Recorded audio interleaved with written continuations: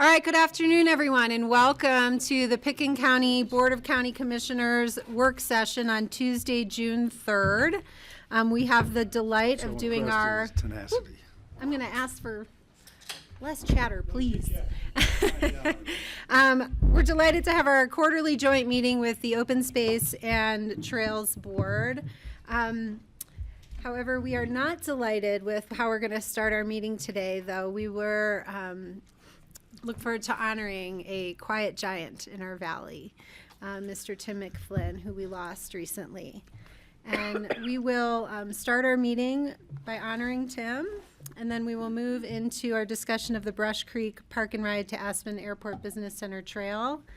We will welcome folks who wish to say kind words about Tim up with us. When we talk about the trail business, we are not going to have a public comment component of that. There will be a much broader meeting in the fall on the Aspen to ABC trails and Brush Creek Park and Ride trail connections, where there will be a public comment opportunity in the future. And so I would like to go ahead and turn this over to our Open Space and Trails Chair, Amy Barrows. Thanks, Amy. Yeah, as Kelly mentioned, we're going to start off our meeting honoring and remembering Tim McFlynn, who was like one of our founders.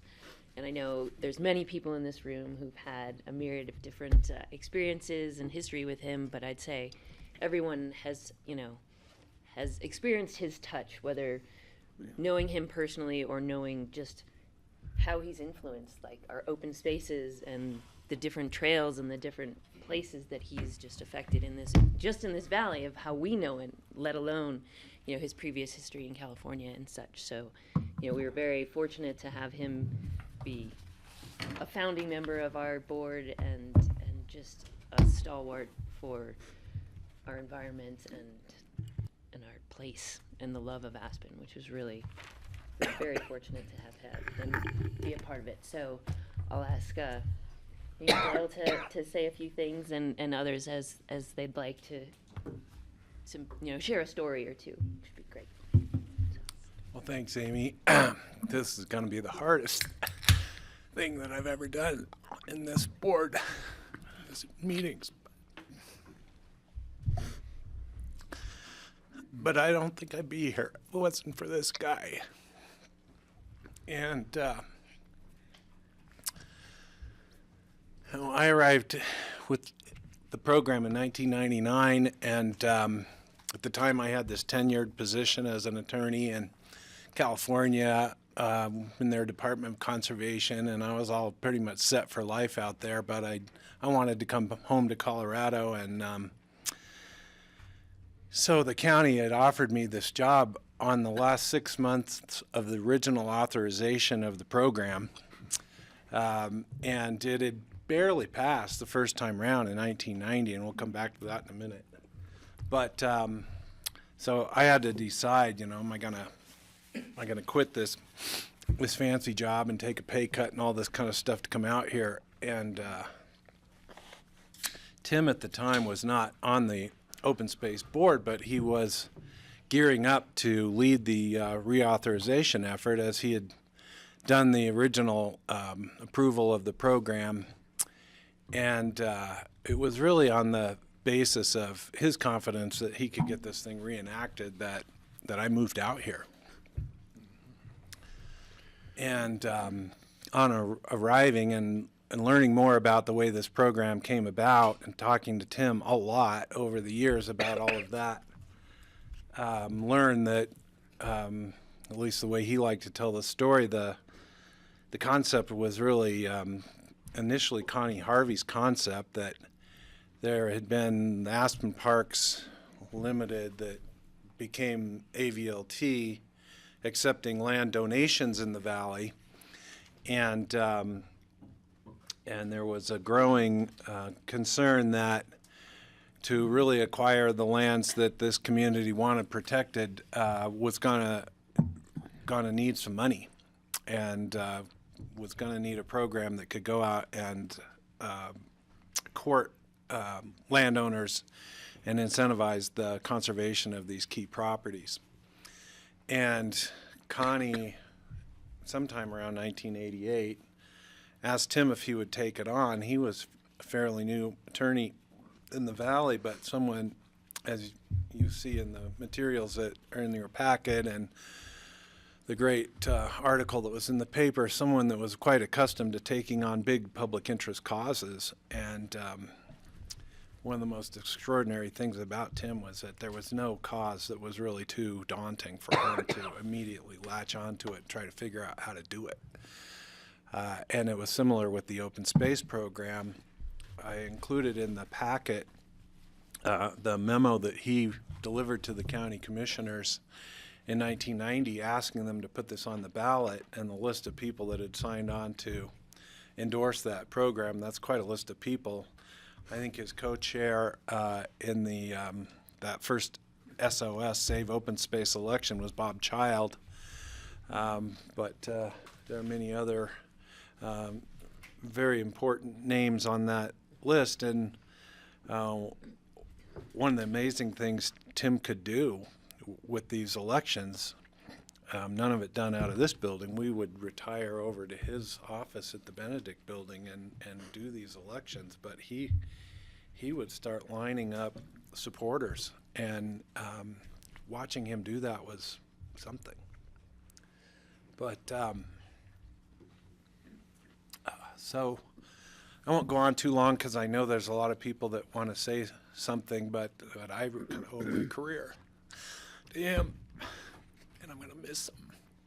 Donna, I want to honor you on behalf of the board and county for your loss. Donna McFlynn has joined us here to participate. I'd like to go around the table and give our boards an opportunity to say anything, and then Sorry, let me say that again. Donna, I want to honor you on behalf of the board and the county for your loss. And I'd like to give everyone here the opportunity to say some kind words about Tim if you like, and we'll just go around the table here with our BoCC board and the open space board, and then open it up to anyone in the public that wishes to honor him as well. So Gary. Thanks. Yeah, Dale and I have been reminiscing on the fact that, most of my career has been based here, and it's really due to him and a lot of other people coming together and make it happen.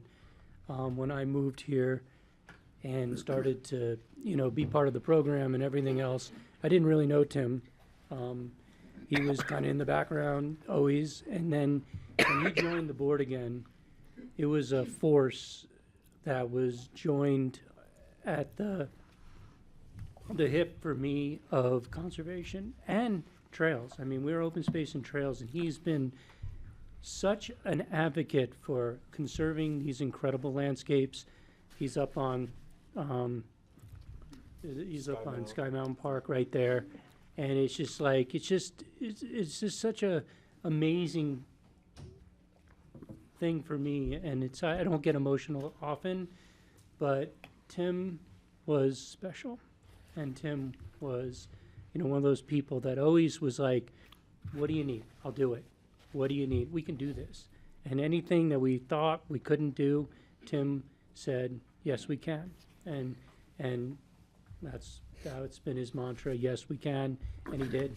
And so I'm going to let a lot of other people talk, but a lot of my staff, and we talked about this yesterday at staff meeting, is all our staff owes Tim a lot because we all work for Pickens County Open Space and Trails, and he was a steward of this program, so he's pretty special. Thank you, Gary. Donna, my heart and prayers go out with you and the family. And Dale, I know it's been hard. Sorry, I just rushed over from jury duty. I got selected to be on a jury. Can you believe it? But I don't remember when I first met Tim, and hearing now what Dale says about the reason that Dale came here and worked for the job. Now I can blame Tim for my hiring you, Dale. So I'm sure it was about that time. And Tim always knew about the Clapper family and was always asking about family, how committed he was to family. and shared stories about kids and grandkids and you. Sorry, good stories. He's going to be missed. He was a steward of many things, and as Gary said, always somebody you could go to and say, you know, we need help, and he was always there for the community and for protection of our public lands, our open spaces, creating trails so people could enjoy and see it and be part of it. And he will be missed, but there is no way we will ever forget him because of all the land we have around us, which we thank him for. And thank you for sharing him with us. So thank you.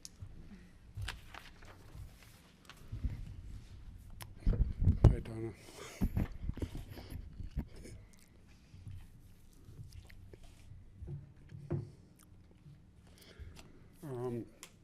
I've only known Tim since 2016 when I joined this board, but he became a mentor to me and a good friend. And I've got a great picture on my phone of him on my mule after he moved on to Carbondale, and we went on a great ride up Coal Basin together. Cherished memory, and the impact he's had on open space in this valley is just tremendous. And I'm glad we're still carrying that forward. We'll see you around town.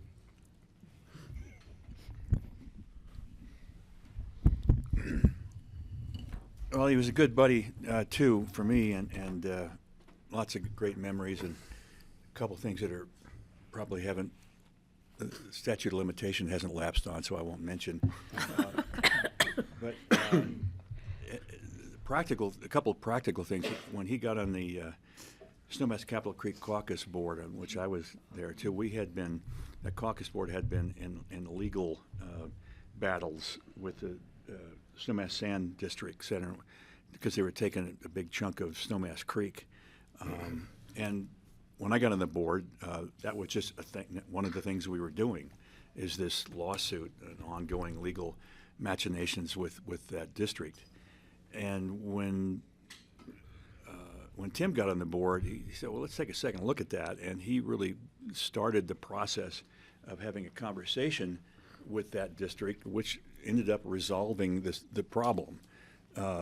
Here I was a mediator, and I didn't think of doing that, but he did it. So that's a real practical and valuable thing that he did, which caused the reservoir there on the divide to be used for more water, and which caused all the bones to get the prehistoric bones to be exposed. So indirectly, Tim was instrumental in causing that wonderful historical thing to be discovered. He was one of the relatively minor things he did amongst the thousands of things he did was something really important to me, and this board's familiar with, and that's when we created the Dottie Fox Memorial up on Watson Divide. And I stopped there a lot, and Dottie was also a dear friend and fellow artist, and when I contemplate that site and that beautiful view, I think of both Dottie and Tim. So we've got lots of other stuff to say, but it's all illegal, so I won't. I just look at that picture up there, and you can just tell what a beautiful man Tim was. That's extraordinary. Anybody who hasn't seen the piece that was in the paper a couple of days ago that I thought was really covered the breadth of what he was involved in and what he did. To me, I served on the Open Space Board with him for quite a few years, and I totally acknowledge him as my mentor in what we've been doing. Some of the most important work that we can do, I think, as a community. And I remember when we had to reauthorize the program, and I was not looking forward to a vote and everything that goes on with that. And Tim shows up, I still got it, with a whole bunch of clipboards that he passes out to get signatures, and he had an excitement about going for an election. He looked so forward to it. And, you know, that taught me, I think maybe the best lessons he taught me were, if you want to do something, then first of all, go all in on it, and secondly, enjoy it. Make it fun, and you'll want to do it. And that was a very important lesson for me. And he not only was a mentor, he became a very good friend. He was just, again, a sweet and very beautiful man. Already miss the glint in his eye and the kind of the mischievous grin that he always had. And every time I saw him, he had that, and he just lighted things up. And so I know we'll all miss him, but, you know, while he won't be here in the flesh, his spirit is so much with us. And this valley is not the same without everything that he's done. And then one final thing, he was always so proud of his family. And he always told us about the trips he did with them, and he loved his family very much, and he was just a very beautiful man who did a great many things. Thank you for coming, Donna. Thanks. I really appreciate hearing what everyone has said, and I've only knew Tim for about the last 8 years since I've come on the board. And at first he was a provocateur for me. He challenged me in some of my thinking, and I really appreciate that from the very early days. And then he became an advisor and a mentor and a friend. I consider him a friend. I didn't get to know him as well as so many other people did, but I found that he was an incredible, and as you say, an enthusiastic resource and an advisor. If I needed a perspective or help on figuring something out, Tim was on the top of the list of the people I'd call. And in some of my conversations with him, we started talking about his history before, how he met Donna on the beach, I think. And I think you were, surf kids. He made it sound so great. I wanted to go back and experience, that time. and then his history about his work in Los Angeles, taking on the LAPD and the forces there. And I was wondering, is he in witness protection when he came out here? He probably would have wanted to be. But what a remarkable life. And we started talking about how this should really be a documentary or a film or something. And we started talking about that. And he said, well, I'm gonna get to work and write some of this down. And maybe he'd already begun. And so I keep hoping that somebody picks this up, because his story is so phenomenal. And the story of him and you and your lives together are just this idyllic story. And so I did appreciate him so much. And I appreciate that you're here today, and you know how much love we all have for you and your family, and had for Tim. And I'm hoping that his story will inspire anyone else who wants to get into the battle, the fight to protect land and open space and habitat. And hopefully it'll be a guiding star for anyone who has ambitions to follow that path. So thank you for coming. And Dale, thank you, too, for helping me get to know Tim. Thanks. Let's make sure this on. And again, I just want to acknowledge, my condolences for the family and all of his friends who are in this room today and out in the community. I was encouraged to meet with Tim when I announced my run for commissioner. The staff at Wilderness Workshop said, you should meet with Tim McFlynn. I said, well, I'll meet with anybody, of course. So I went over to his office in the Benedict building, and he handed me a folder that had articles about the history of the Hunter Creek Preservation and the Maroon Bells Preservation and the start of the open space program, and I think he wanted to, educate me on all this history, being a newcomer here, and also sort of suss out my conservation values, and talked about some conservation work I had done in my past back east and my explorations in the Maroon Bells Wilderness, and connected with him a lot over that. And he's just a lovely man, and I think a lot of people have shaped me in this role, and what my time interacting with Tim leaves with me is just the ability to be very gentle and very effective at the same time, and and that is something that I aspire to and have grown more into, I think, over 7 years of this work.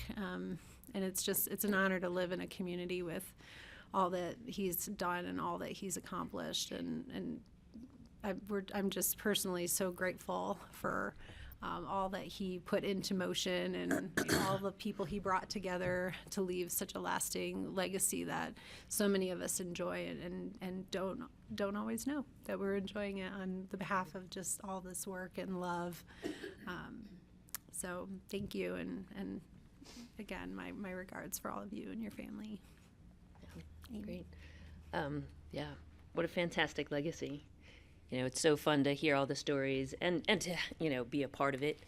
I probably had a similar experience, in getting to know Tim better, during that 2016 reauthorization, meeting at his office and things like that. And and it's just love for the environment and love for the community. It was just palpable.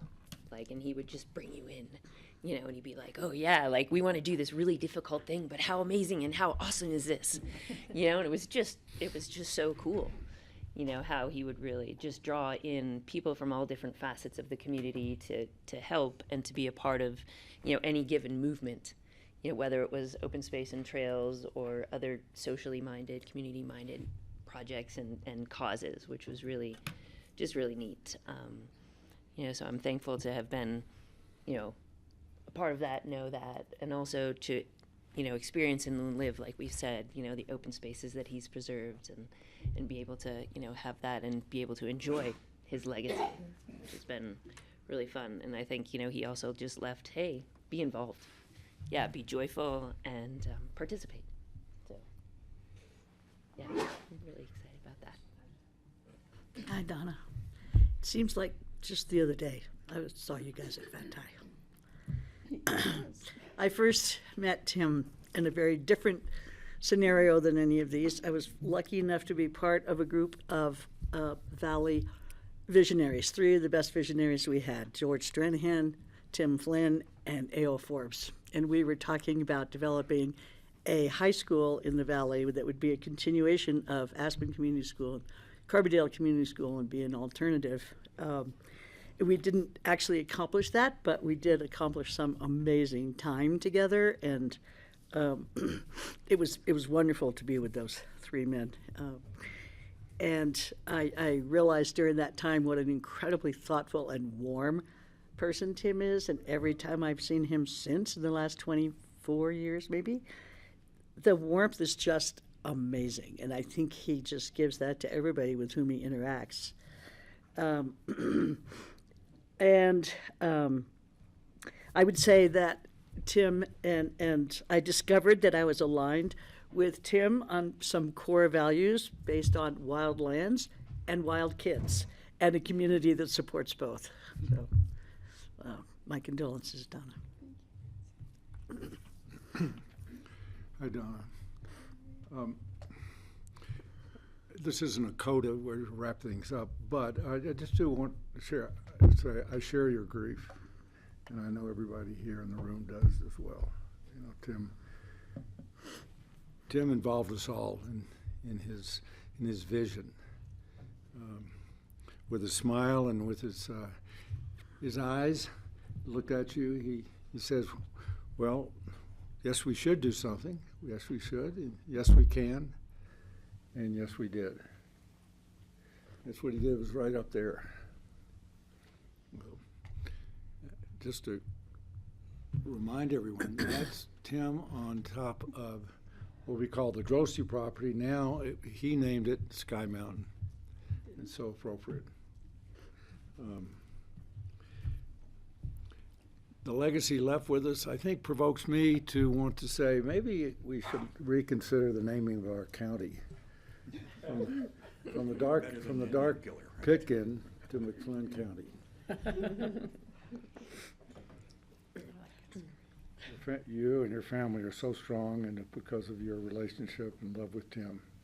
Thank you. Thank you, Howie. And I know there are some other folks here in the room. I'd love to invite them up. George, come on up, please. And please just make sure the light is on red. Well, I have a lot of stories about Tim, including the purchase of Drosty, but I want to focus on just one area of Tim, and I brought this along. Yeah. Tim gave this to myself and Graham and Howie, one of our 1,000 meetings as we pursue the Hunter Creek Historical Foundation. And so when I think about Tim, and I think about the love that he had for Hunter Creek and how much that meant to him, starting back when he first started that campaign to allow Hunter Creek to be open to the public, was just astonishing. I mean, coming down to the fact that he was able to find a map, an old map, that proved the existence of a public road gaining access. And his love for Hunter Creek never stopped.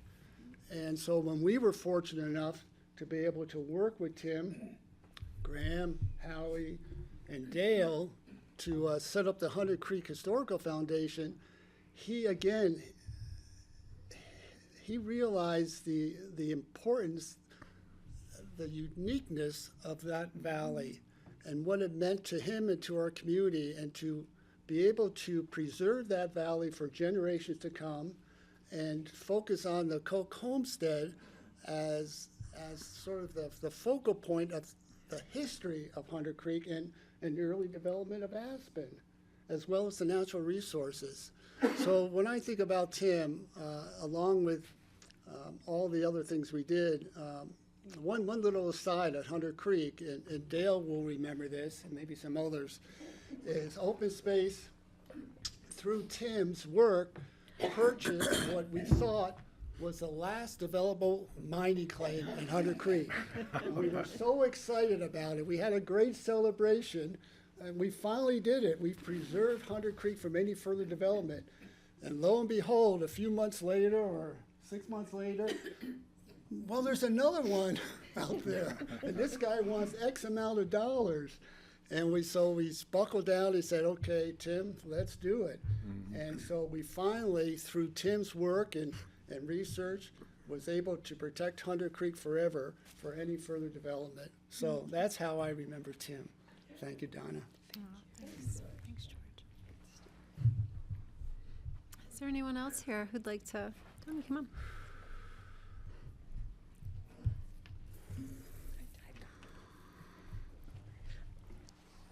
Is the mic working? Thank you. I want to thank everyone for giving such great accolades for Tim, but I wanted to give one for Donna, to Donna. I first met Tim in, I think it was 1988, when he first moved to town, and I worked for the Wheeler Square law offices, which was Gideon Kaufman, Brooke Peterson, Peter Van Domlin, Jeremy Bernstein, and then Marty Pickett. Right?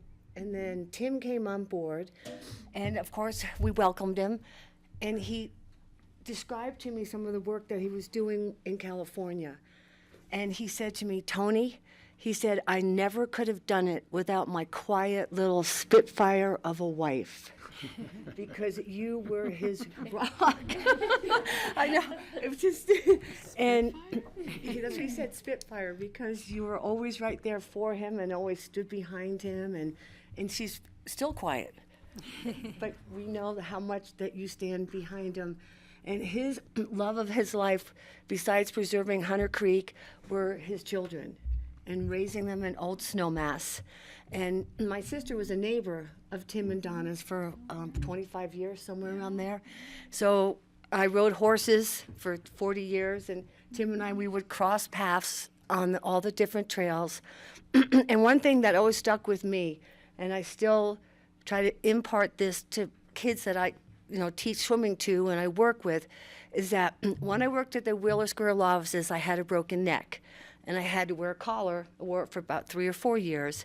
And I went to paramedic school, and I wasn't quite sure if I could do it. And Tim came out into the hallway one day, and he goes, "Tony, I know you can do it. Just set your mind to it." And I thought, with all the things that Tim has gone through, he's really speaking from experience as to what it really takes. And then I went to paramedic school and almost got killed in an ambulance accident. And I came back, and Tim's like, "Well, you made it. You're a little bruised up, but you made it." And then he encouraged me to become a paralegal. And I saw all of the dedication and the focus. We had a little law library in there, and he was always in there pulling all the books out and researching it. And I'd stand over his shoulder and go, "How are you doing that?" And then, and the message that I have, Donna, is that you have such a great community of people who love Tim, that you've got your guardian angels all around.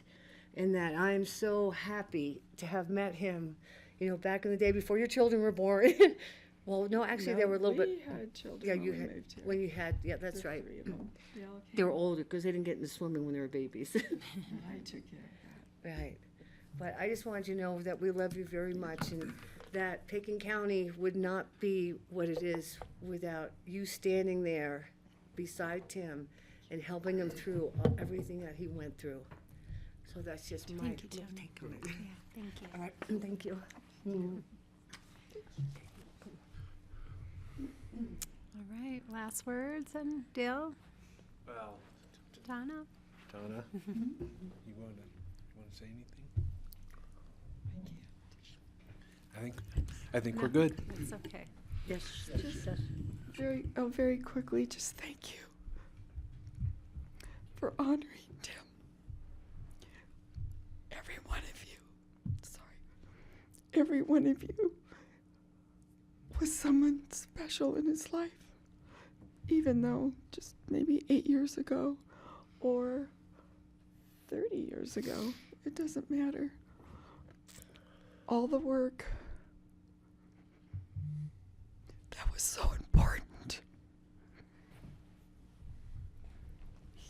He may have led the charge, but he could not have done it without every single one of you, and I appreciate that.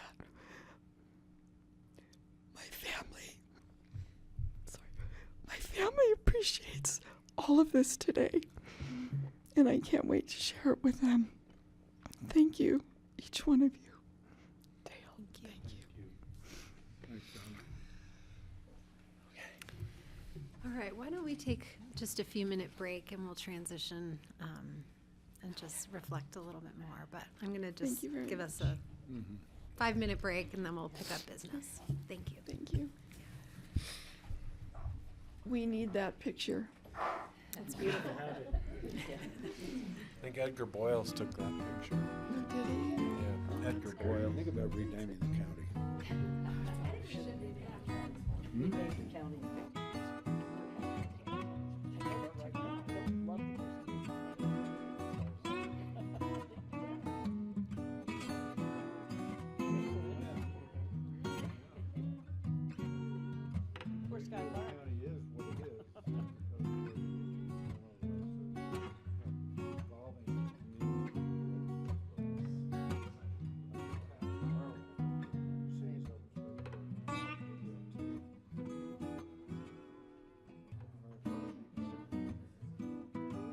Sky Park, that would be sort of naming it out in a way too. Sky, yeah, Sky Park. Yeah. We live in these names. What do you have to do to rename a county? I guess, what was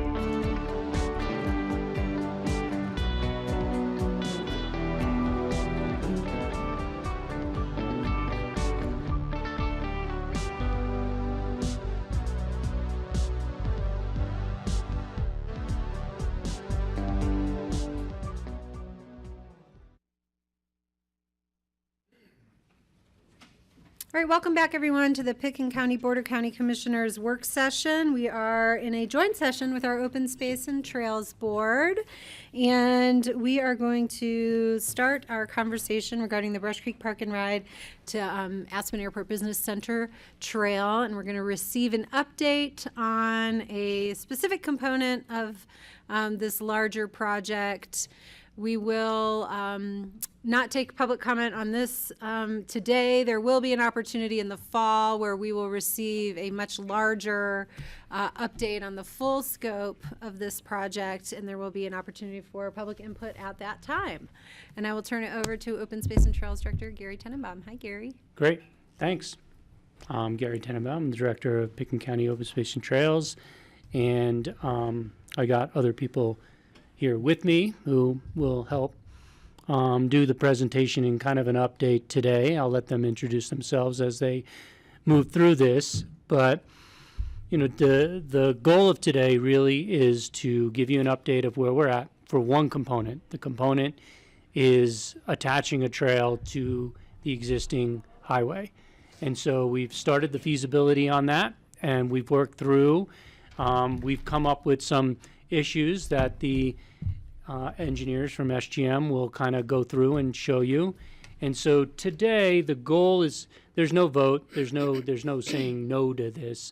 It's basically saying right now let's stop spending funding on this, continue with the feasibility to see what would work potentially near to the Aspen Airport Business Center, then bring back a full package of all the options to make a decision. We know enough about this currently to say it's going to be extremely difficult, but when you make a final decision, we're going to have to do a lot more engineering on all the options. And so, you know, and in the end, you guys can decide if we don't want to do the project at all. So let's not spend any more money on this one right now and give us a few more months to get through the ABC.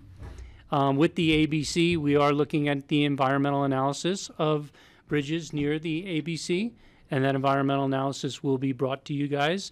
We'll also check in with other organizations like Healthy Rivers and Streams on that before we bring back a final piece of the puzzle of what options would work or what options wouldn't.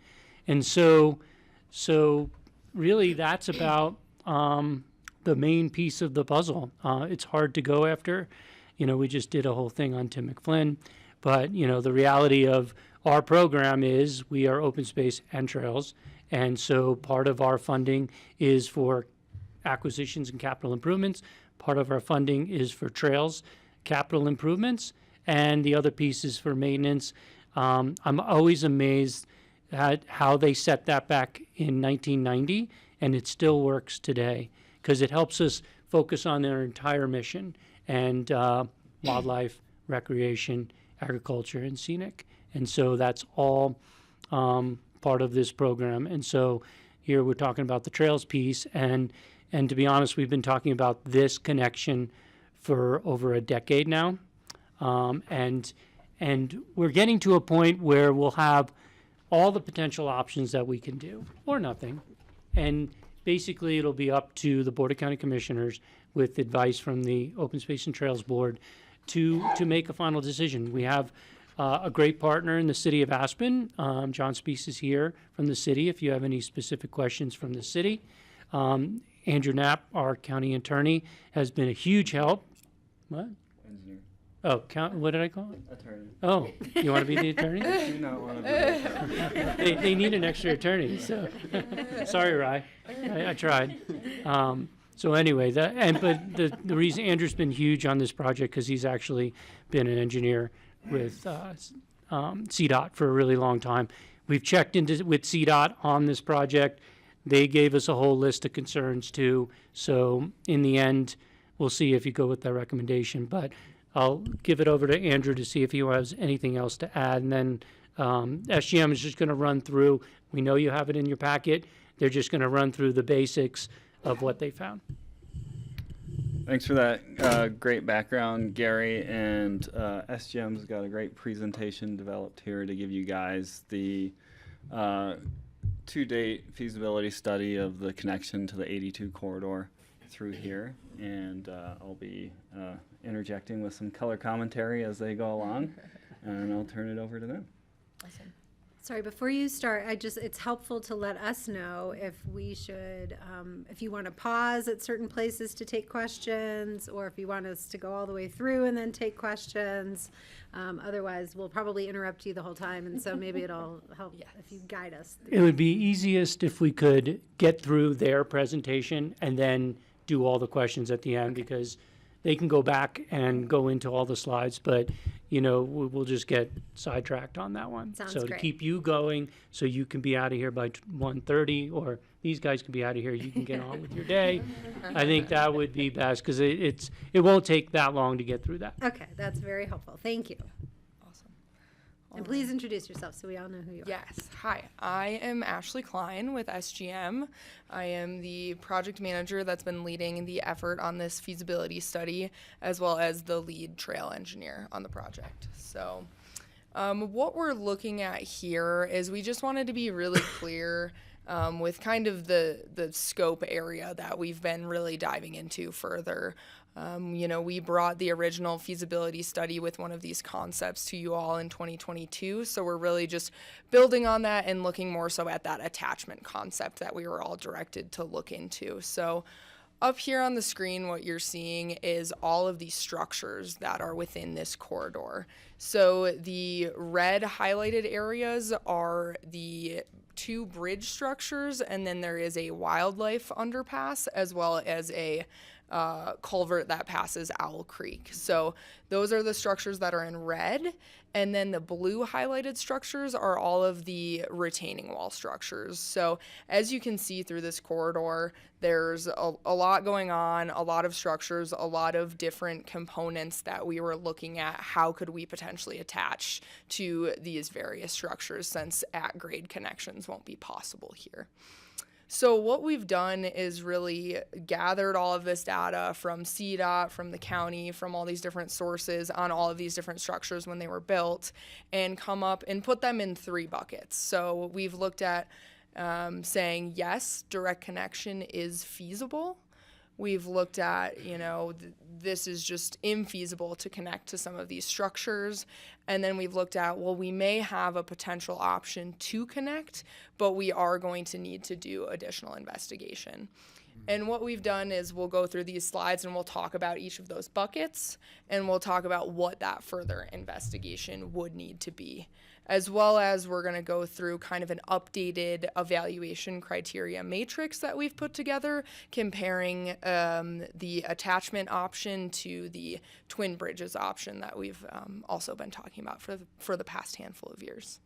So I don't know if you wanted to add anything. Yeah, Andrew? thanks, Ashley. And I think it's, at least me personally, when I first thought about the Shale Bluffs idea, it was focused on the bridge attachment challenges, which are, of course, challenging. But what this graphic shows is just how extensive the wall systems are through Shale Bluffs, which, as you'll see, have proven to be probably even more challenging than the bridge attachments. And it is much more than just attaching to bridges through there. Thanks, Andrew. So to introduce myself, I'm Mark Frymoyer with SGM. I lead our structural team, and so providing the support of looking at the structural engineering of what it actually looks like to attach to these structures. So as Ashley mentioned, we divided these into 3 buckets. So the first bucket we're going to start with is the structures where it is feasible to directly attach. And really the 2 structures where we think it's feasible, typical construction, are the 2 4-sided reinforced concrete box culvert structures. So the first one on the left is the wildlife crossing, which Andrew's going to talk about a little bit more in a minute. And then the structure on the right, which is the Owl Creek culvert. These structures are reinforced concrete box culverts. So essentially the way that we'd carry the trail with them is to extend the trails, extend the box culvert so that we can put the trail on top of it. And we'd essentially bring the retaining walls out so they can kind of support all that additional embankment material that would go into widening the platform out to add a trail. So with the wildlife crossing, there are challenges. Do you want to jump into that? Yeah, thanks, Mark. It's worth calling out, this is an existing wildlife crossing just down valley from the airport, built when Highway 82 was 4-laned. It's currently undersized for the passage of elk, and anytime you talk to a wildlife biologist for wildlife crossings, they say, make it bigger, make it more open, make it shorter. And the extension of this crossing with the same cross-section will make it much less attractive for passage of wildlife. And in a parallel project process, there is a group, Roaring Fork Safe Passages in the Valley, that is looking at how to improve wildlife connectivity across 82 from the airport down to Snowmass Canyon. And this wildlife crossing location had already been identified as a location that needed to be upsized and improved to be able to effectively pass elk through the area. So the potential addition of the trail through this area would make that effort much more challenging and expensive to move forward with. So the next box of structures are structures where a direct attachment is not feasible. So you see the 4 structures listed on in the slide there. So walls F, G, and I are the approaches to the 2 bridges. Those structures total about 100 feet in length. And then the other 2 structures are walls J and K. So those are up valley of the 2 bridge structures, and those are small block MSE walls, and those total about 600 feet in length. So to understand why a connection isn't feasible, we're going to get into a very brief summary of mechanically stabilized earth walls. So essentially, these are walls that are big, cohesive soil masses with mechanical reinforcement running through them that holds that mass together so it can resist the earth behind it. The nice structural facing that you see is just that. It's architectural structural facing to hide the big soil mass with reinforcement running through it. What that ultimately means in this case is that since those panels aren't structural, you can't actually attach a structure to them. They don't have the structural capacity to resist all those additional loads that would be applied to that facing. For that reason, we believe that attaching to these structures is not feasible. So likely the best bet through this area is to build an additional wall in front of the existing. And that's what you see in your schematic on the right there. It's essentially a wall built downhill of the existing retaining walls. Unfortunately, this has a lot of challenges as well. One of the major issues through this area is global stability. And that's, you guys have all seen the area. It's steep, loose material, rocky. You know, that material doesn't want to be there. It wants to end up down in the river. So anything you build in there needs to hold it back. And so what you see in that schematic is a retaining wall that's built on deep foundations. You've got soil nails that are holding the slope back and allowing you to create that bench to actually go and construct the retaining wall. This is extremely high risk. It's difficult construction. It's difficult maintenance. It's, anything you do if you impact, you've got the main transportation lifeline of the valley behind the retaining wall. So it's just incredibly high risk construction.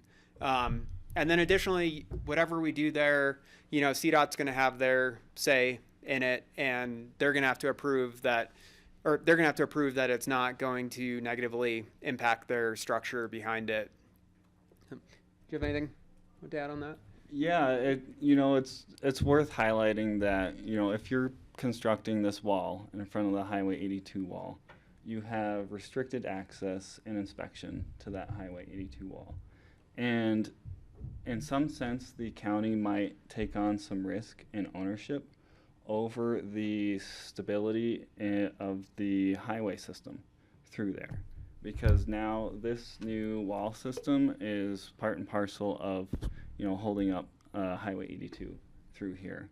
And as Mark said, this has the potential for high risk with the global stability issues. And what you see here with those additional soil nails kind of diagonally below the existing wall.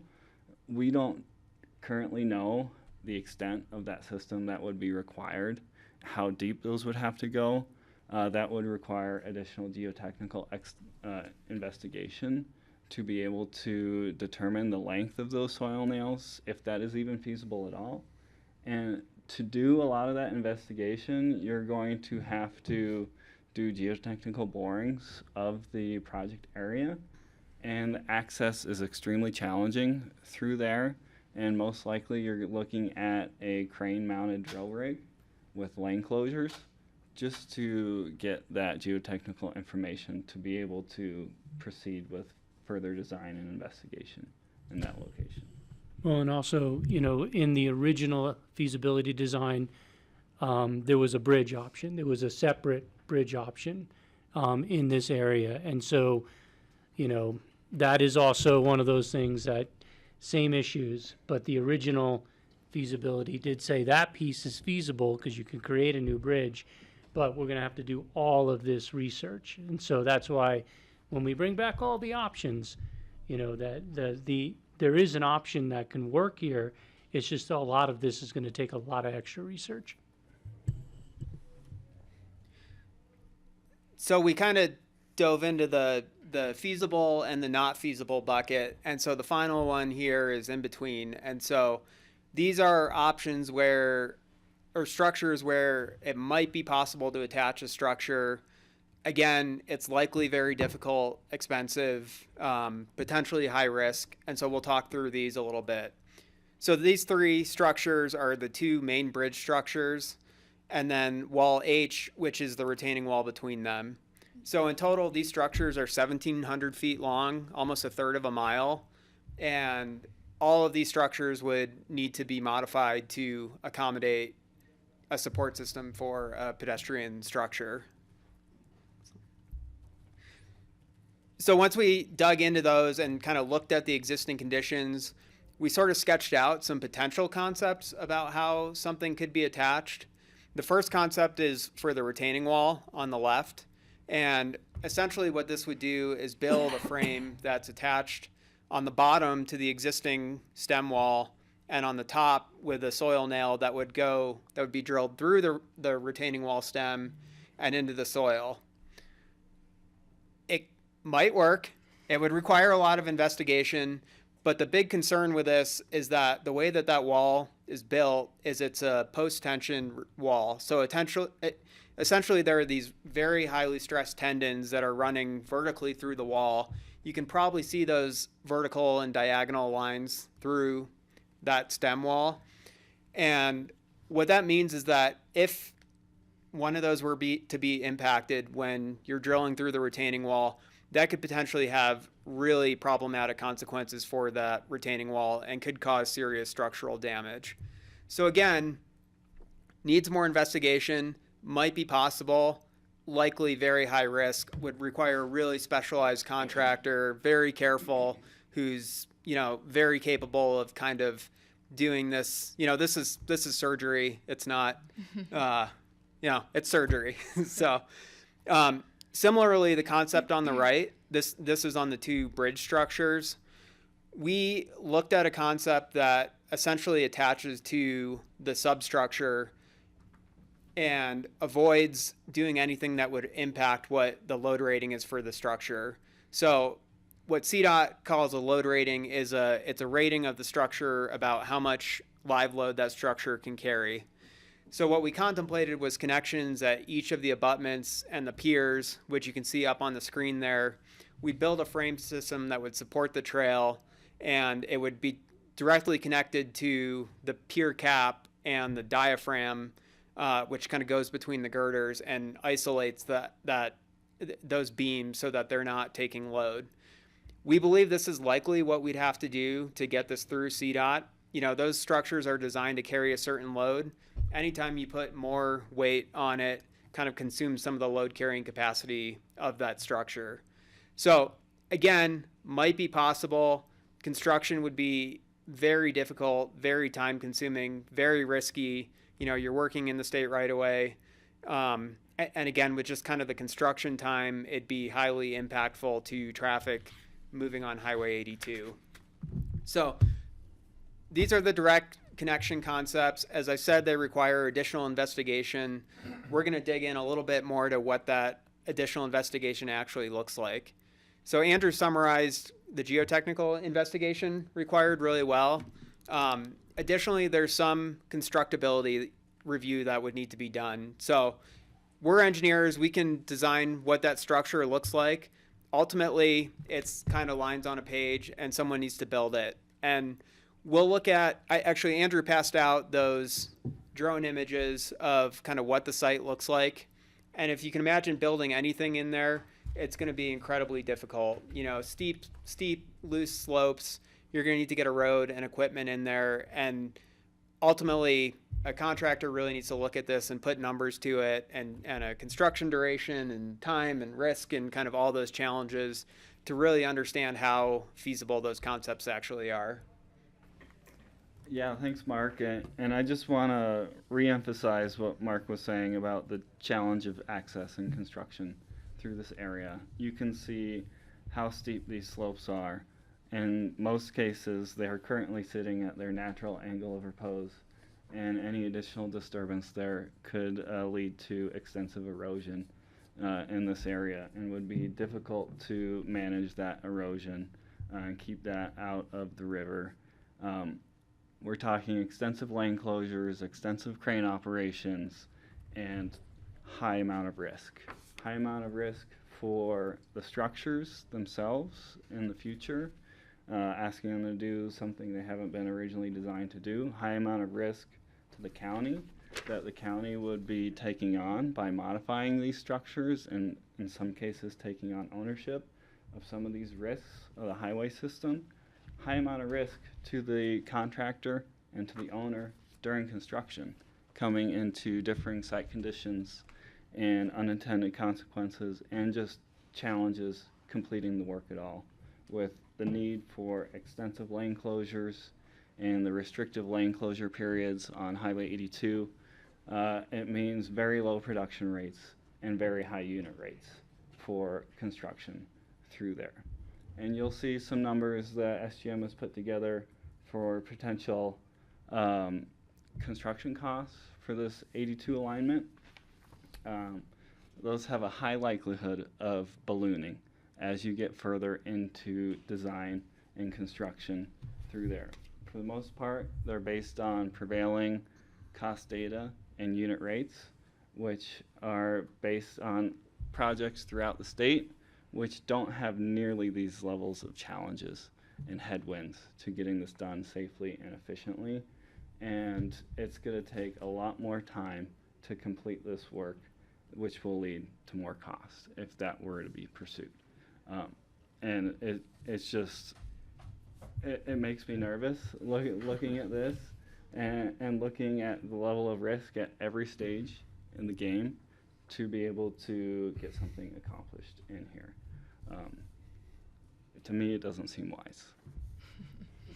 Thanks, Andrew. So yeah, to kind of build on that cost estimation piece a little bit, we are, sorry, just to go back really quick because I wanted to highlight the, as Andrew said, you know, the cost could balloon. Part of this additional investigation would be trying to, you know, really fully vet, you know, all of the above that we've talked about to really understand what these cost implications are, what the traffic impacts are, and put numbers to those. So we would be looking on dialing in this estimation a little bit.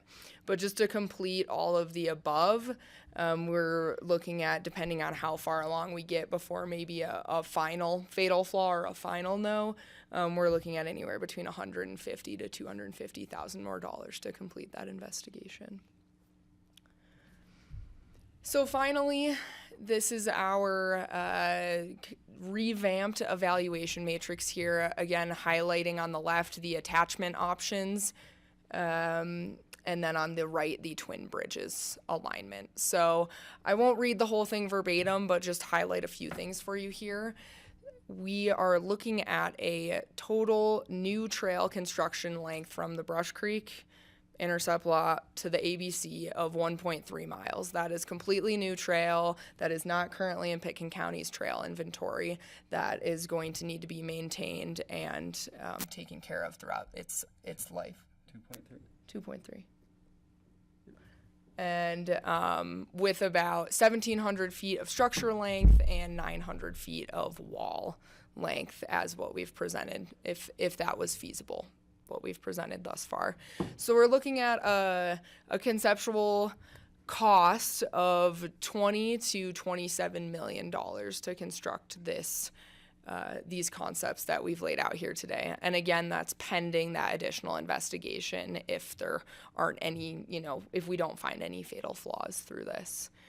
Another thing to point out is currently we're talking about building next to or connecting to structures that have been in place for 25 plus years at this point. Typical design life for a structure is 75 years, so you're not going to get that full 75-year design life out of the new trail, because anytime CDOT's going to need to maintain their system, ours is in the way. So something to keep in mind. Again, we've gone over kind of all of some of the construction risks and concerns, the geotechnical concerns, traffic impacts, crane operations, things like that. Also, speaking to user experience and maintenance, we don't believe, and Pitkin County doesn't believe, that this would be necessarily a viable seasonal or year-round trail, just due to the amount of debris from snow plows in the winter and just the risk involved with users interfacing so closely to 82 in the winter. So this potentially is not a year-round trail connection. It also does not do anything, this connection does not do anything to connect the ABC or the Park and Ride to the Rio Grande Trail. So, the WJ neighborhoods and kind of the neighborhoods over by the Brush Creek, on the other side of the river from the Brush Creek Park and Ride, will not benefit from this trail connection, as well as the users of the ABC, having a more ADA or more accessible option to get to the Rio besides the Stein Trail. So I think that's all I wanted to highlight on that. Yeah, so it's back to you guys now. Okay. And ask away questions, and then all we need is keep spending money, keep looking, or not. And then we'll bring it all back to you, and you can decide to revisit this one in the future. But for now, we'll just focus on ABC. That's our recommendation. All right, Amy, why don't you call on your board members, and then the BoCC will have the benefit to hear their input, and then we'll go to BoCC members for questions and input as well. Yeah. Grant? Well, I'll weigh in. I've never heard an engineering report that make it. But besides all the problems. Mike with the red light on, please. Thank you. Despite all the problems with engineering and aesthetics and cost and environment and all of that, I think this concept should have been put to bed a year and a half ago, and it has a fatal flaw that is more important than all of this engineering stuff, and that is that it just does not realize the potential of building trails in the Upper Valley. It does not connect the ABC to the Rio Grande Trail, and therefore to the Rio Grande Trail all the way down valley. The potential, I think, in building trails in the Upper Valley is to make what I would call an all-valley trail. Right now, the Rio Grande Trail is one of the crown jewels of the Roaring Fork Valley, but from Woody Creek on up, it is just plain on the wrong side of the river.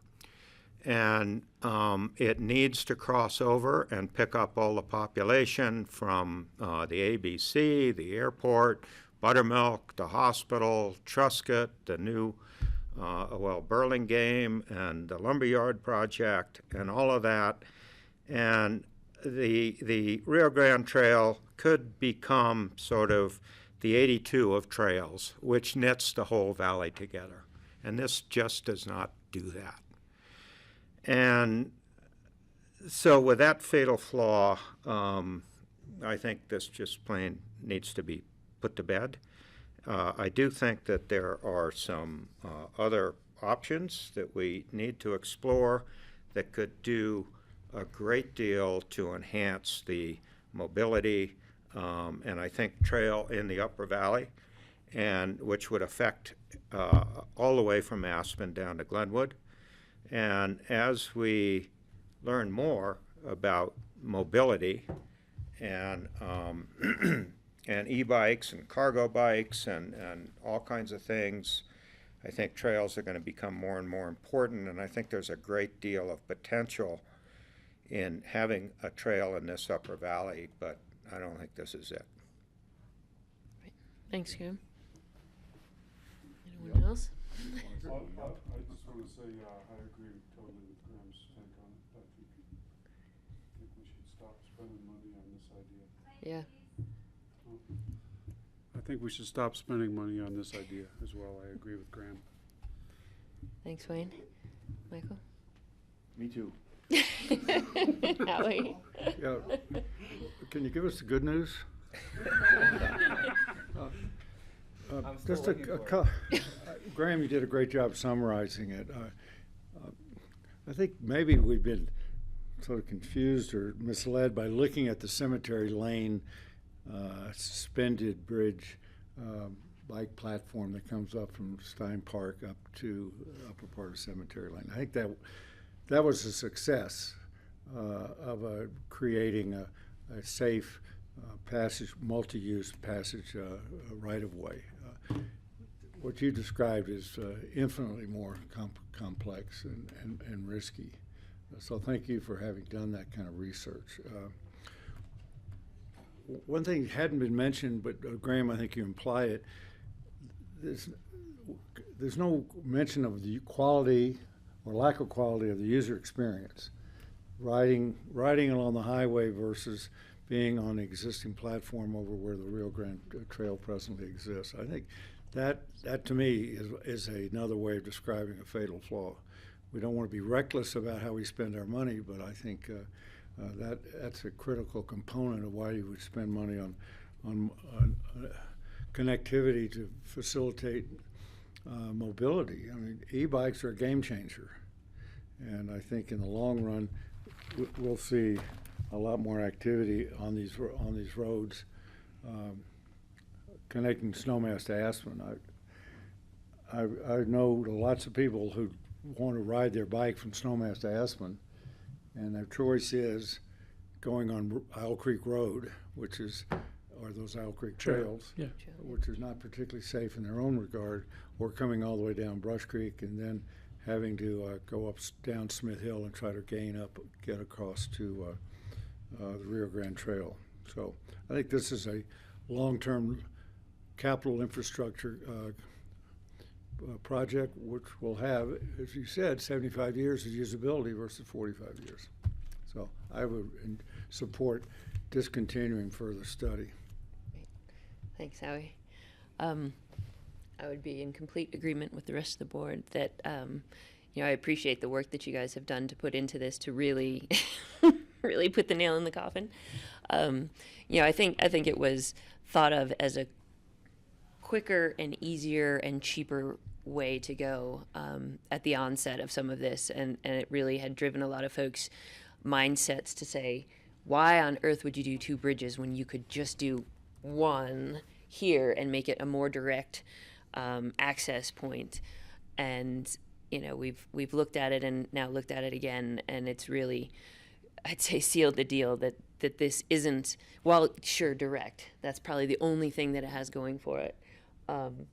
But in reality, the cost, the risk, the impacts to drivers up and down the valley, the impacts to the river down below, because there's no way that you can, not have that slough go down into the river. So there's just so many other impacts that are incredibly negative that I would say that this is not a feasible option, or one that I would like to continue to consider. I think the connectivity of the two bridges, the one bridge or whatever, going from the intercept lot across the river and trying to connect our communities in that way just is a lot more feasible, fiscally responsible, aesthetically pleasing, those kind of different items. So I Well- think our board is Well, and I just want to point out that 100%. we did have a feasible option in the first round of review, is really creating a new structure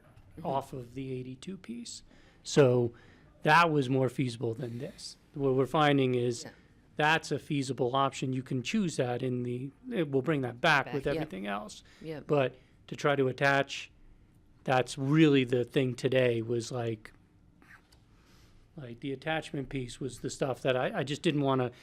I mean, we still have money left in this account. I could continue to spend it, but I wanted to get to the point where you heard from the engineers. They're just, it's just like, I don't feel like the attachment piece is worth it. If you wanted to stay on this side, in the end, there is an option to do that. It's extremely difficult too, but there is an option to do that. Yeah, and I'd like to just build off of what Gary said. Is you hear the attachment option, and the first thing, at least I might think, is that's going to be much lower impact. You know, you're leveraging a lot of those existing structures already. You're containing your disturbance. But when we got into the weeds and we started really looking at the design and all these wall sections, you're talking about extensive footprints of disturbance in these wall sections that far outweigh any sort of disturbance on the other kind of options that are floating out there. And going back to Roaring Fork Safe Passages, there's a whole different thing that they'll be coming back to you guys with all their options and everything else. And we're working with them really carefully on all these options to ensure whatever we do is compatible with all of that. Great. Since we're getting close to time, I'd love to check in with BoCC if that's okay with folks. And then when we have more time, we can do any last final thoughts. I want to check in with Jeffrey. He's at a state conference, and I don't know if you're missing other things to be here. So I'd love to check in with you, Jeffrey, if you'd like to have any questions of staff or consultants. No, I think the direction outlined by SGM and staff is pretty clear.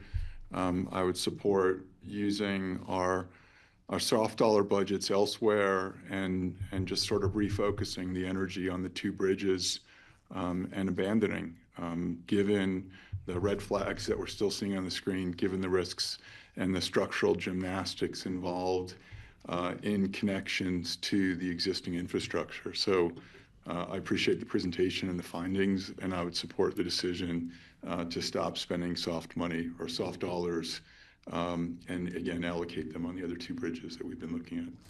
Thank you. Greg or Francie? Well, thank you. Your presentation was incredibly clear. It was really well done. It was And very reading helpful. the packet, I was a little like, I don't know if I'm reading this right. So I don't think we should spend more money on this study either, but I don't think we should do anything because if you live in Glenwood, you can ride all the way to Aspen without interruption. It doesn't include the ABC, I recognize. But so I haven't altered my position on the two bridges, but I understand that this is not feasible. So thank you. Thanks, Francie. Greg? Well, that was succinct. I would agree with Francie. I think that clearly you've made a strong argument that attaching a bike path as a cantilever or something to the bridges is a bad idea. I'm convinced, and I appreciate you sharing that. I didn't see in your matrix the negatives about building bridges across the gorge, though. So I kind of think that this is not to look at you all, but it feels like a sales pitch for bridges to me. And so I'm a little bit, I'll have to say, I'm a skeptic because I don't think this was particularly thorough in looking at the downsides of punching bridges across the Roaring Fork Gorge. And so maybe that wasn't the focus of the study, Right. but it just, to me, just makes me wonder, was there an outcome you were looking for at the beginning of this? And I don't want to, I hate bringing it up, but that's what I thought. As a rider who rides that section of Shale Bluffs, the solution I'm looking for is a safer way through Shale Bluffs, which I think is doable without all these contortions and expense. It's possible we could slow the traffic down, for God's sake, and maybe put in some summertime temporary barricades at the most to create a clear channel. It would also require cleaning that section of road, which CDOT has been honestly negligent. Until we light the fire, they don't do anything. So the bins that catch the scale are full. The debris is flowing across the highway, and they also don't clean up the trash. There's trash through that whole section. I could have taken a picture of this last week that showed a big piece of construction garbage or other garbage every foot or two. So we're gonna build bridges, but we're gonna ignore that. My feeling is that Shale Bluffs is not meeting any sort of standard already. And there are safety and aesthetic issues there already that perhaps, maybe we should think about the big fix and trying to figure out how to make a solution work there that doesn't require attaching things to the outside. Or maybe they're simple solutions.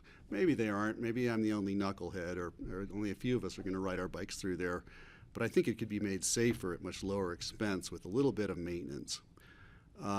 So given that, I'd love to see what the environmental cost and the sloughing of the cost would be for maintaining the river and protecting the river from all the stuff coming in as we try to build bridges across there. Nobody mentions that the bridges also would be a seasonal thing. Are we going to keep them open all winter long? Are people going to ride their bikes? I don't ride my bike 7 months out of the year. So these bridges would be used for maybe 6 months out of the year, maybe a little bit more as things warm up. So I'm just wondering, is this the best use of all of our money? The e-bike, and the last note I'll bring up is that e-bikes, as Howie points out, are ubiquitous and incredible. They flatten out hills. I can ride my e-bike down the Roaring Fork Gorge and up the other side and get to town without breaking a sweat. So why do we need to level everything out if we're going to e-bikes? Maybe going a little bit longer isn't a problem. Going up and down a hill certainly isn't a problem because e-bikes flatten them out. So I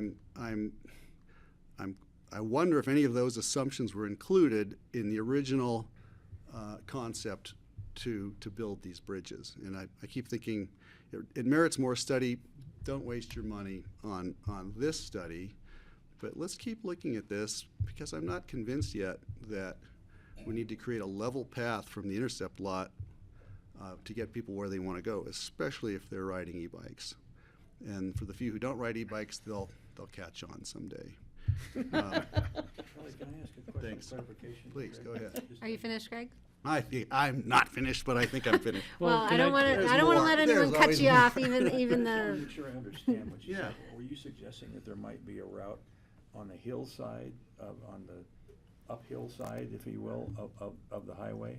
Not on the uphill side. I wasn't suggesting there's a route, but the bicyclists that you meet out at the intercept lot, the parking ride, will tell you that they love riding their own route that they've cut through to town, which I think we tried to eradicate the illegal trail. But they talk about that and say, hey, we already have a trail. They do not. What route is that? Where is It's it? below the bridges. They don't have it anymore. That was below the an highway. illegal trail that was. It was removed, right? Well, Yeah. because it's an environmental, if you're talking about environmental, they went right through Yeah. all that riparian area. So I wasn't suggesting that. Right. But I am concerned about damage to the riparian area below any bridges that were constructed. And that honestly, we're going to bring all That'll those all come options. back. You're going to get, so that the goal of today wasn't to say Just to two kill this bridges one. is what we're doing. Right. The goal of today was just, do you want to spend more money? Because On we're going to this, bring you yeah. back all the options, including going down and paving the Jaffe Park piece, and I'll bring back what we studied for on-grade options to do on-grade with CDOT and stuff like that. So all that will come back. Right. So you have all those options, and then you get to make a decision on that.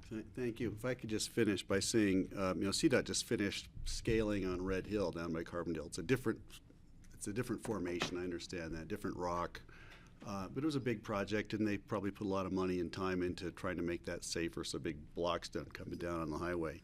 Shale Bluffs doesn't quite have that problem, but we do have a chronic problem with liquefying shale sloughing down on and spilling out over their overly full bins across onto the highway. That has happened every time we have a major rain event, it seems. And they certainly don't spend a lot of energy keeping it clean or safe. I contend that it's possible that if we didn't have the money and we didn't have any other choice and we had to put a bike lane in there, we could figure out how to do it next to the road and make something safe. We don't seem to have the will to try that, and that's disappointing.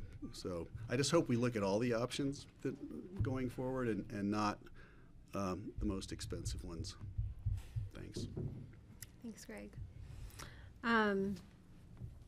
I don't have much more to add. I mean, I agree with the recommendation presented on this particular investigation.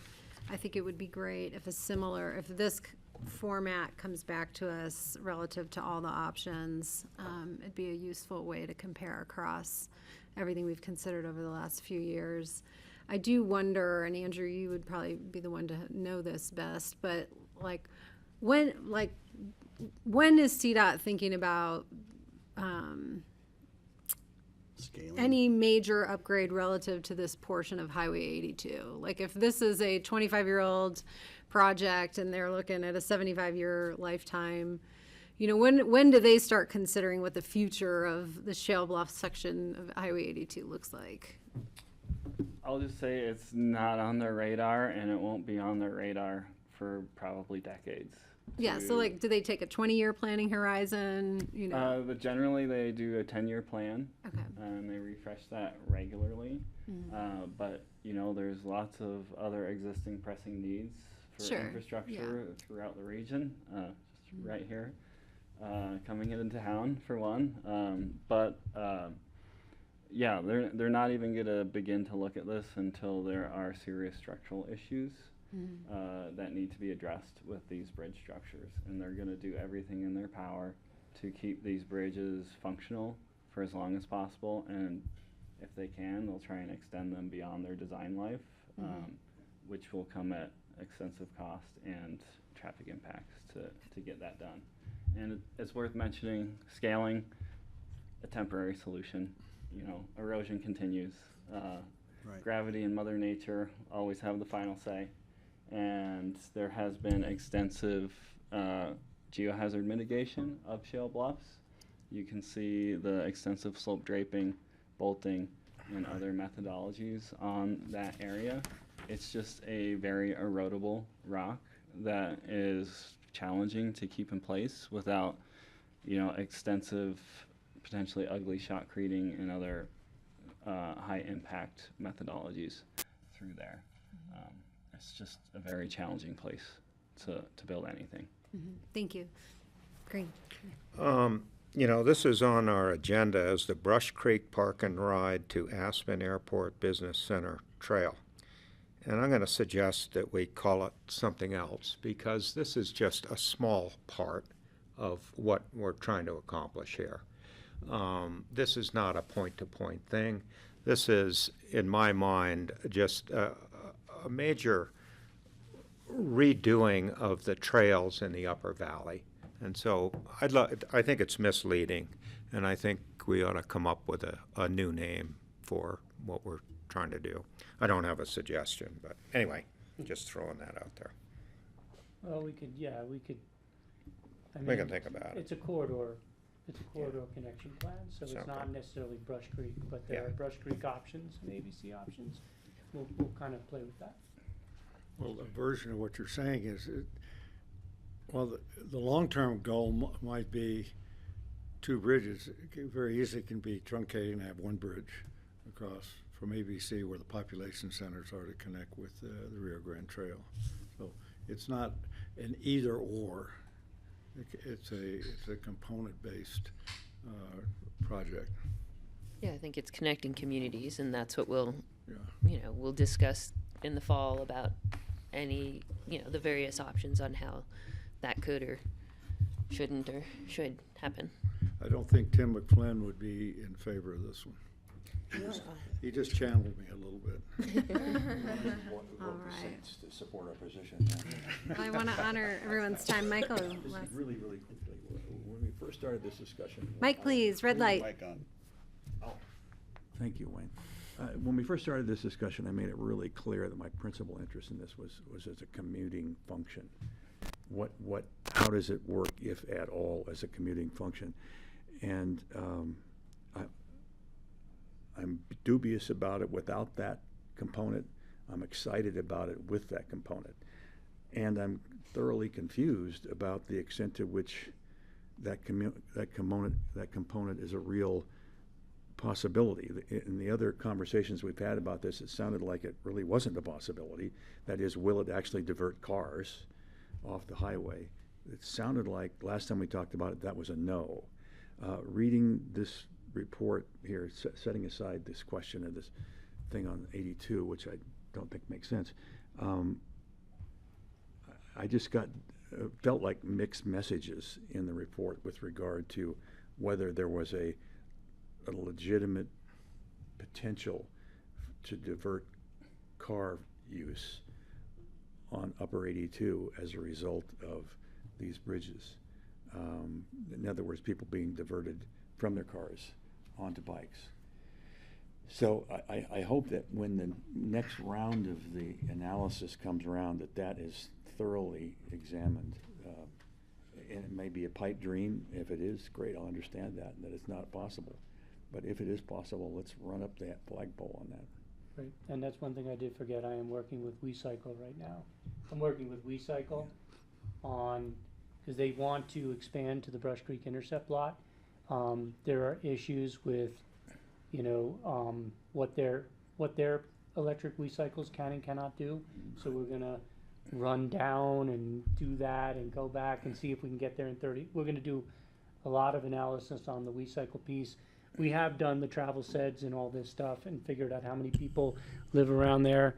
And then, the obvious piece is there's going to be a lot bigger discussion with what's going on in the transportation world about the entrance to Aspen and everything else. And this is definitely going to be a piece of it. And so, there's a lot of pieces of the puzzle. That's why when we bring it back, we're going to have this big discussion.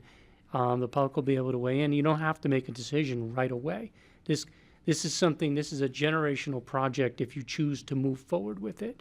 And so you need to know all the aspects of it. So that's why we have not rushed it. That's why I'm not coming for decisions and all this stuff. I'm just trying to do it incrementally to the point where we come up with the best decision, because, we're not trying to force the Trinity Bridges down anybody's, throat. We're just basically saying, here are your options. Here are the things that are happening. And basically, this is the future. And 30 years from now, e-bikes have flattened out things, and e-bikes are going to be ubiquitous. The power of them have changed. And so what can the Intercept lot do as a transportation solution is going to be a bigger conversation. Yes, let's wrap this up. Greg, Okay. last words. I thank you for that, Gary. I really appreciate that. And the one thing I did want to bring up is, as we're looking at mobility and transit solutions from generally around Brush Creek Intercept parking ride all the way into town, there may be other elements that come forward. For instance, if somebody's proposing a tramway or a gondola or who knows what, it could actually want to take an alignment very similar to what we're looking at here.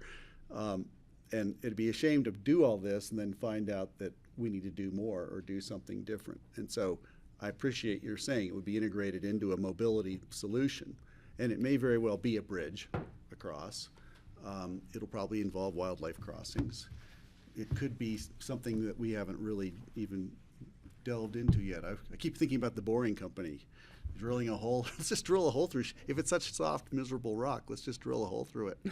And then it'll fall into the river. But anyway, it's a longer conversation, and it involves more to do with mobility, and this is just one piece of it. And I appreciate you saying that. Right, and Can the we fact just have is one our sentence if program we could? can, Okay. Just that's one part of our funding mechanism is to do stuff like this. And so we can phase this out to make sure that our program with the city and other people can make this happen, whatever gets chosen. And we can foreshadow all of that for a longer, what I think should be multi-hour conversation Yes. in Anytime. the fall. Francie. Just one quick thing, and that is that Brush Creek is not the center of the universe, and it doesn't do anything for Down Valley people to have everybody drive to Brush Creek and then get on a bike. So I think this whole idea that Brush Creek is the center of our transportation is mistaken. And anybody who sat in Basalt or Elgibel traffic understands that all those people going to Brush Creek helps Aspen. It doesn't help everybody else. I just want to remind us of that. Thank you. I Thank needed you. that. Okay, again, longer conversation to come in the fall, and look forward to teeing that up as chair. And You'll get helping it. with that conversation. Thanks. So, Fix that thank you matrix. to our Open Space and Trails Board and all that you do and your service to this great program. And we will see you all Are soon. we done? Great to see you all. Yes. We're done, you're not done. Have a good afternoon. I know, we're running over. All right, why don't we take just 3 minutes to You wanna transition close the meeting? to our work session, and think then we we'll be just- back. I think we just need to adjourn our board. Okay. Is there a move to? I'll move to close All right. if we need to. All those in favor? Aye. Aye. Thanks, everybody. Thanks, Amy. Always good to All right, get together. grassroots, 2-minute break, please. I'm gonna send you that thing. Oh, thank you, please. All right. I emailed you and Michael. You're bringing that factor in. Yeah.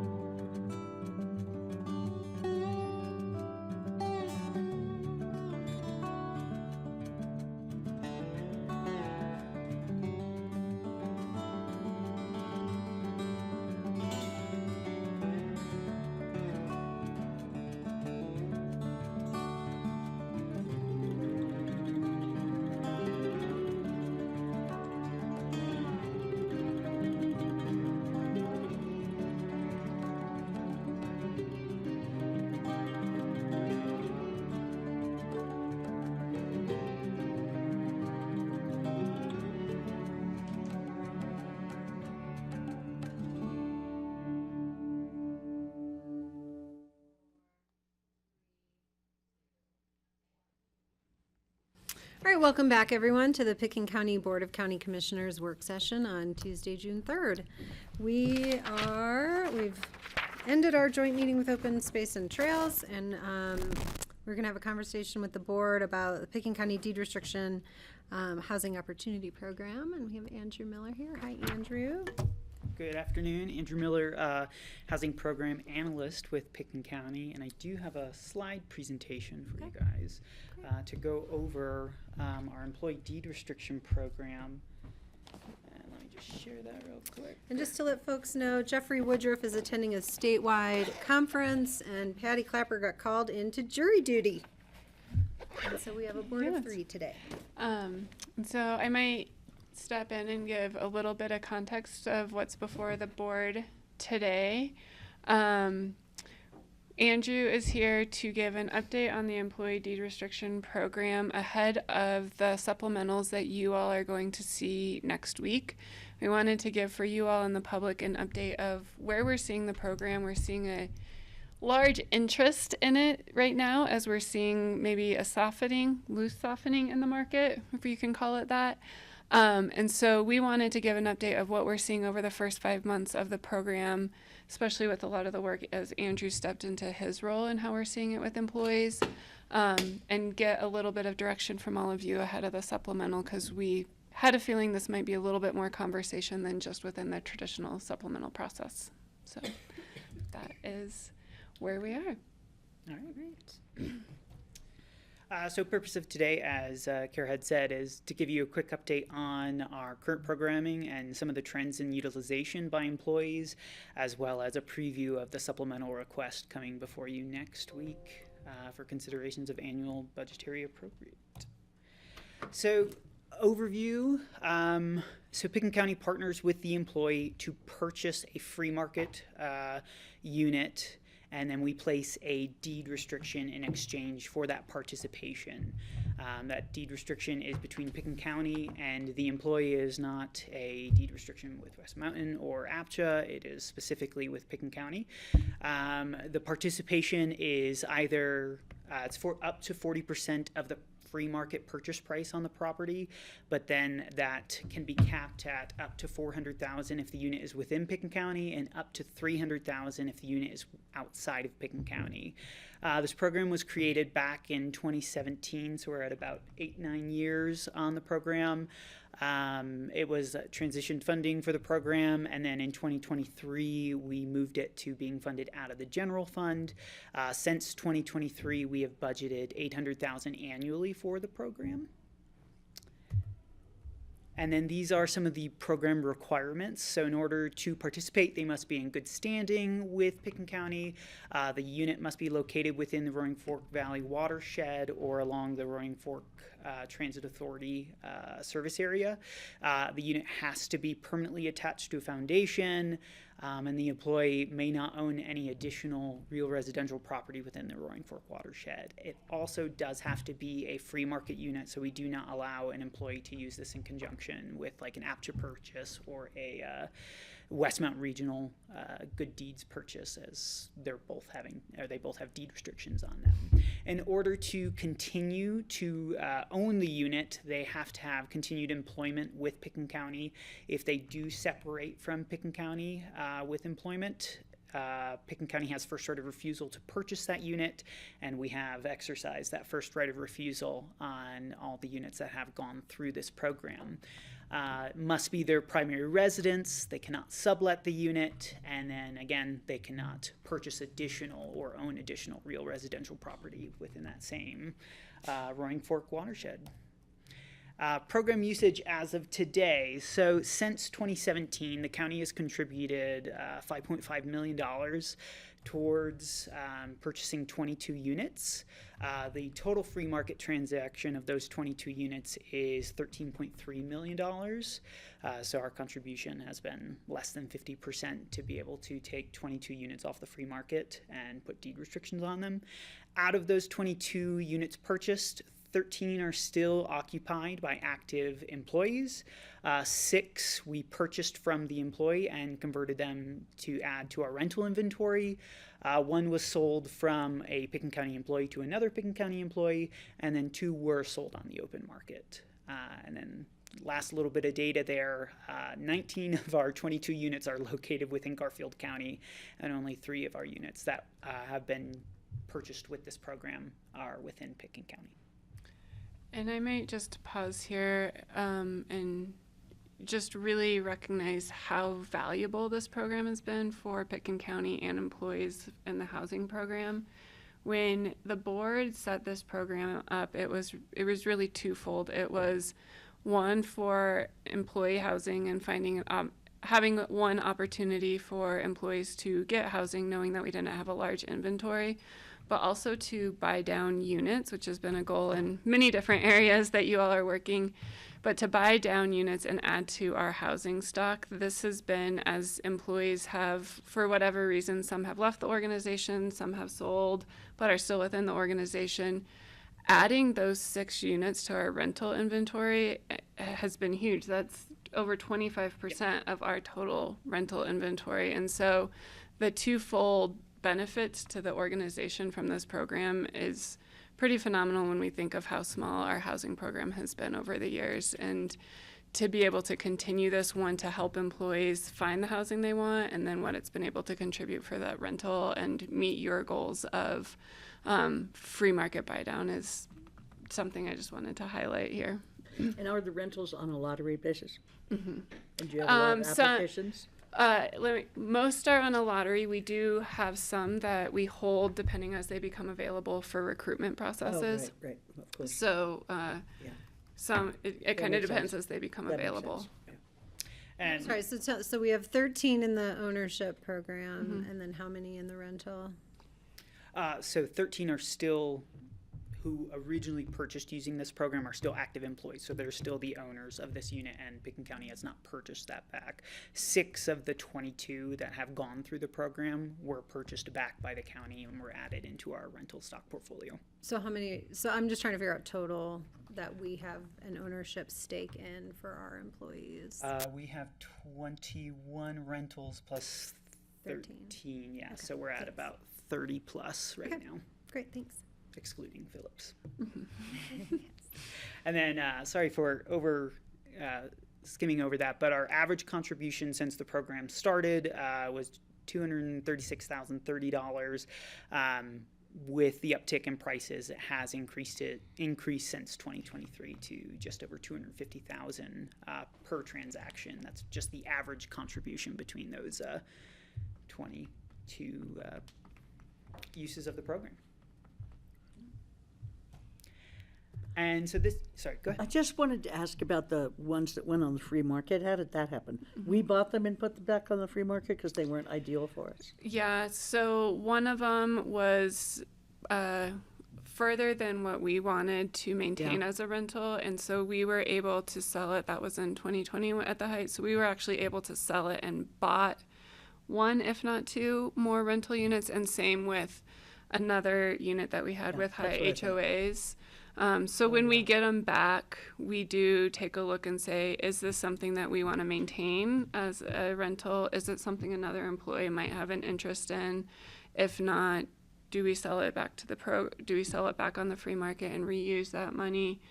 I think just looking ahead now with the Good Deed program, I know some things that we're looking at is maybe that's something that we could coordinate with April and the coalition and toss those into the Good Deeds. So there's more opportunities now as we look ahead. Okay, and then the other thing when I was reading your report was sort of surprised that 6 people have already left our employ and given up their houses. That was surprising to me. I didn't expect that to turn over quite so fast, I guess. I thought it would be more of an inducement to stay longer. When we built the program, we really anticipated, we looked at the first 5 years. Right. It was really some of the hardest time. And so is that turnover happening within the first 5 years, or are we able to expand it? And then I think one of the things you all did in 2023 was also then increase that appreciation after 5 years. So I think most of those we had big chunk right after the first 3 years of those changeovers happen, and then it's just been attrition for various, people have found jobs in other locations. But it has been, they've usually been leaving for jobs outside of the county, outside of the region, and most of the time even outside the state. So they're not losing their house because they're going to work in Garfield. Correct. Or for, is that correct? Yeah, okay, thank you. So this is just a graph on the historical funding. The blue line is the total budgeted amount, and the orange is how much we have spent. Typically, we have come under the spending. In the AIS, there is a fully broken out graph, so you can see how much is left over per what was budgeted compared to what was spent. As of 2025 right now, as of June 2nd, we have earmarked our entire $800,000. Which is one of the reasons why we wanted to come to you guys today in this work session. And one of the things I would point out is when we first started this program, we haven't seen the same level of interest that we're seeing right now since 2018. And so when we start to look at what the market was doing in 2018, that's also when we did put a lot of money into this program to kind of get it started, and that's when we were funding it from the employee housing mitigation, so we had a little bit more resources at that point too, but we were seeing what was happening with the market and a lot of interest, and so I wanted to point that out as what we did for funding the program when the market was doing it and how we've kept it flat. And then again, the question before you today is how we manage the funding for this program as we see the market forces changing. Yeah, I have a question about that, Kelly. Yes, go ahead. So with the tax, is that money available for this program, or does it have to be used differently than this program? It needs to be used differently. So what we've done with the tax is set aside we could use it for some employee housing programs. But the way that we've really been looking at it is, again, the development of new housing and for the community. This program, if you'll remember, we actually pulled it out of the housing impact fee and put it into the general fund, because this is really, well, it is housing. It is primarily really employee retention. Yeah. So when the county does buy back the unit, if we choose to buy it back and put it in the rental inventory, we do refund the general fund with housing impact dollars. But at the outset, we fund this when we think about partnership as an employee retention, not about housing. One of the things on the ballot, though, said something about non-developable housing. You know what I'm trying to say? Yes. We're not building. Right. So far that direction as staff has taken it has really been focusing on supporting the coalition, and so keeping non-developable housing and community housing, and so focusing the dollars there. I think if the board wanted to see us, that we would want to bring that back for a bigger conversation. Okay, thank you. So just a quick overview on how it works from the employee's perspective. Staff, we fields interest about our programs that we offer to employees. And then I walk them through the program requirements and how the programs work, some of the caveats such as the deed restriction and it being tied to employment. That employee then completes qualification with county management, and we look at what the county's contribution level would be, and then from there issues a conditional offer letter based off available funding. After the employee has that conditional offer letter, they're on their own to look for a unit. We don't have a requirement that they use a specific realtor or a specific mortgage broker. We have some recommended ones who are used to working with our program, but they can find the unit once they verify that that unit meets the requirements of the program with housing staff. They can go under contract, and from there, housing staff works with the employee, the attorney's office, through closing. since we're not signing the contract to purchase the unit with them, but since we are contributing to the purchase price, we do look at the appraisal, we do look at the inspection reports to make sure that the county is also making a sound investment with what we're contributing to this unit.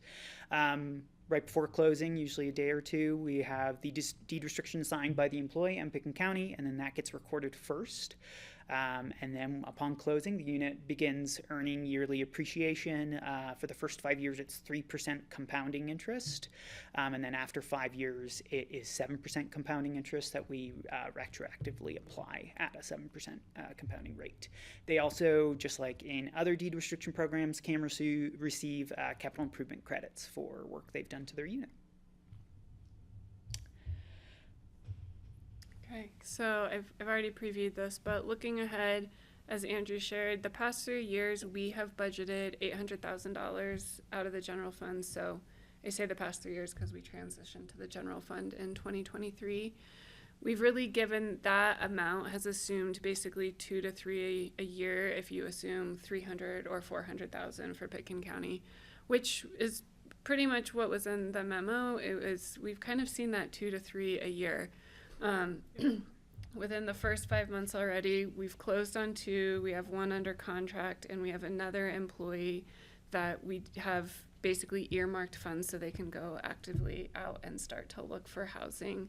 With that, Andrew shared that there's also 2 more employees that have expressed interest and would be ready to start looking if we had the funding available, as well as more reaching out on a regular basis. And so I think what we're really seeing is that I don't know what is happening all across the board, but I think there is probably a softening of the market. And my guess, and Andrew might be able to speak more since he's having the conversations with employees, is if there's any crack in the door to try and enter into the market, folks are wanting to jump in right now because we don't know what else is going to happen. And so one of the things that we wanted to have a discussion with all of you today, looking ahead to the supplemental request, is that we would like to bring forward a supplemental request of $900,000, and that's, I can let Andrew speak to where that 900, that's in working with Connie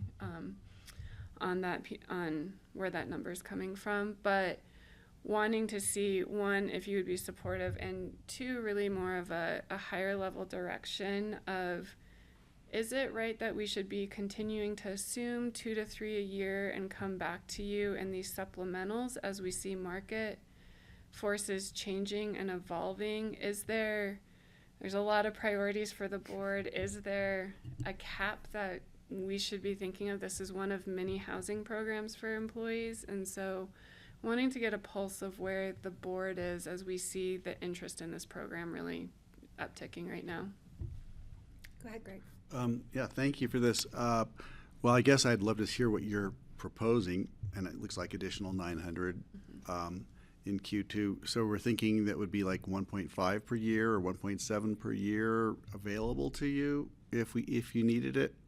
We were looking at funding it up to 900,000 as a refill of the bucket, and then seeing where we're at by the end of 2025. Our intention for 2026 budget for this program was to increase it from 800 to 900,000, as that would allow 3 full purchases, which is our average at the full cap outside of Pickens County, that 300,000. So we could be comfortable doing that and getting you up to what we know is happening. I always want to just understand, how does this compare to the cost of acquiring housing any other way, whether, through other programs? And it seems like this is a pretty good way to do it. And also, what's the upper limit? Like, what could we anticipate going forward? Because if it's working and it's working well and it's cost affordable, why shouldn't we focus more energy on this? Thank you. Yeah. If that's what you're trying to put across here, then I'm all in. I'm all in. I think that is the question of, there's a lot of other ways that we can, because this is coming from the general fund, we understand that, but it is a very valuable program. We're retaining some employees. I think that maybe the one piece statistic that we didn't bring up there is just, this is a cross-section of a lot of different levels of employees. It really is up to the employee situation, you know, if they're married, if they have a spouse or double income. But I mean, I think we've got really a fairly broad spectrum across pay scale. It's not just high end or others. So we feel it's working to keep some really valuable employees, but wanted to have the check-in as it's competing with other funding sources of what's the right way as we see the interests continue to come to you and ask for this funding. It helps us keep us competitive with other communities or who are looking for employees, and you know we do have to try to keep our pool, you know, intact and desirable here. So, thanks. Sorry. Go ahead. Francie, no, you're fine. I just sort of have a philosophical question about it. I mean, I've been in support of it from the beginning, and I would definitely approve more money going into it. But it's a pretty big bonus for employees who can afford it at the expense of those who cannot. So I'm just a little concerned about that. And is there any talk about that among employees? Like, I would imagine. I think we're having some tech issues. If you mind holding your thought. It looks like the Zoom has just crashed. Yeah, I was hoping it didn't, and then. Okay. Grassroots, can we just have a break while we resolve our technology? Or if we don't have any more need for slides right now, I just have a slide on our 2 discussion items, but I can share those out verbally. We're good. Okay. All right. We can. Oh, yes, no, yes, no.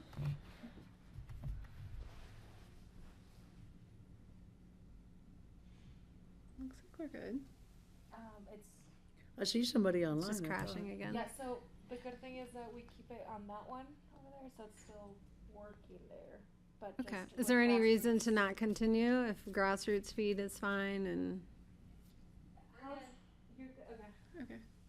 is that okay? Mm-hmm. Okay.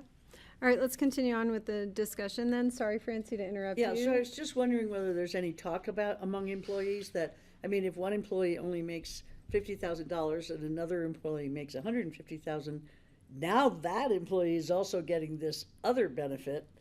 And so is that a problem? Do you want to speak? Yes, I think it can be, but we do try to offer some other programming, not around ownership, but on the rental side that might be better suited to. Oh, I see. Those we're working on building a suite of housing programs so that it's not only ownership based, because we know ownership might not be attainable for everyone. But that is also why we extended through not just the Roaring Fork watershed. We do extend all the way to the Roaring Fork Transit. So we have homes in Rifle and Silt that might be at a little bit more of a affordable entry point that could possibly help someone who's on a lower. So let's say somebody finds a house in Rifle, for instance, and the price of the house is $800,000. Then do we still contribute $300,000 to that, even though it's not a $1 million house or $1.5 million house? It's an up to. So when an employee comes, one of the things that we look at, we make sure that there's maximum.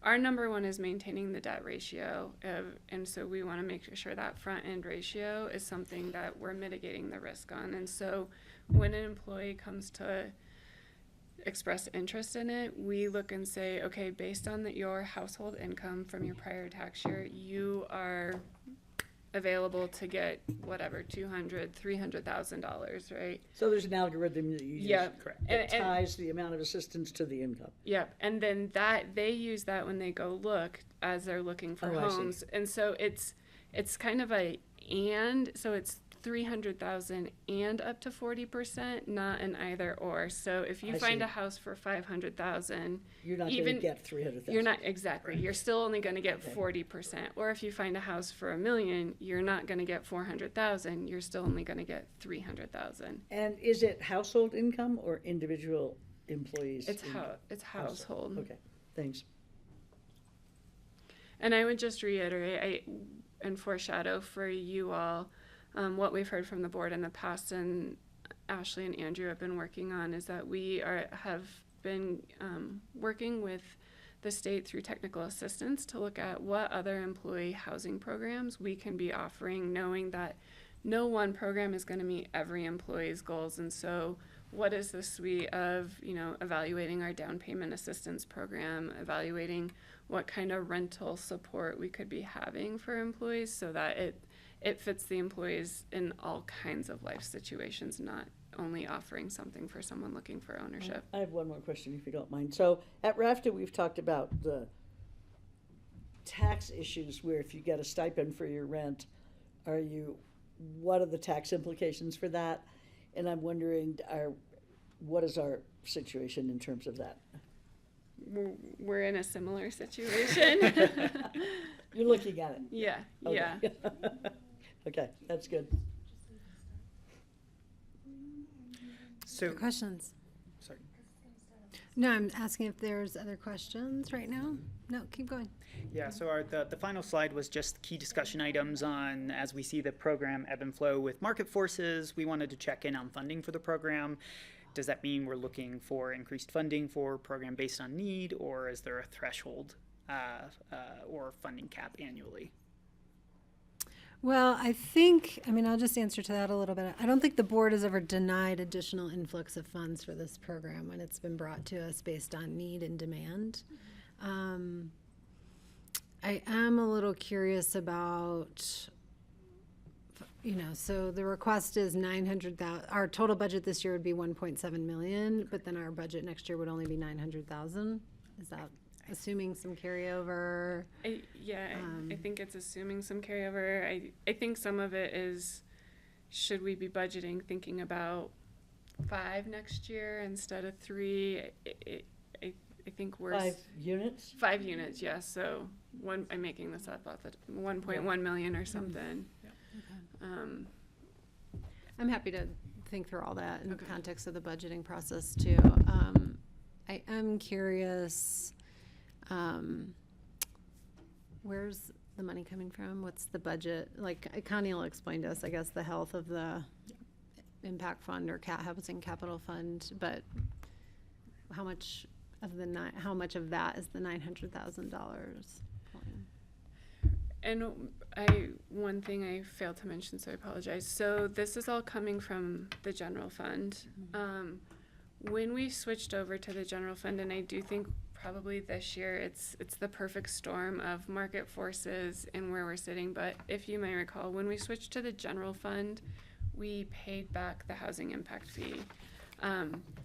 We also appropriate a certain amount each year for the buyback of a unit. So if you might remember, we purchased a unit back in from an employee that left in Carbondale earlier this year. So we buy that back and appropriate that as well in the capital fund, I believe. Yes. But what we anticipate is as we see some of these units turn over, whether it's to the rental market, another employee, or even selling it on the free market, it would not be a why can't I think of the term right now? Self-regenerating fund. Correct. It wouldn't 100%, but we do anticipate when those sales come up, it would refuel that fund to some extent, but we haven't really seen that happen. So where we're at right now is essentially it is all coming from the general fund at this moment. But we anticipate as some of those units turn over, the sale of that, again, the sale could be to the rental and to many different, but the sale of that would replenish the general fund in the future. So it's a planned employee cost. Yeah. Okay. I will say I would love some thought to be given to how we can better locate these investments up valley. I mean, we are contributing to a complete bedroom nature of this community that's already happening by forces outside of our control, and we're just exacerbating that. I mean, exacerbating the fact that people don't live here. Yeah. I mean, I'm trying to think of like at our leadership level, like how many people even live in Picken County. Yeah. And so now we're, We need to all the give, we commissioners need do. to give, all the commissioners do. That is true, and we have no access to any of these benefits, by the way. So I guess I'm just like, maybe we need to do fewer purchases up Valley as part of a bigger policy implement on, you know, how our money gets invested. We just need some more thought on this, I think. You said fewer up Valley, is that what you meant? Fewer purchases that are located up Valley, like, you know, contemplating, is that a better or just as good of use of our funds? If we give $500,000 for a purchase and keep somebody closer to Yeah. their work. right, you know, or closer to the community that they're serving, you know, and closer to keeping this as a long-term thriving community rather than we're just a commuter institution. And I think it would be interesting to know if their jobs for the county are all in Aspen, or if some of their jobs are in Basalt or Redstone, unlikely. But, you know, do they have jobs closer to where they work, but that are still in Pitkin County, rather Sure. than everybody coming to Aspen? And there aren't that many. Maybe, could you find that out? I will add it to my list. Thank you. So that's, yeah. I think that's a, I mean, I think we should we're have we're that doing a discussion. lot to contribute to Garfield County's retention of affordable housing units. Yes, Um, yes, really. But not as much for Pickens. Or maybe we tailor this program so people can buy into APSHA, you know, at a earlier than maybe their salary would allow them to, or something, you know. I'm just brainstorming a little bit here, but how can we align policy goals a little bit with our investments, perhaps? But otherwise, you know, I'm fine for again, I think we've always approved additional influx in this program as people are using it. I mean, the idea of having a house in Silt that we pay for, in part, and then having that person having to commute from Silt to Aspen does rankle a little bit. Greg? I'm just thinking that you're assuming they're commuting to Aspen, but they could be working for Pitkin and commuting to. Well, that's what I was saying, so Right. so we're Yeah. gonna look at that. So I think that, yeah, we might have facilities in Glenwood Springs. We've talked about food security down there. We talked about partnering, Right. you know, all the way this far away as that. So it's not out of the realm of possibility, but it's worth contemplating. And I appreciate your concerns about all that. The sad fact of it is housing here costs so much more than housing down there. But I also think we need to be building inventory here too. So it's all the above, right? All we need is money. Even Basalt has just gotten so insane. All right. I think you have direction. Sound Okay, good? we'll We'll see you next discuss week for it supplemental. next Tuesday. Thank you very much. And can I just clarify? I really appreciate the conversation, especially as we are looking at a variety of different employee housing programs. And so based on this, staff can do some work and bring back some alternatives for the board to consider about how to best utilize this program in the future within the toolbox of all the other employee housing programs. Can I ask you just about regarding buy downs? Have you had any progress in Upper Valley buy downs, or do you know if April Long and company have? I'm just wondering, are people coming forward saying they'd be interested in doing a buy down? Looking at units within Pitkin County itself in Right. the Upper Valley. Upper Valley, Pitkin County. Just wondering if that's even happening, because it seems so promising in the valley. It just may not trickle this far up, and it'd be great if we could figure out a way to do that. I'm sure there are people who might consider it. I maybe Andrew can speak. You know, I think it was about 3 or 4 years ago, you all increased the Pitkin County contribution to $400,000. I do not believe we've had anyone even looking within our program in Pitkin County to utilize that. It's not enough yet. It's not enough. The last one in Pitkin County was in 2019. Wow. Well, it's a concern. Yeah. With employees especially. It makes me nervous if most of the county's senior executives and admin are living in another county or another community. That gives me pause. Not to mention the expediency of having access to them when we need them up here, but also just the connectivity to feel part of the community you're serving is important. And so now that our community stretches all the way to Battlement Mesa, so it seems, but I think it's something we're doing our absolute best to handle, and I really appreciate all the solutions you're bringing us. Oh, I have one more question about Yes, it. Frank. Does it have to be a single-family home, or can it be like a condo, or? Just has to be attached permanently to the foundation. So townhomes and condos qualify as well. Okay, thanks. Okay. Thank you. Thank you. Thanks. Thank you. All right. Let's keep moving. And then we'll get to our longer break before our joint meeting with the city. Future agendas. So, Kara, I'll see. I have some things, but I'll see if you have some things first. I've got quite a long list. It looks Okay. like. Do you want me to go, or would Sure, you all like go to ahead. go? No, Okay. go ahead. So Pitkin County Cares, we are in the process of planning that. We are looking at September 9th, so want to put that on your schedules. We would not have an executive session that morning. And then we would have the work session to begin at 1 p.m. in the afternoon. Did you say put it on our schedules? Yes. Do you mind emailing the whole board since Yep. 2 are missing? Yep, Thank we you. absolutely will. Let's see, the next one I have is the dates for Washington, D.C., which looks like June 23rd through 26th. Mm-hmm. John, Patty, and Diane are confirmed, and I believe John's working with various commissioners of who's attending, right? Yeah, I heard from him last night, but I couldn't take the call, so. Okay. But I got the dates. And so just want to make sure, I'm guessing we will probably be looking during the agenda review about board quorum for that week. Okay. I have a couple more. Well, I'm just Right. curious what the strategy around the DC is, and which commissioners are best positioned otherwise to go, or if it's just availability. You and Patty have been invited. Yes, I think Jeffrey expressed an interest. I would like to go. I feel like I'm putting in time for the airport since the beginning, and I'd like to continue supporting the efforts of the airport. And I can go. I'll miss the transportation thing. One of us will. But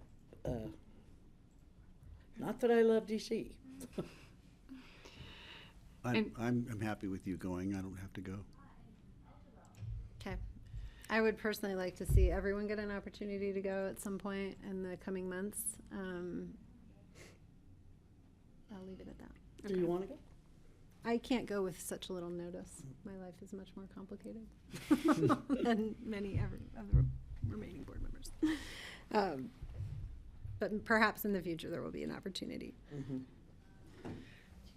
Okay, and so then we should probably look at what's on the 24th and the 25th to determine if things need to get pushed. So we'll flag that when we get to those dates. Just so you all are aware, next Thursday is not next Thursday. What's Two weeks, June 19th, it's Juneteenth, it's a county holiday. Is what? Oh, Juneteenth. Juneteenth, it's a county holiday. That is going to be the AAB meeting. This is where John and Rich are going to be presenting a lot of the information, designs to the AAB. So we just wanted the board to be aware that staff will still be hosting the AAB meeting on that Thursday, especially since the prior meeting in May was canceled. Time of day? It is, I believe, 4 to 6. I believe is the time frame on that Thursday. I'll plan on going to that, I think. And then lastly, this is there's a couple more. The fun one is we are working towards completion and a ribbon cutting for the AAB microgrid. GR is working on that. We are looking at either July 9th or July 23rd. We're inviting Holy Cross, RAFTA, as well as Department of Local Affairs, who's been funding that project. The 9th or The 23rd of July. Is that going to be the morning of the 9th then, before our regular meeting? Yeah, they'd be the morning. So 10 a.m. or something like that? Yeah. So if there's a date that is preferable, I think if you can let Charlotte know, she's coordinating with GR, who's working with all the other partners to be a part of that. We'd have to skip our water team meeting one of Right. those days. Is that on both days? It's every Wednesday that we have meetings. Oh, Did you say 9th or 23rd? Yeah. Okay, thank you. But there's nothing to say we couldn't change that meeting either. Well, and maybe since they'll have been here the whole week prior, the 23rd might be easier to skip. We will Yeah, have maybe. spent lots of time with them. So that, I think, would be the day I would suggest. 23rd? Yes. Okay. Great. We'll let GR know. Though Patty won't be there, I don't think. But I don't know what her travel plans are. I just remember her saying something about traveling. Okay. And last one is, I'm not going to get the name of this ranch right. Favag, am I saying that? Favag Ranch LLC appeal. Tammy is hoping to coordinate a site visit on actually July 9th. Oh, really? Well, Yeah. are you sure it's a I site visit answered or her. a that we're going to continue this? Yes. The applicant attorney is unable to attend the June 25th meeting. Right. So is it a site visit or is it just is this the date to Oh, continue I'm it sorry. to? You're right. I'm reading this too much. This is if all commissioners will be present at the July 9th meeting, which maybe since we only have 3 here, we'll email that out to all. I already answered her. Yeah. Charlotte sent it to us. What was your answer? I guess my concern, I just don't know what else is on the agenda for July 9th. This is one of those similar, very formal appeal hearings, like what we went through up on Starwood recently. Yeah. I'm told it shouldn't be quite as extensive because there's not like 5 parties to the appeal. But again, it is that kind of process. That kind of where 15 minutes of presentation time, rebuttal time, all that kind of stuff. So that it does take several hours to get through.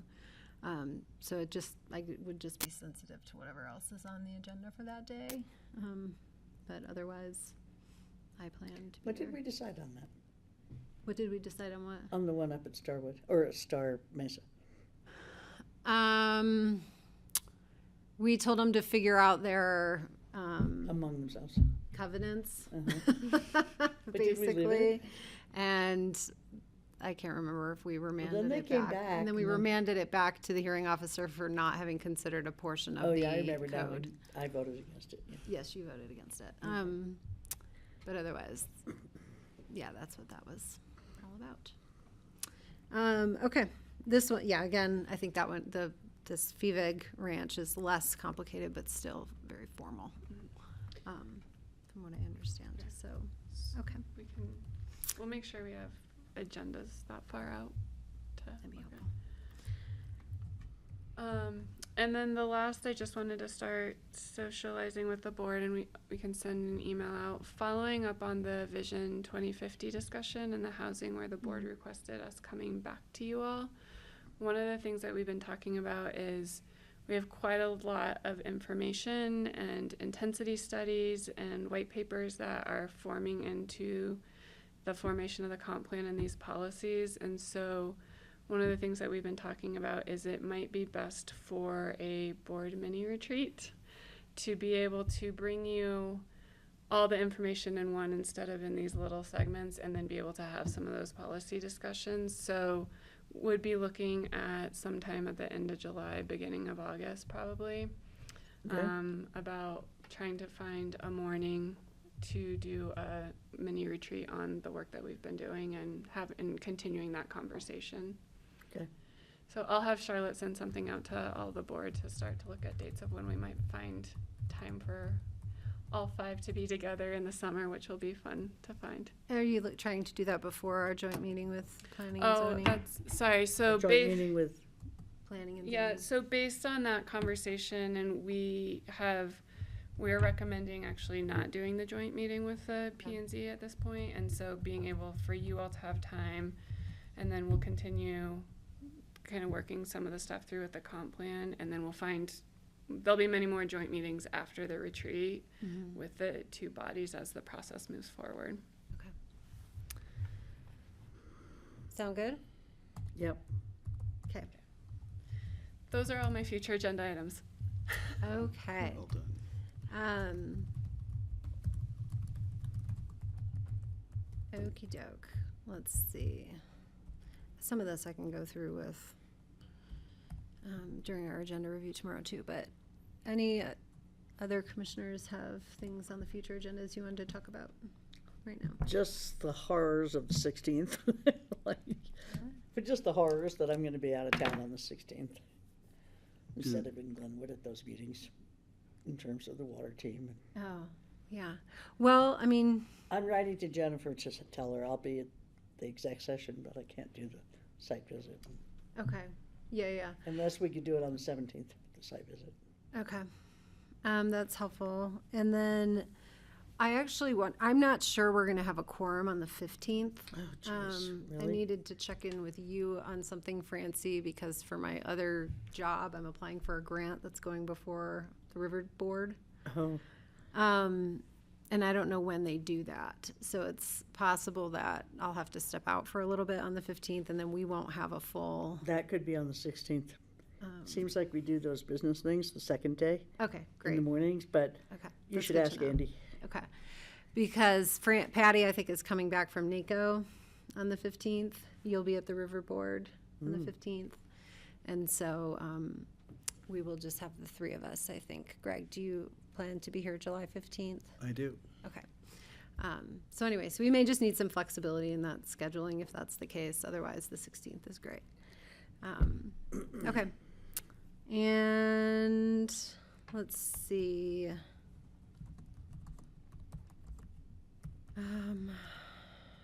Should we look at the 24th and 25th, Kara? And Right. this is with consideration that 2 members will be out. Sounds like Francie and Patty, and so if there are things on here that merit a full board discussion, then we may need to move them. I think 3 of us, so I'm looking at the 24th, I think 3 of us can handle the audited financial statement. And fly with Excuse integrity me. program, bless you. And then the rest of that day is 24th. really short. Let's see. Not quite there yet. Okay. 20. And 17.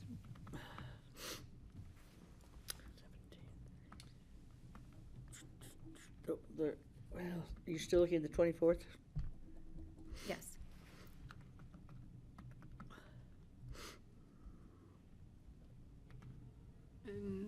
Anything you just have to be here Yeah, for. I looked at the 25th. And then the 25th, It's There's some liquor. no land Your- use yet. Do you wish to weigh in on the renewal application for Boulevard Barrel in Redstone? Did you get the letter the other day? Yesterday? I don't know. From the neighbor. Yeah. Yeah, I could live without weighing in on it. Okay. Maybe we want to tell them that they won't have a full board, since that was fairly contentious, very contentious. It seems like we still have a problem there. Well, they may want to have a full board present, I think, given the level of debate we've had about the issues. So my suggestion, I guess, is just to move that. Yeah, if it were just my being gone, that would be fine, but I think with 2 gone. Okay. Financial report, supplemental requests, PACT program, RAFTA comes, and maybe it'll just be helpful to know whether we're gonna have any land use on the 25th or not. Yeah, we But don't otherwise, yet. this looks like and I guess I would suggest maybe don't schedule any land use. Yes. Unless someone really doesn't care if there's not a full board that day. Perhaps that's the better approach. Okay. That's all I have. Anyone? On the 17th, else? I was hoping to get a plane that would get me back here in time to hear GR's presentation on Phillips, but I couldn't. So I guess I'll just have to watch it the next day or something. I really wanted to see it. But Well, feel free to send me any questions that you would like Okay. particularly raised, and I'll attend to them. Okay. That's right. You're going to go on vacation. That's great. So we need to. All right. Yeah. Good for you. I think that's it for future agendas. Anyone else? No, I'm good. Thank you. No? Okay. Did everyone give their vacation time for this summer to Charlotte yet? If it haven't overlaps with locked it meeting days, I completely, will but- encourage everyone to do that. And then open discussion. I don't have any. I had something. Oh, the camper parked on the side of the road. Is there anything we can do about that, or is it just totally CDOT, or? I have a question about this. You saw my comment, I think. I don't understand how something parked so close to the edge of the road on a public right-of-way isn't in the jurisdiction of the sheriff. If he has no jurisdiction over CDOT property, my question was, then I can tear up all my speeding tickets? Not that I get any, but the question is, Yeah, I got you. where does the sheriff's jurisdiction extend? I think it extends across the entire county. So I don't understand that. I think that we would have campers parked on every shoulder Right. of every road if it Right. was. We had one parked on the Crown last year, and Emma Caucus had complained to me a couple of times about it. It was Right. on the other side from where I live, the Emma side, Remember that. and the sheriff could not do anything about it. But that's BLM then, or Well, the road is a county road. this makes zero sense to me. And I guess I don't understand who has jurisdiction where, but isn't that what the sheriff is for? One of the many things. Yeah, one of the things that they do. And I apologize that I don't know. I'll tell you, the job. sheriff called me when I was parked illegally on the ABC and didn't know it because there was no Okay, sign. Yeah, right. See, so isn't that interesting? Like, we'd rather not tow you if you want to get your car. I was like, oh, geez, yes. I don't have an answer to that. I do know because of the letters that have been shared that we're working. I had a chance to connect with Ryan. We're going to talk a little bit more to understand the dynamics and whether it's something that this board, if it needs to go to CDOT, or better understanding the sheriff's authority. So we're trying to uncover what's happening here. Has he sent a photograph? I didn't see a photograph. I'd like to see a photograph of it. I've got a photo that somebody sent one of us in the Neighbors. picture. Oh, really? I haven't seen a photograph. Oh, I'll show it to you. I'll send it to you. Okay, so that needs to come back with some explanation would be helpful. Just so we do understand. Otherwise, maybe that's where I'll move to after I sell my house. Yeah, I thought we had an ordinance about no parking on county roads, but. Oh, really? Mhm. Oh, people. The highway is different. It's not a county road, but. People park on Prince Creek for sure. Less now that there's a parking lot, but up above they do. They're not, and it's not, I mean, like happened to me, they're not always all marked. So you're like, oh, I didn't know I was allowed to park here. No. Okay. Any other open discussion? I think that's the only one I had, as I recall. Can't think of any. Okay. It'll come up to me as soon as we cancel. As soon as we check out, I'll think of something. But I'm good for now. Thank you. Okay, well, I will go ahead then, and we're gonna call our work session. Oh, sorry, you have one more? Yeah, I just have one, and Greg, maybe this will remind you. It sounds like there was a letter to Jeff Hurd. Thank you. Oh, yeah. Right. Okay. Thank you for that. I knew there must be something. We had an op-ed / letter that proposed that the board send, because it's always more powerful when they do. One was supporting the GORP Act and congratulating and thanking Congressman Hurd for participating in a bipartisan effort with our senators for the GORP Act. And I think that's finished and ready I thought to. it went. It may have that one may have already gone. The second one was regarding around NEVI, the National and Electric Vehicle Infrastructure Funding, which is imminently on the chopping block. I read it. And I had started one, and then Levi pitched in because he'd been working on a draft at our request, and I just thought, let's just go with what he did. It was great. I just thought it was a little lengthy. A little bit too If long. you're herd, you probably get a lot of stuff and you want to read through them fast. I'm That's guessing- my only thought about it. Oh, my guess is his staff probably reads it and highlights it. Yeah, that's for probably true. him. But I thought it was fine. I just thought it was Yeah, lengthy. yeah, okay. I just thought, I don't want to keep going back and forth because we did like 3 back and forth. I thought, oh, I'm happy with his. So I'm happy just to send that one. And I think the sooner we do it, the better. It's urgent. Our county has the highest adoption rate of EVs in the state, and the state has the highest adoption of EVs in the entire country. We've passed California. So this is serious. 20%. This is serious for us, and this community especially, because a lot of our visitors drive electric vehicles now, and a lot of our residents are either buying them or own them already. And so he needs to understand that this is affecting people who already have made the investment. And I think the letter points that out. And Pretty thorough. So I think it'd be great to get that shipped off to him as soon as possible. What does it need? Does it need Kelly's signature? Do we need all 5 of us to approve it at this point, or can we? Do you think we've all looked at it? I know that, and I think it seemed like it was moving forward. I'd love to send it as soon as possible. It is up to the board that you've got a quorum today. So if the 3 of you want to send this letter, we I'd can like to send it. And my Propose that only we move it. Yeah, I'm fine. I mean, I worry he's going to completely tune out when climate resiliency is in the first sentence. Well, that's of what the, I had. But I had taken all that out, and then I guess Levi's version put it back in, and I Well, I mean, how can we leave it out? It's what it's about. well, it's an economic thing now. Well, it is. As well, it's What percent did you say are in Colorado? 30% of the new cars bought this last year were EVs in There Colorado. was a long story on NPR this morning about the taking away California's right to make decisions. They're trying to do all these And things. they were still saying that California has the highest percentage of EVs by a large margin. I think our adoption this year was higher, believe it That's or not. interesting. Yeah. And Pitkin County is just double that of the states. So we are twice as high as anyone. And so not only are our constituents affected, but our visitors are as well. And we're already building infrastructure. So pulling the rug out now is really just such a bad idea. I think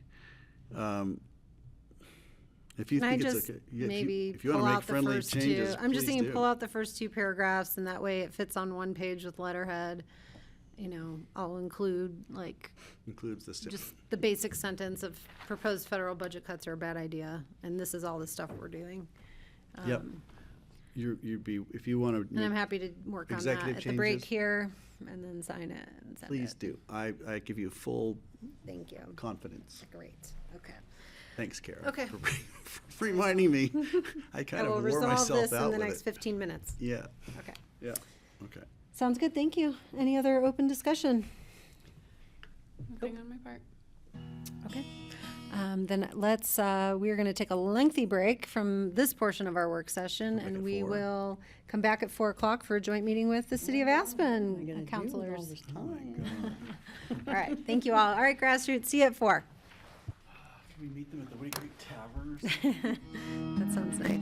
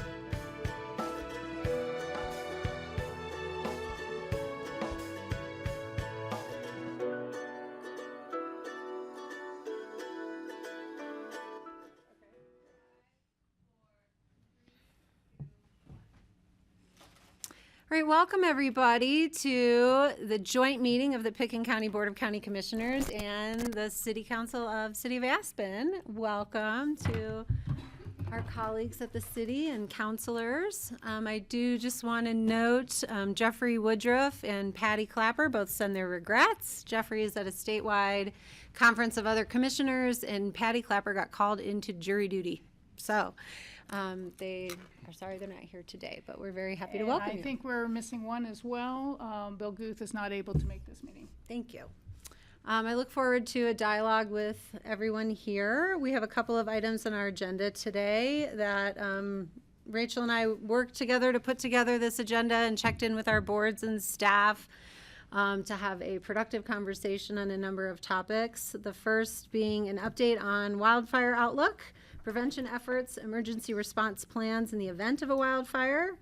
We're going to talk about potential ballot questions, ballot measures for this fall, and maybe we'll cover some that might come up next fall as well.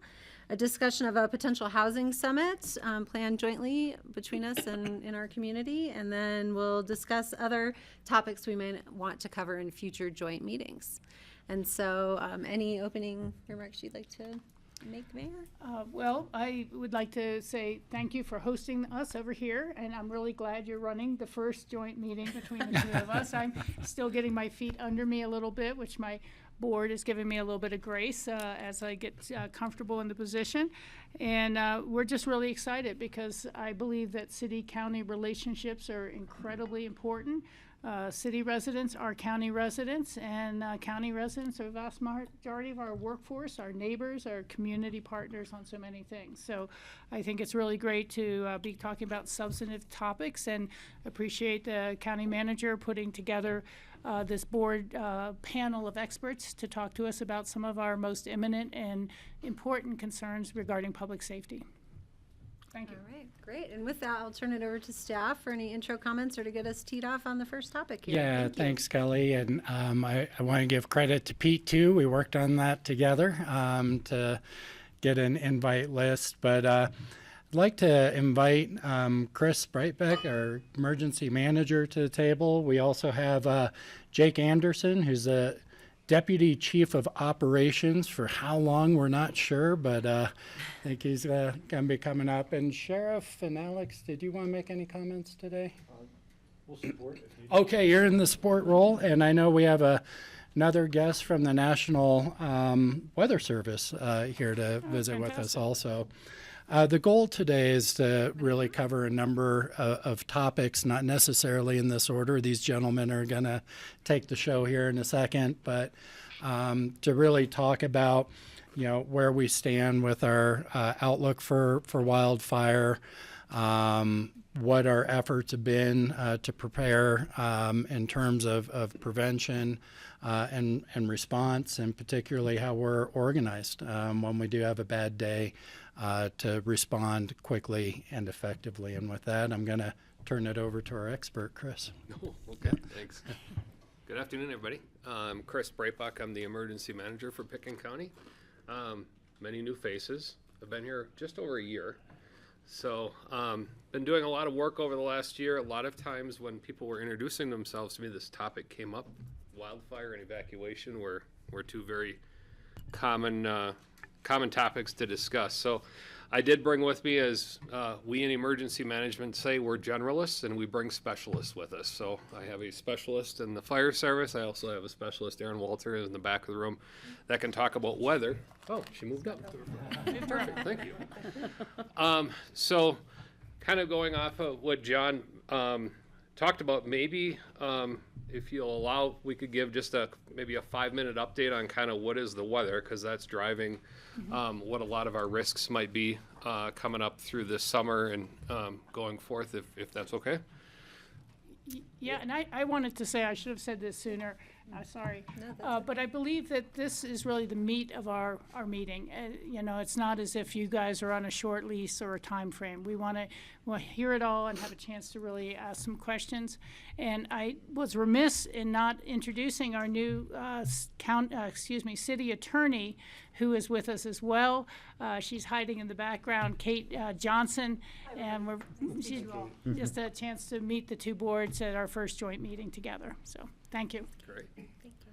All right, with that then, maybe I'll turn it over to Aaron to just kind of give us a snapshot in what's driving the weather in this part of the state and what we might be looking forward to in the next weeks or month ahead. Yeah, sure. So obviously we had a pretty dry end to our winter. We kind of ended around normal, but it was a little early, and then we saw a rapid decline in our snowpack after that. And really with a warm and abnormally dry spring, that's cured out a lot of conditions and made us a little bit more concerned for fire weather conditions looking into the summer.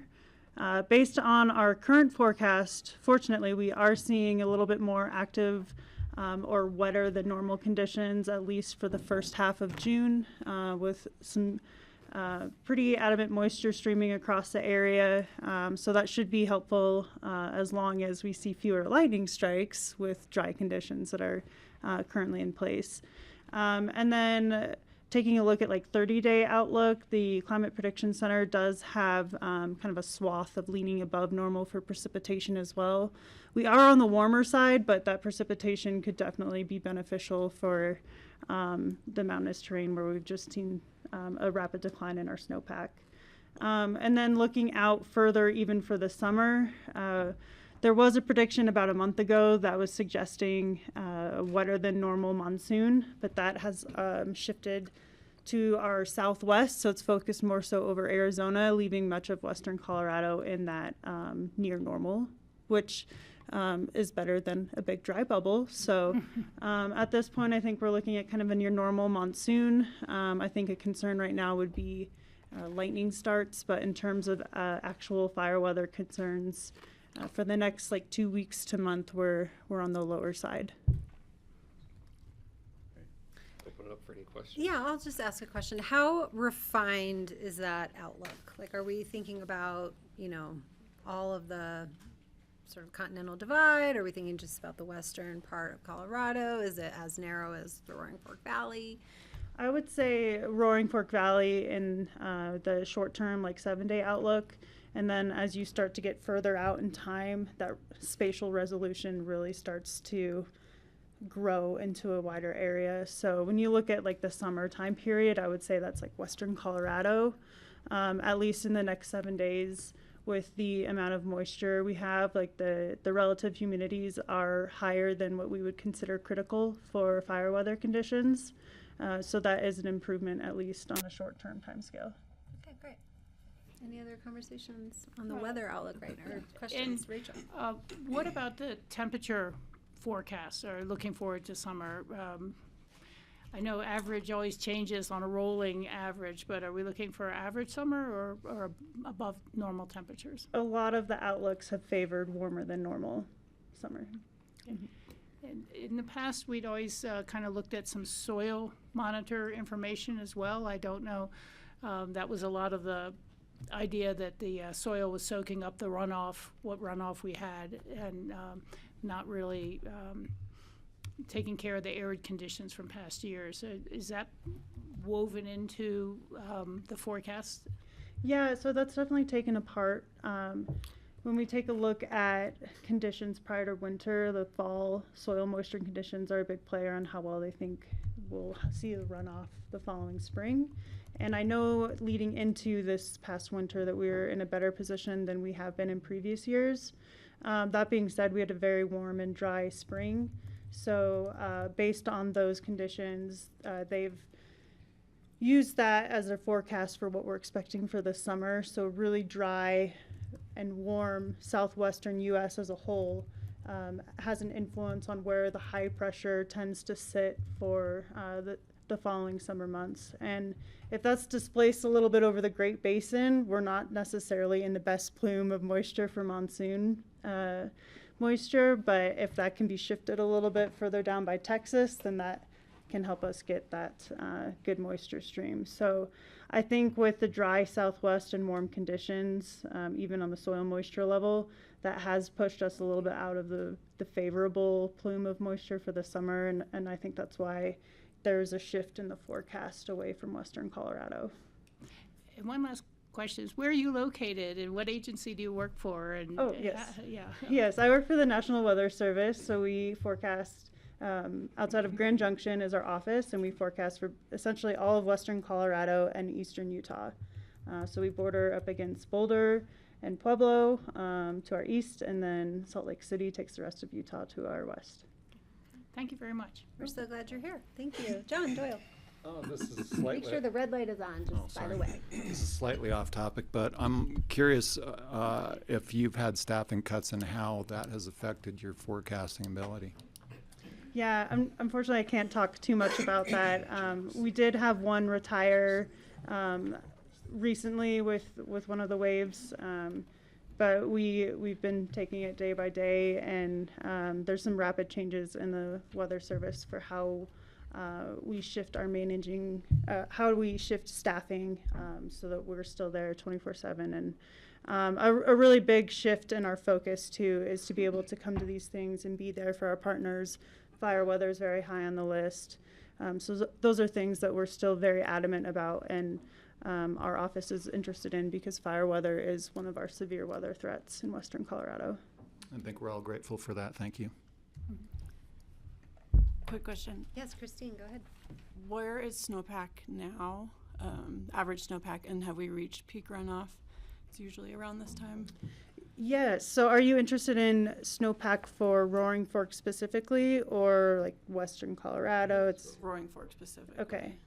Yeah, so I just pulled that up, and we are pretty dang low in terms of the snow tells from the NRCS. They have us pretty much at 0, so we've melted out a lot of the snowpack, at least at the snow tell sites.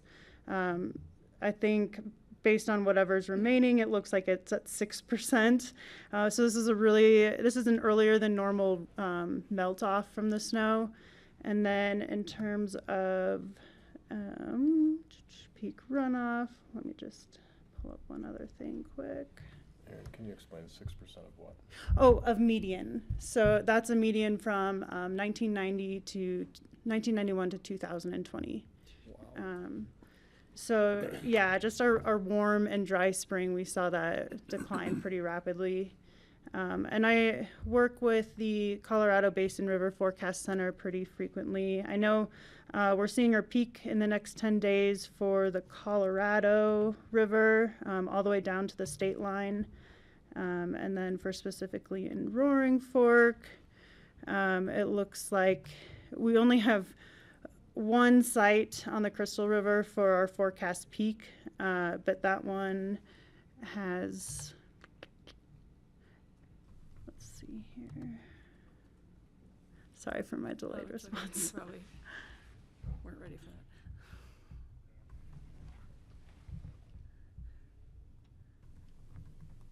I'd rather give you some good numbers. Okay, so their latest forecast puts the peak at 63% of normal, and that looks like we're essentially at it right now. Oh. And the Roaring Fork, that was for the Crystal? That's for the Crystal, Okay. yeah. Yeah. So I would estimate, especially for areas or tributaries feeding into the Roaring Fork, that's about similar time. I can also just give a brief outlook of what we can expect down by the confluence with the Colorado along the Roaring Fork. So after everything has filtered in, right above the confluence, the slow spinning wheel. Okay. And that one looks like it's peaking right about now. That's a couple weeks early, correct? Yes, this is in the typical range. There's a wide range of when you see those peaks. The snow melt was certainly earlier than normal, but we're within the range of a normal peak. Okay. Other questions, John? Do you get any data from airborne, what's it called, airborne snow observatories? Yes, yeah, I do know that the Colorado Basin River Forecast Center has been working with some of those flyover sites. They're not as consistent, so it's not like day-to-day information, and it's for specific areas based on where there is funding, but that's included.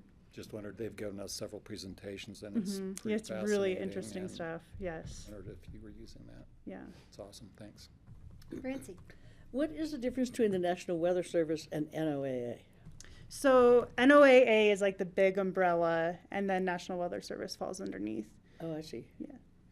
So we've lost our NOAA radio station out of Glenwood Springs. Is that a financial cut, or is that you guys?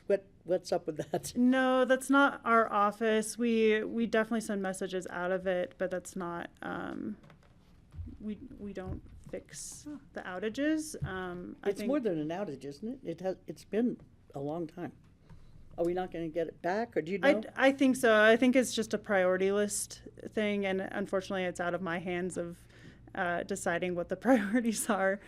So we just pass the message along, but unfortunately, our office is not in charge of repairing that. Okay, thanks. And is that the low frequency one? They always say broadcasts out of the I-70 tunnels. And, I just haven't driven to be listening to it lately, but how long do you think it's been? It's been off for at least a month. When you go to it, it's just. Right. How was that again? It's a technical term. Very good. That's pretty good. Universal sound for not working. Okay, well, that's something good to look into. Thank you. Okay, so we're really, despite all of this, we're hoping, fingers crossed, for a normal monsoon and low lightning is the Fingers crossed. That would be the outlook. fingers crossed. Yeah. Hope is a strategy. Yeah. Yeah. I know. You tell me. You guys are the planners, okay? What do we need to do? Yeah. All right, I'll turn it back to you. No, Thank you. Erin's been very instrumental. We have her come to our quarterly public safety council meetings and give a more in-depth update to public safety partners. So it's been very helpful to have National Weather Services engaged. So thank you very much. Chris, can you just describe, again, who is on the Public Safety Council? Because I know we all benefit from all of your work and maybe don't know who all shows up. I know the email list is about 100 people. So Okay, that's a lot. take the next 45 minutes to do a test then. It's really made up of all the first responder It is, agencies, correct. right? Yeah. And other partners, school districts, the utilities companies, Aspen Ski Company is involved in it. So just kind of to give some examples of, but yes, your normal public safety players, partners from the county, and we also do invite some of our neighboring counties to participate as well. Similarly, I'm invited to those counties' public safety council meetings. We meet quarterly. I am starting to change the agenda a little bit to get a little bit less me talking, a little bit more the group talking. Example, City of Aspen has an emergency management council to have them give an update instead of me giving the update type of thing. So same thing with Basalt. So that's the Public Safety Council. So back to wildfire, a lot of what I've been doing since I started here a year ago, April, was really looking at the documentation that existed, listening to a lot of the subject matter experts, and then looking at our documentation as what kind of plans are in place, what kind of plans are scheduled to be updated, and what kind of plans just need to be updated.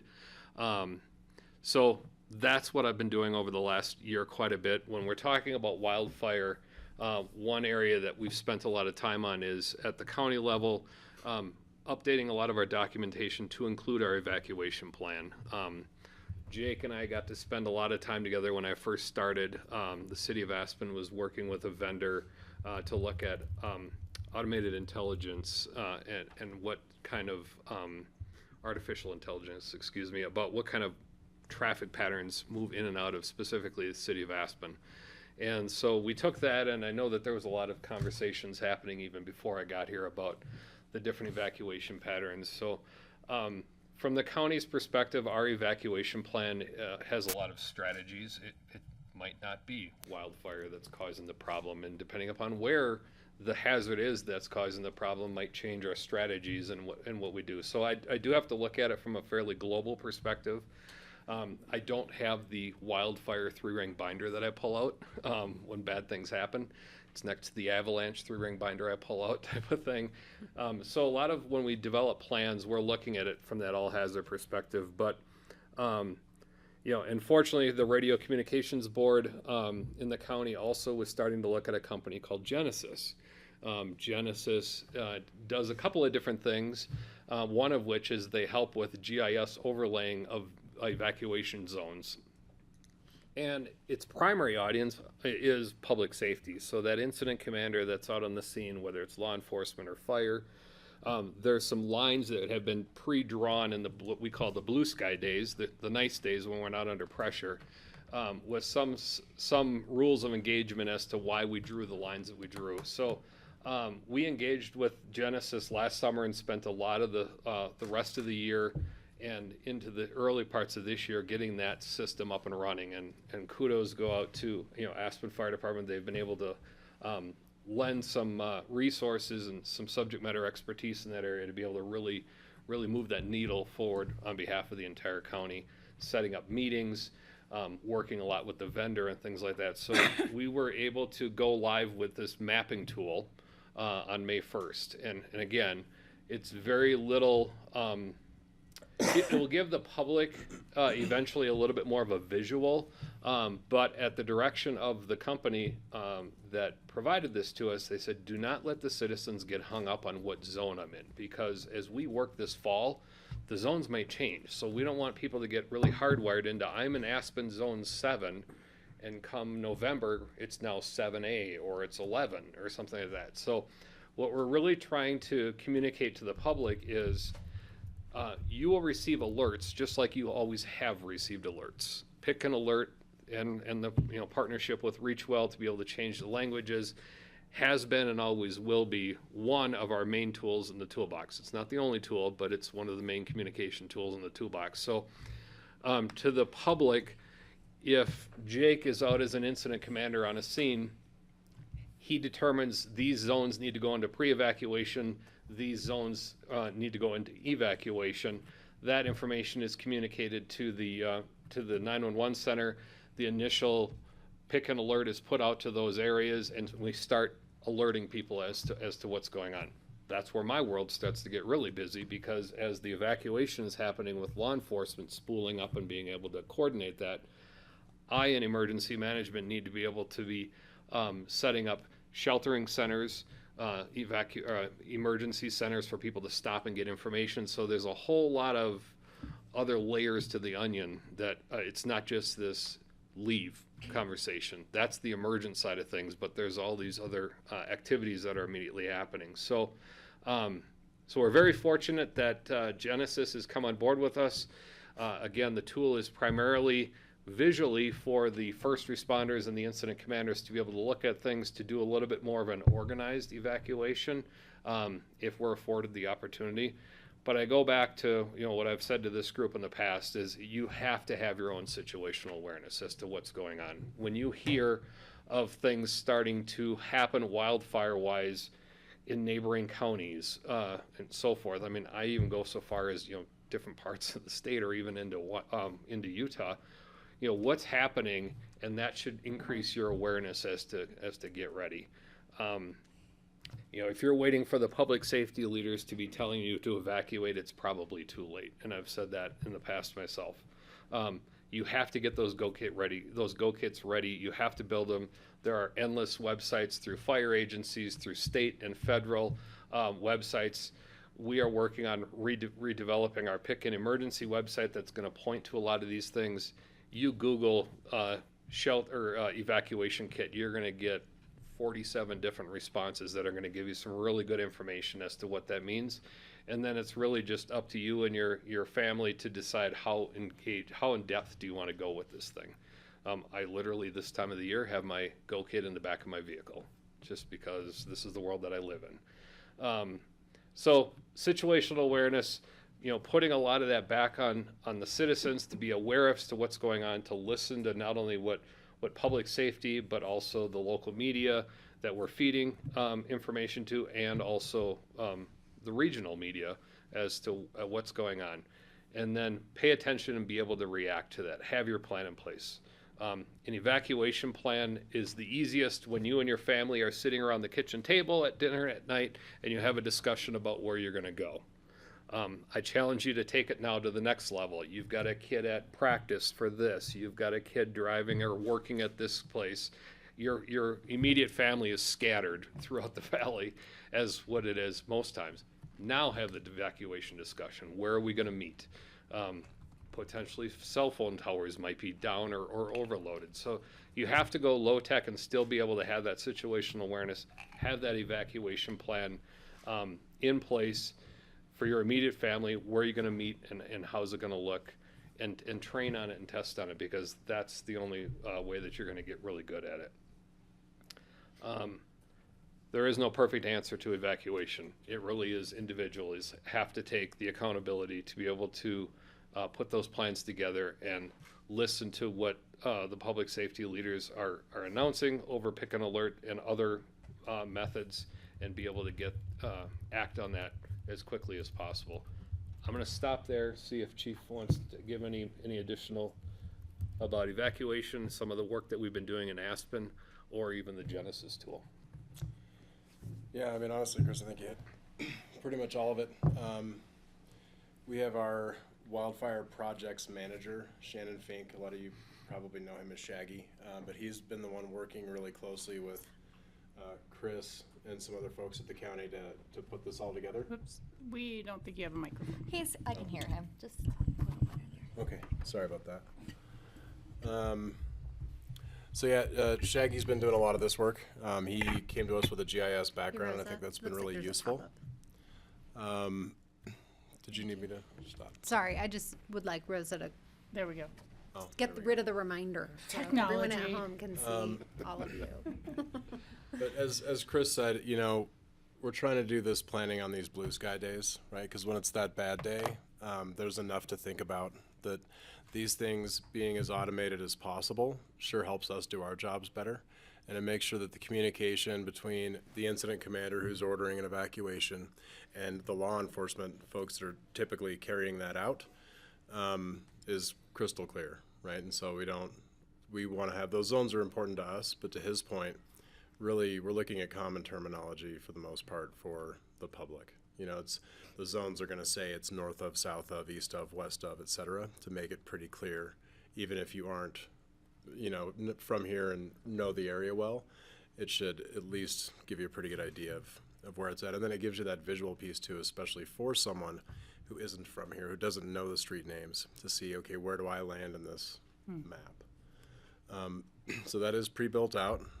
Like you said, at least to some degree, that these processes are never finished, right? So that'll continue to increase in specificity and granularity, I suppose, over time. But at least that process is in place, which is not something we've had in the past. So I think that should really streamline that evacuation piece. To tag on to what Aaron was saying, you know, we are starting this season out in a less desirable situation than we have for a while. But it remains to be seen as to whether or not it keeps raining or whether it gets really dry, right? But it's not the start we like to see, but I guess we'll see what the summer brings. Yes. So one of the questions that was kind of asked to us to maybe talk about, and Jay can start the conversation, is the response side, right? So we've been doing some stuff on the preparation side. I'll talk a little bit about mitigation in the end.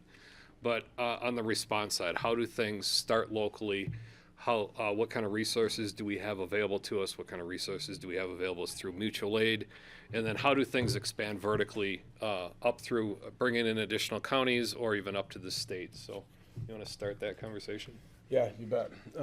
So one of the big response enhancements that we have now over the past couple of years is we're actually doing automatic aid responses with our adjoining agencies for incidents such as structure fires, wildland fires, active shooter. We already have that for an Alert 3 at the airport.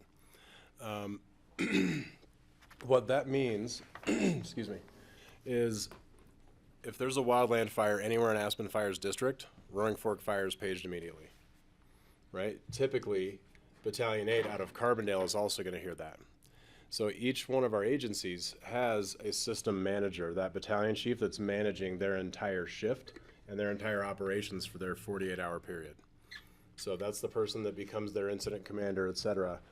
We've been working very, very closely together over the past couple of years to the point where we operate almost seamlessly throughout this valley on these bigger incidents, right? Whether it's the Willows fire up in Snowmass, the Gant fire down here. We've had even a couple wildland fires already this season.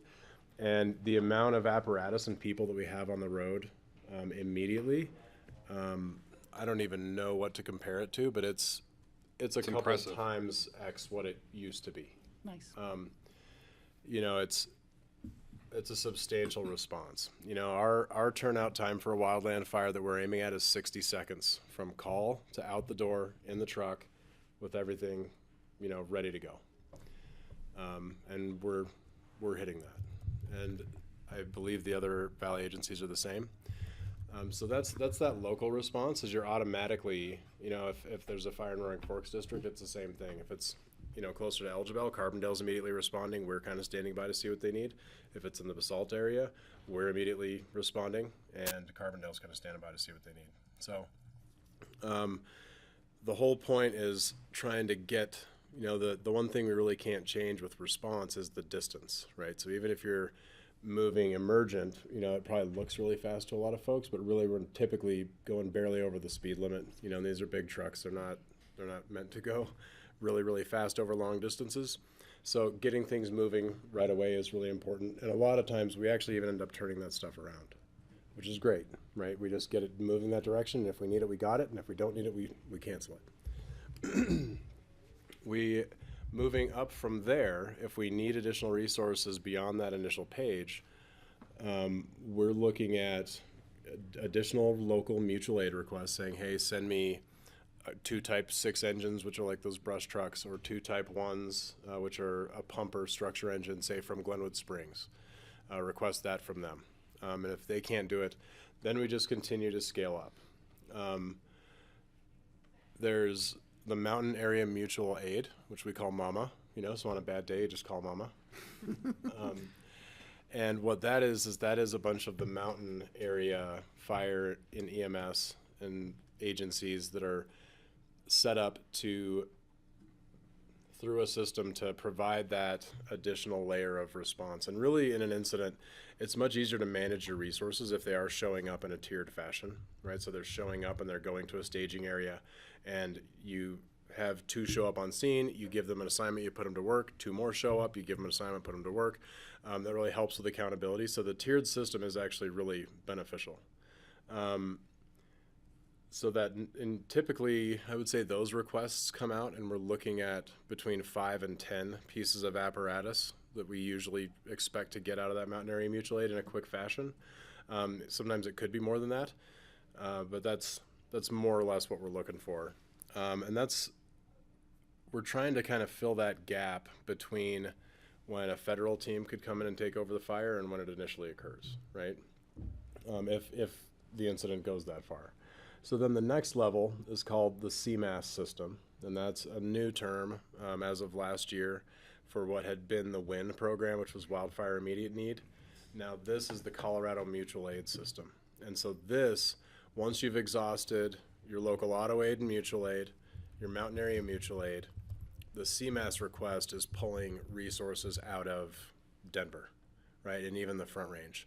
And the concept behind that is it was explained to me on the state level, you know, or with those stakeholders that originally envisioned this, was how do we get 100 resources to a certain spot in the state within a couple hours? And what that's for is that fast-moving wildfire that is happening now that we need resources for, you know, 10 minutes ago. But it also can be used for any type of event, right? And so those are kind of the scale up, I guess, pieces for the land response. There's also a bunch of aviation assets. There's a Type 3, which is a light helicopter that's located out of Rifle. I do believe the federal and state single engine air tankers are already on contract, so some of them are there. There's some air tankers in Junction, and then I know there's a bunch on the Front Range. The Colorado Division of Fire Prevention and Control, their aviation assets remain in the state. Like there are specific circumstances where they may leave for a short amount of time, but they are a state asset. All of the federal assets, you know, there's actually even a Type 1 heavy helicopter that's based out of Rifle, but typically that one comes on contract and leaves and goes wherever the fires are throughout the nation almost immediately.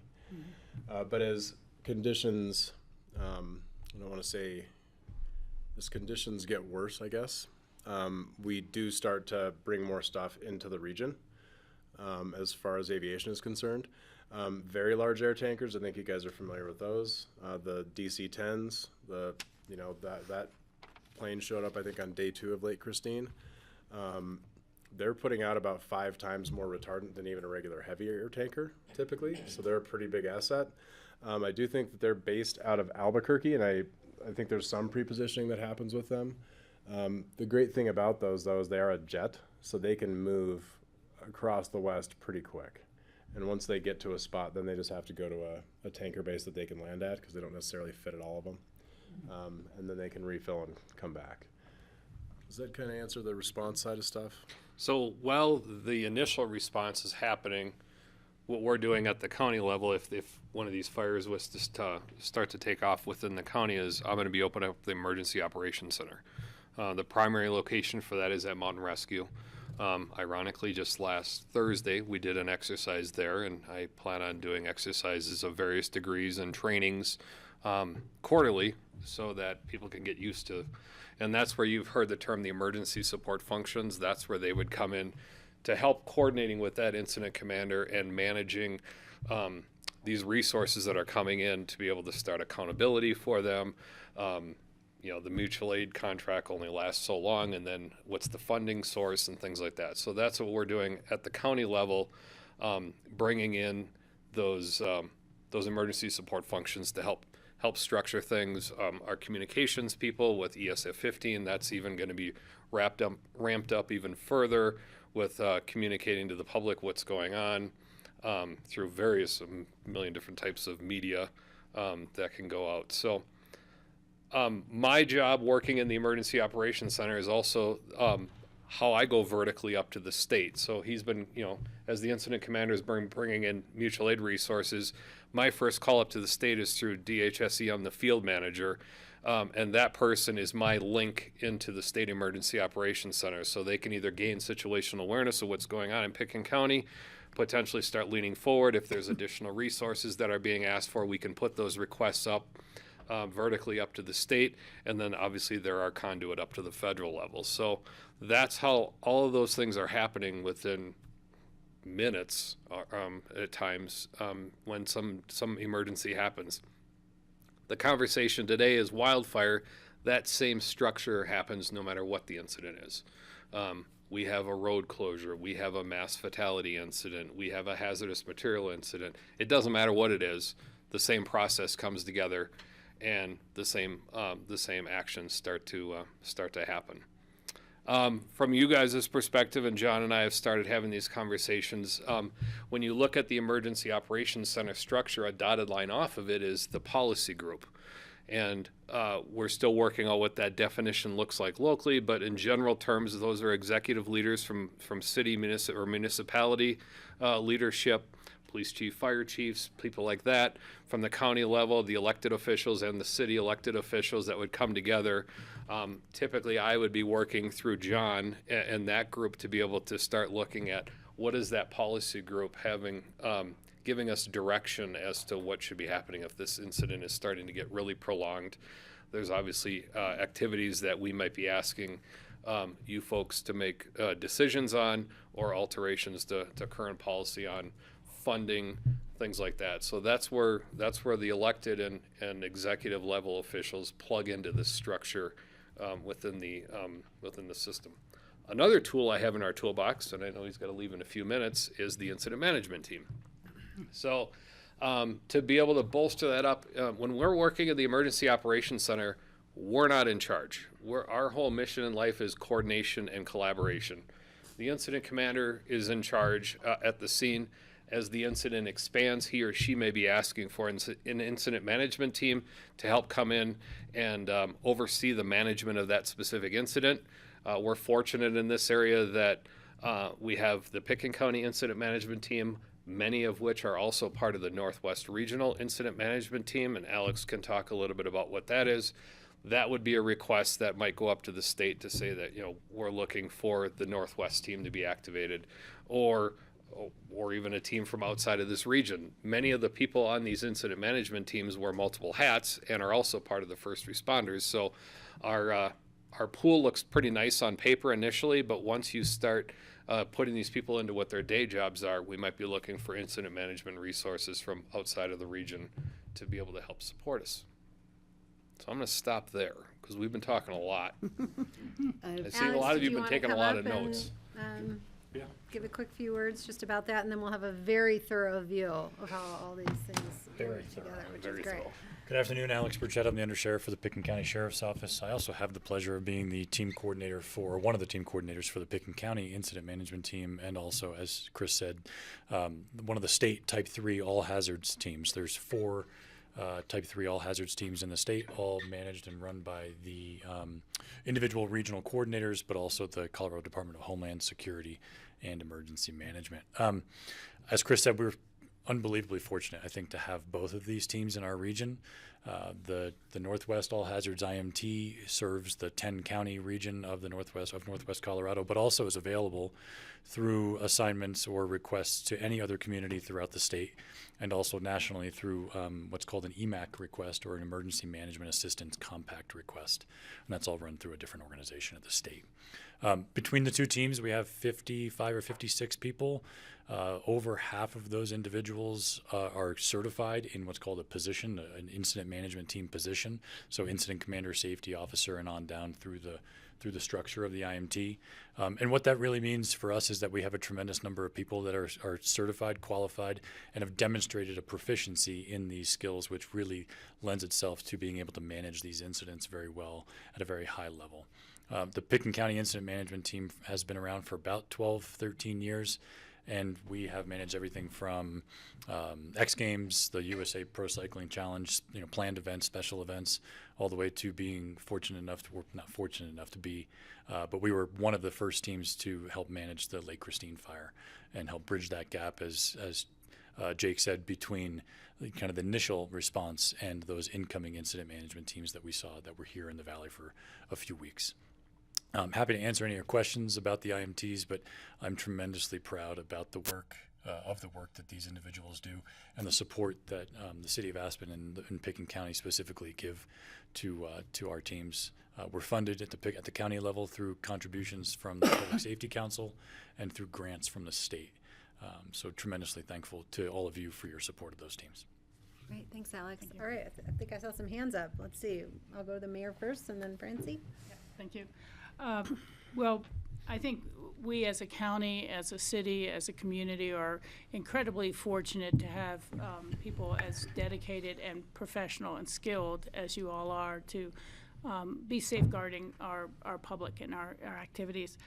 And I think wildfire is top of mind as opposed to other types of emergencies which you deal with all the time because of it's summer.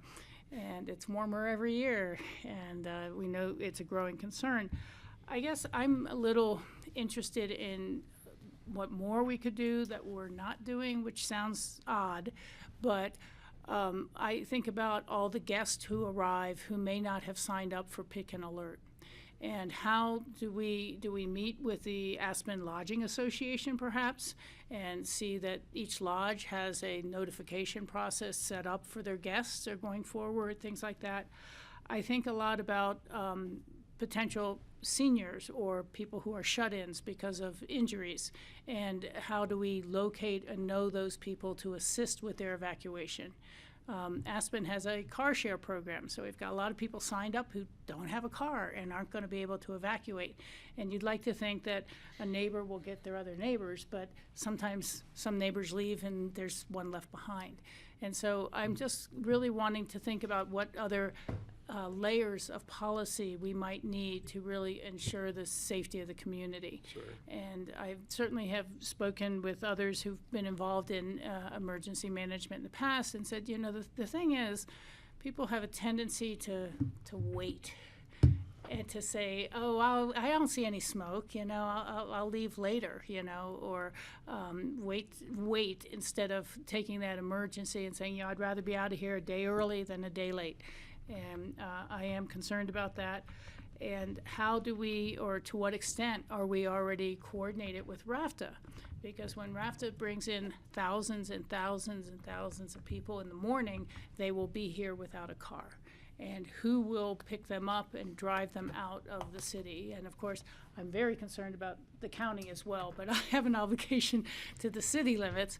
And, it might be too much to ask a series of RAFTA bus drivers to come in again and again, and depending on, how bad it's gotten in town or where it rages from, we'd all like to think that we will get a warning and it's slowly coming over Hunter Creek or someone from Gunnison or something. But it's just as likely to be started by a homeless camp up Castle Creek and be very near to town, or on Smuggler Mountain, or, up the pass. And so I'm just trying to think, how do we assist you in bringing this to greater public attention and greater measures that coordinate? I don't even know that we would have a drop-off pickup point coordinated with RAFTA already, and things like that. So to the extent you can address any of those, or absolutely. invite us in to do more work with you, I think that's what we're here to hear about. So three kind of points that you hit on, and I'll demonstrate how we actually build it into our structure and all of our processes.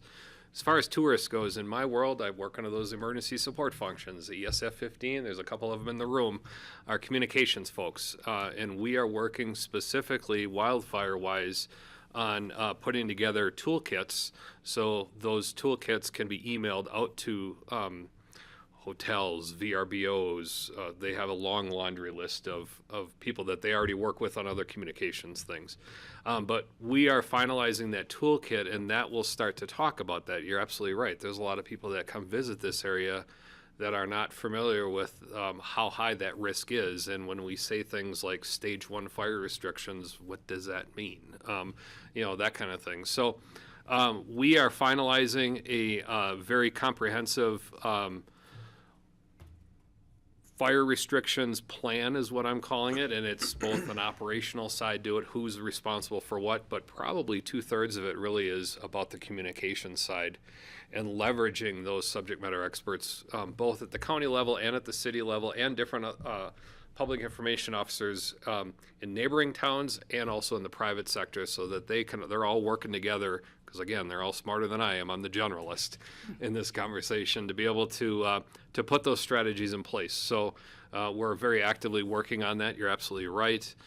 Some of the messaging, if we did get into stage 1 restrictions, starts to point both locals but also tourists to, there's this thing called Reachwell. I'm from Atlanta, Georgia. We use it in our school district. Perfect. You're already 80% of the way there. Just look up Pitkin County, add it, and you are automatically in our system.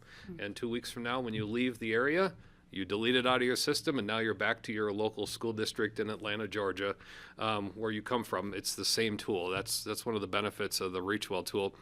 And while they are here and they've successfully built Reachwell into their system, they're going to get all those pick and alerts are automatically communicated on Reachwell as well. Maybe if your English is not your first language, it goes, I think, 147 different languages. So, I challenge you to find a language that they can't communicate on.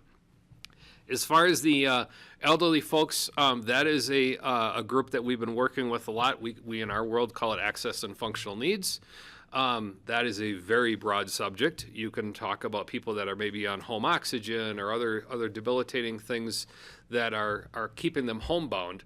I would even broaden it to say, again, that family from Atlanta who came here to come skiing for the week and don't have a rental car because they don't need one. That's access and functional needs, because they don't have the transportation to be able to evacuate if we needed to. So we are looking at it through kind of a priority list all of the fire districts and Aspen Ambulance Service currently use a software tool for a variety of things called First Do. They do pre-plans on there. There's certain response things that they have on there. I know enough about it to be dangerous, but one area that it does is utilizes something called Community Connect.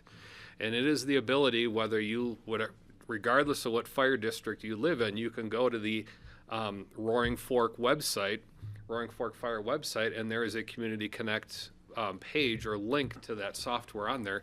You can upload information, everything from, I have an elderly family member that lives with me that needs assistance getting out of the house. We have a large dog in the house. There's a lot of medications that we have.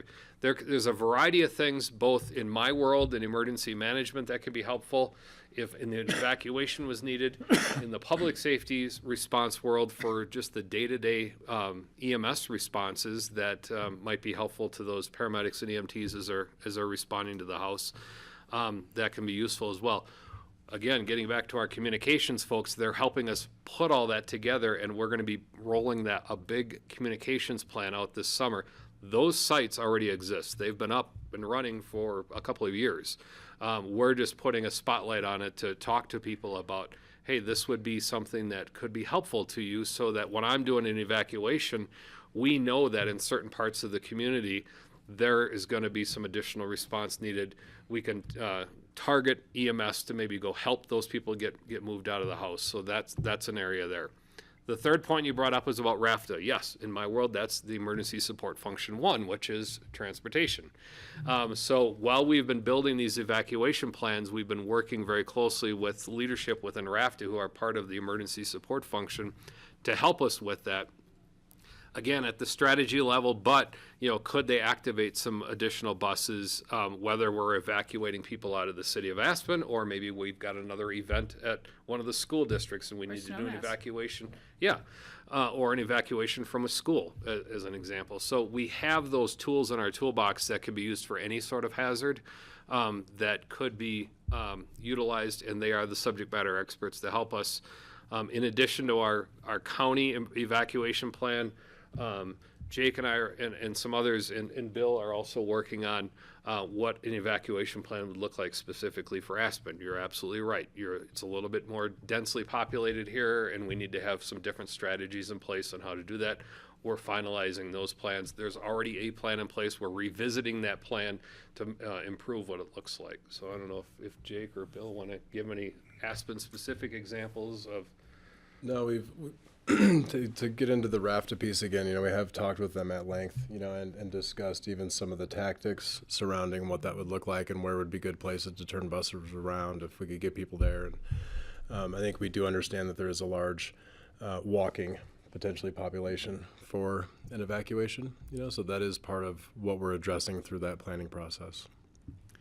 Thank you very much. I had heard from Tyler Christoph while I was in the campaign season. We're all asking a lot of questions, and he said they estimate that we could have as many as 8,000 people without a car in Aspen on a July day, and that's a lot of bodies to move. It's a big parade. Yeah.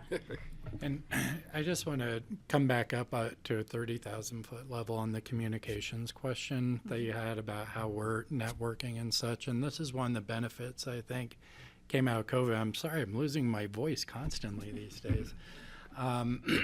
Where we built a lot of those relationships, and we restructured our communications team internally to maintain a lot of that. Rosa is part of that with us here today.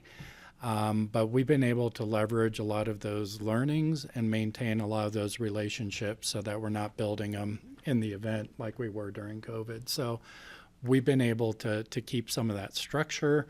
And so that, as Chris is talking about, getting these packets out, it's not coming out of the blue. This is within a structure now we've had for years. Right. One of the upsides, they always say of a disaster is there's always an upside to it. We learned a lot during COVID. We've really beefed up a lot of the communication because there was so much information coming out during COVID. That's an excellent example. And we need to plug Pick and Alert too. I know it's, the time to sign up for Pick and Alert is not as the fire's cresting over the hill or whatever the scenario might be. So if you haven't signed up for Pick and Alert, you should go to the website. It's available on pickandcounty.com.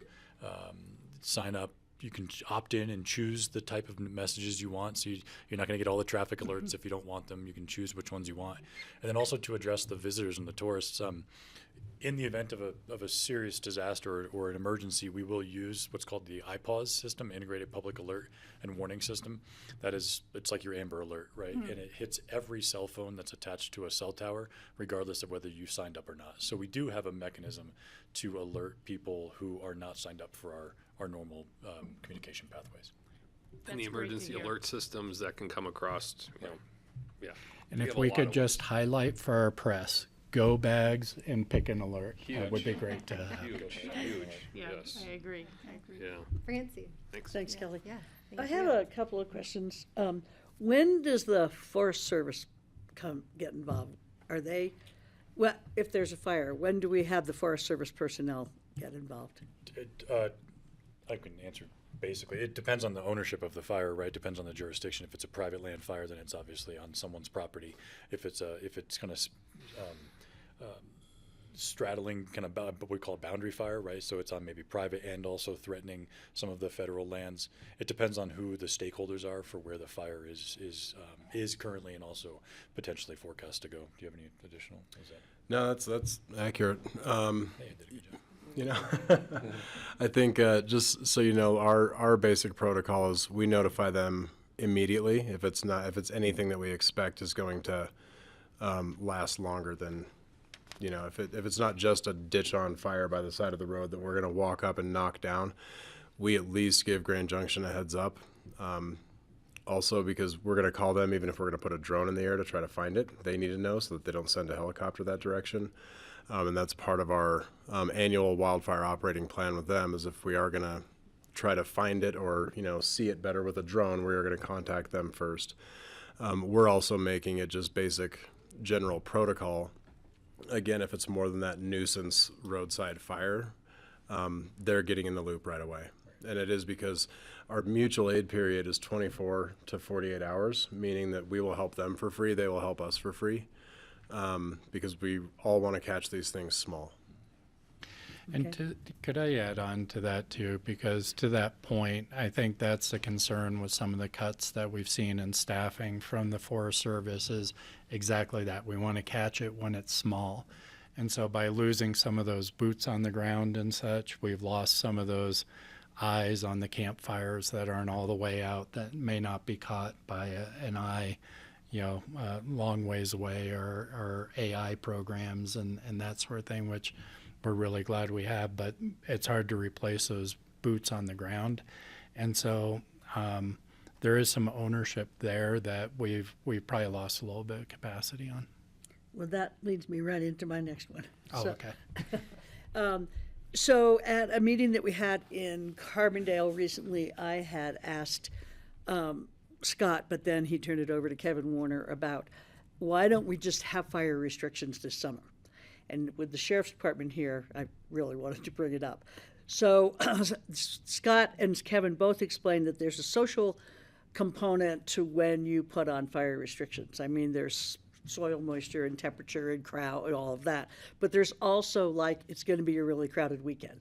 So could one of those social aspects for putting in fire restrictions be we don't have Forest Service personnel on the ground? We don't have anybody out there putting out the campfires that they've been putting out for decades and decades. Is that something we can look at? I actually haven't thought about that. I think it's definitely something worth considering, but So the formal process right now is the board. The board has authority to put in fire restrictions. That has been delegated to the sheriff. Correct. I think with the expectation, though, part of the record of that delegation has been that we would use the science, right? The fuel moistures and risk assessments from our experts. And so that would be a policy change that would come back to the board to either delegate or for the board to just call out doing those fire restrictions for those reasons. And so that may be a conversation that this body wants to have. We are bringing some proposals to backfill some of those boots on the ground for this year through the county and through the sheriff's department with backcountry. What are we calling them again? Backcountry community response officers. Thank you. That for exactly those public safety reasons, and so that should probably go into the board's thinking too. And so for the council, we're looking at 2 backcountry community service officers that would fill some of the boots on the ground that we've lost through the Forest Service for public safety purposes and such. And I would agree with John. For years, we've used data and science to guide when we go in and out of fire restrictions. Right. It's I won't say it's easily defensible, but it's easy to defend why you do something when it's based on a very set, agreed upon criteria, and those criteria we've used for at least 15 years. Sometimes a busy weekend, July 4th weekend, factors into that. But the big thing is we want to make sure that we're going in coordination with our federal partners. So it's not here you're in fire restrictions, but over here you're Right, not. yeah, Right? I get We need that. to make sure that it's coordinated. Yeah. I do think it's something we could look at, though, especially since both Scott and Kevin mentioned that there is that flexibility in it, so. Yeah, Thanks, Francie. That's great. Other questions or topics you want to bring up? Greg? Yeah, thank you. This is something that came up during COVID when we were working with John Peacock, who took the lead necessarily. I really want to.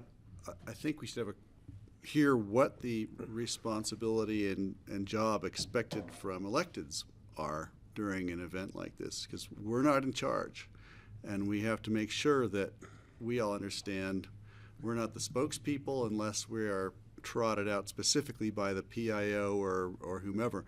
But if you could describe that protocol, because maybe the natural inclination is to say, well, I must be in charge here if I'm the, and when we're not. And so I think that's an important thing to talk about. Greg, you hit the nail on the head. Somebody put you through some good training. John did. Incident command structure, Patty Clapper There you training. Generally, what Greg was explaining is the policy group. And like I said, within that incident command structure, it's not that the elected and executive level officials, we want to move them to the side, but you're absolutely right. They have a role, and they can quickly get engulfed with the community asking questions. So we want to be able to leverage the role that all of you play in the most positive way so that the incident command structure can get the direction that we need. And also within our structure, the communications people can arm you with the right messaging, the unified messaging, that whether you're talking at the city level, the county level, or even at the state level, that message is crystal clear, is unified, and is really clear to the citizens of the area. Our communications people, many of them have gone to a lot of training to be able to do this, to organize this, to script this, and not only the language that we script, but the visual perception that we script, so that when we're standing in front of the community, we are showing a unified front, and we're speaking with one message, no matter if you're talking to the sheriff, to the fire chief, to a city council member, to a board of county commissioners member. It's all the same message. So there is a lot of training that we do with our communications people. John and he's probably got something in his inbox right now for me, because there's some training that I'm suggesting to him to be able to bring that up, so that you all can feel a little bit more armed in what roles you would play in any sort of response as well. So that's on my radar, and I'm working to elevate that up to your level as well. And it's about coordination. Again, it's about the unity of message, about ensuring that we're all speaking the same language and portraying the same message to the community. We chase down rumors all the time, especially with social media. That's what sometimes public information officers do. That's all they do, is just chase down rumors. And it's important that we're presenting that unified front to our citizens to cut through some of the chaos and provide some clarity. So I'll ask a question then. Relative to wildfire, what wildfire risk gives you the most stress? And maybe related to that, or even on its own, what can we be doing to help you all? and support you all collaboratively or in our individual. I'm going to start with a little bit of a shameless plug for our Roaring Fork Valley Wildfire Collaborative. You know, what we can do on the front end of this before the fire hits can really be helpful. And you know, the different fire districts within the valley have staff as well that can help do that. You know, that's kind of on that planning or that mitigation. You know, we talked about the go bags and having a plan together, but also, you know, having one of these fire districts come out, they're willing to come out and look at your property, give you some recommendations. It's a you know, very low stress interaction that you can have, but you can start to get some of this stuff organized again during the blue sky days, where they can give you recommendations on things that you can do to your property. Create that go kit. You know, I don't know how many times just in the year that I've been here, I'm standing in front of people and they literally have fear in their eyes because they've just seen Los Angeles happen or they've just seen Hawaii happen, and they're like, what do I do? And it really is, you have to take care of yourself. Google, you know, a go kit, and Amazon literally has them pre-built and you can just order them online. Have some sort of a plan, because as I mentioned at the top of this presentation, if you're waiting for the fire department or emergency management to say it's time to go, it's probably too late. You will have ways to get out, but it's not going to be comfortable. The more options I think that people have available to them, meaning you leave earlier, it's going to be a lot more helpful to them to be able to get out early, rather than waiting for the raft of buses to show up and the movement like that. So we are going to do our part to try to lean into this and educate people as much as possible and communicate as much as possible before the 11th hour when things need to happen. But please do your part as well, to take this stuff seriously and to have a plan. It could be used for a wildfire. It could be used because you're sitting on 70 for 4 hours some night, stuck in traffic because they've shut down a pass. It's the same philosophy. That's my biggest risk, is people are not taking this seriously. It scares them to come and have the conversation with us, but I even worry that after the conversation with us, they haven't acted on getting anything prepared, and we really need that to happen. Mm-hmm. Yeah, I think your question is basically how could you support? And so to Chris's point, the Wildfire Collaborative has gotten some really impressive work done in the past couple of years, and that is definitely done in tandem and with support of municipalities, counties, cities, other fire districts, et cetera. And that's kind of the point behind it, right? That collaborative work, because this has to be cross-boundary landscape scale stuff in order for it to be effective. You know, and one of the things I've heard, I think even in this room, right, is the majority of the land in Pitkin County is federal, right? The vast majority, right? But what I would say, even to this group, is that the majority of the land that we're most concerned about isn't federal, right? Because we are concerned about land that is immediately adjacent to people and property, right? And so some of the stuff that we're doing, and we are working with folks both from the county and the city, we're working with AVLT, ACES, also with SKICO, to try to get some big stuff happening. So my hope is that you guys are hearing about this stuff relatively soon, because some of it would involve potentially city or county property. But we've even hired a consultant who can write us prescriptions to say, you know, and he is a former federal employee who recently left, working on a contract basis with the Aspen Wildfire Foundation to address some of our highest priority projects. Because the cool thing about this is that this isn't something we can't deal with.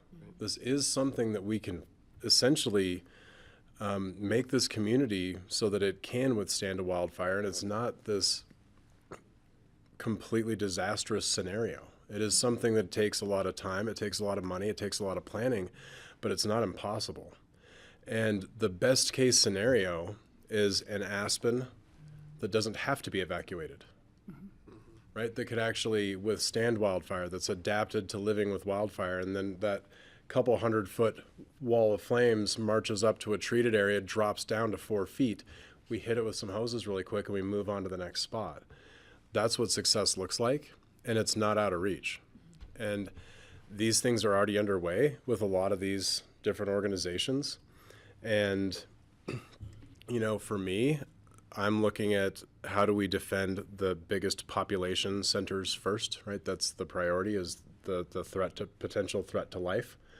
But I don't see really an end to this, right? Because then we just keep moving out and doing impactful work wherever we can, and I hope at this point, I'm pretty sure the folks in this room, but hopefully the people even listening or concerned about this subject from our community, see that we're not talking about clear cutting, right? We're not talking about giant fuel breaks and things like that.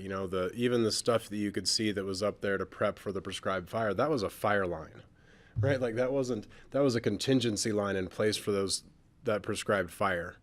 And, even that will be manicured in a better fashion moving forward. But I would say, yeah, as those things pop up, it would be wonderful to have as much support as we can get from the group. And I think, I would expect to see some of that stuff relatively soon, because they are making some pretty dramatic progress throughout the entire valley. I want to say the collaborative has over $1 million to do some work down by Glenwood. Correct. And I know Allie and Shaggy are already doing stuff up in the Upper Valley for this year. And I'll go to you just a sec. I just want to take a moment to I was saying this to Greg before the meeting, but just sort of publicly celebrate the collaboration for the prescribed burn over here on Sunnyside, and sort of our community's testament to living with fire and like the willingness to live with and understand what needs to happen to live in a community that has fire. That was very visible over beloved trails, and we didn't hear a ton of complaint about that. You guys probably heard some, and maybe it didn't trickle on up to us, but there wasn't this public outrage of how could you do this to our forests? How could you do this to our trails? How could you do this so close to town? How could you put people at risk? I think there's a lot of understanding and trust that is building in the community, and so I see that as a real success. And I guess what I hope for is we sort of help you as you have those priority places of worry and concern, that to come to us and ask for help when we need it to get those things done, because I believe that there's a willingness to move that forward and to really live with fire in a way that's responsible and protective for everybody. Go, and I'll turn it over to Rachel. Thank you.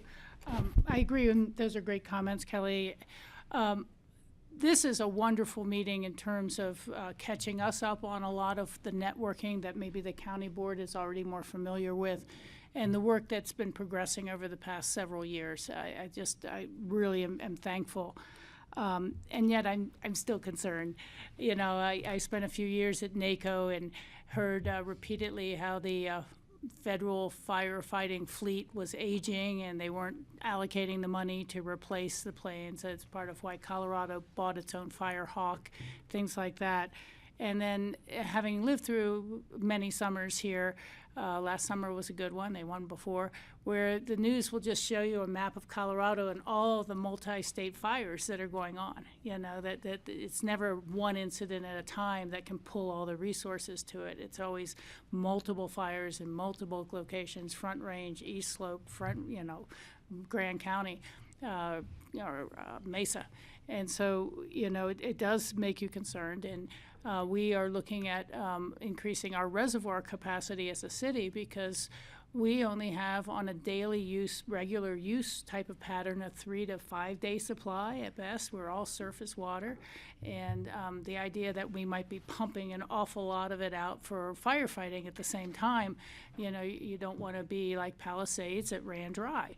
And so suggestions that you may have coming forward to us about how we can increase the water capacity and the capacity to deal with it, I think that's really important.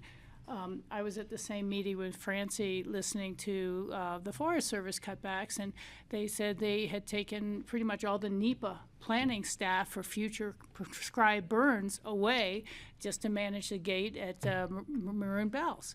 And so what we're able to fill in this year with the federal government pulling back is not going to be something that county or city resources can do endlessly. We're not going to really be able to pick that up.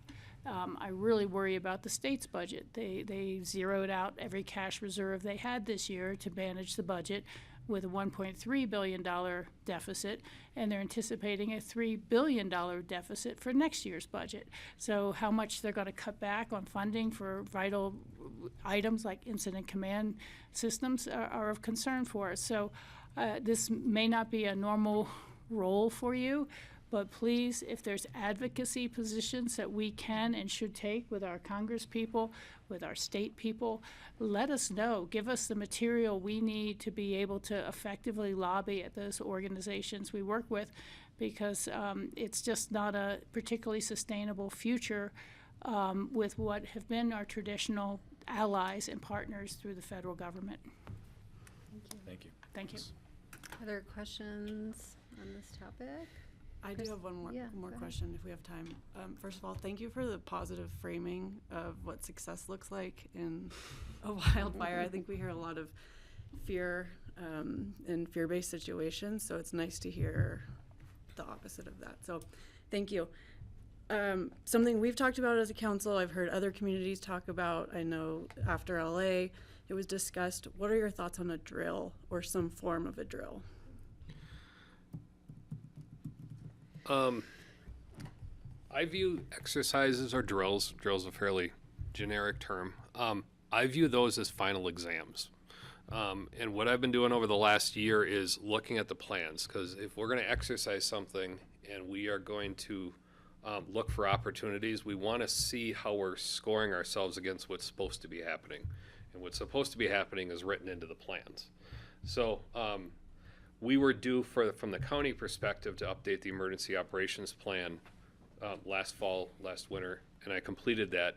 I am continuing to work building out these emergency support functions of what is fire supposed to do when we have an exercise or when we have an incident, so that these plans can be developed. And then I'm looking at what other organizations, the mutual aid contracts, things like that, to make sure those are solidified in place. To the mayor's point, it's still something we have to look at. What kind of equipping do we need to do? And equipping could look like, simple equipment that needs to be brought in. I talked about the emergency operations centers at Mountain Rescue. Do we have all the tools in there to be able to be successful if we have to open up an emergency operations center? And then what kind of training do we have in the form of like little drills? We talk a lot with our communications folks. Just the initial response to an incident, and we are asking for the emergency operations center to be activated. Do the right people know? Are they getting the message? Do they know what to do and how to respond to there? So it's kind of like these little breadcrumbs along the way, and then the exercise or the final exam is what we look to do. I'm not waiting to get all that other stuff done. At the same time, like I said last week, I do quarterly exercises. I'm bringing a lot of training into the Valley from the federal level because they're willing to spend that money and bring the training into the Valley. I've done a lot of training over the last 6 to 8 months that I've been here. So it's a constant circle of life that's happening with the different exercises. There's not just wildfire as the example. I talked about the email that I sent to John of trying to get the policy group together. I want to have a conversation with probably many faces in this group, not just wildfire, but how do you understand what your role is and how to fit into the puzzle through a training event, that then when we do a large scale exercise, you understand what your role is when I bring in, if we're going to do a big functional exercise or a big full-scale exercise. I know Jake just mentioned he did that with his fire folks last week, I think.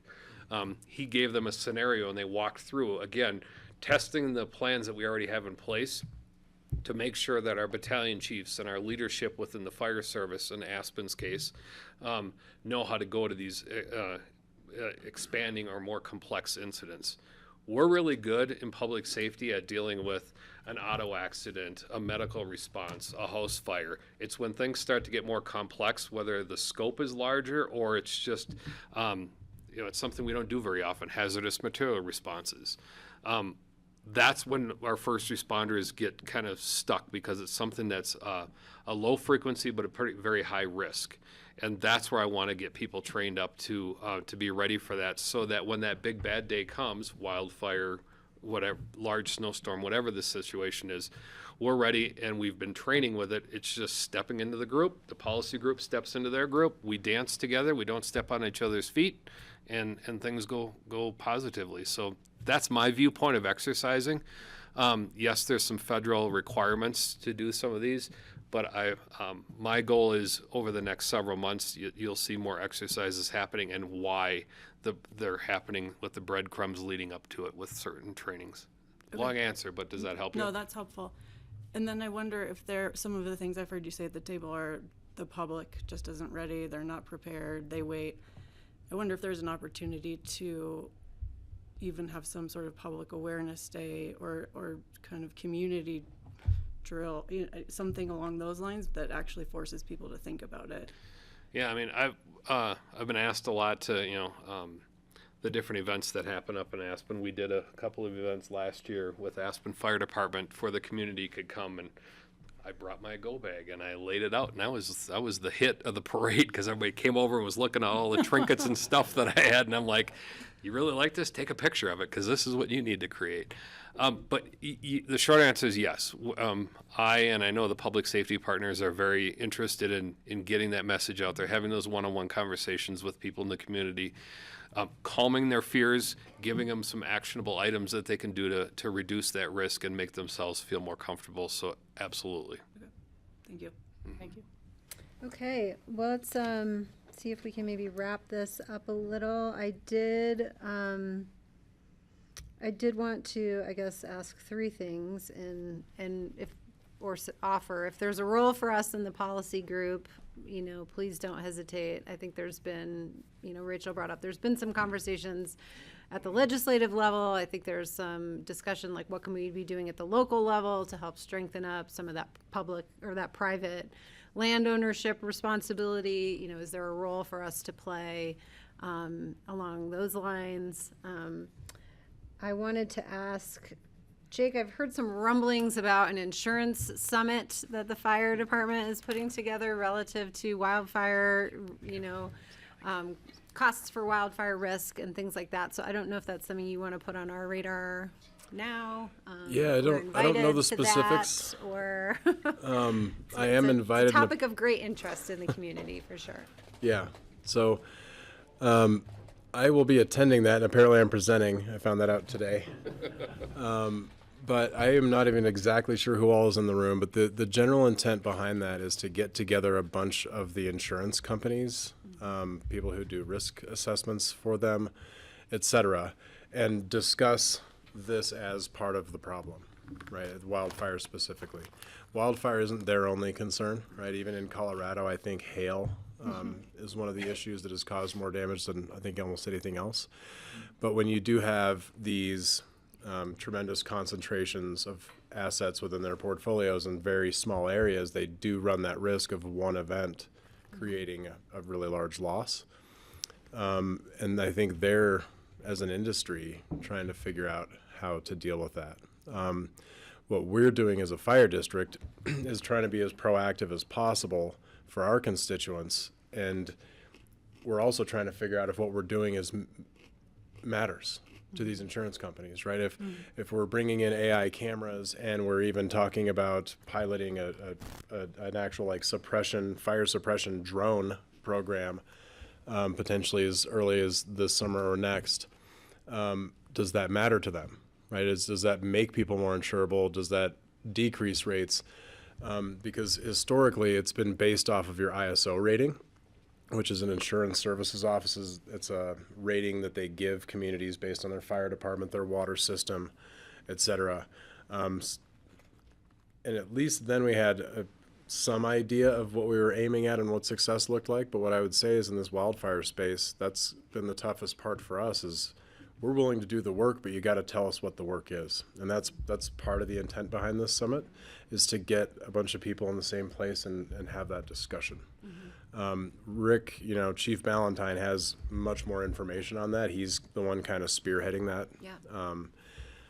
So yeah, that's well, what I can tell you about we'd love an invitation. If it's not a public event, then we can designate someone to possibly go and report out. Because I think from a policy role, we also wonder what can we be doing to, help make our community more attractive for the insurance companies and achieve the goals for safety that we'd like as well.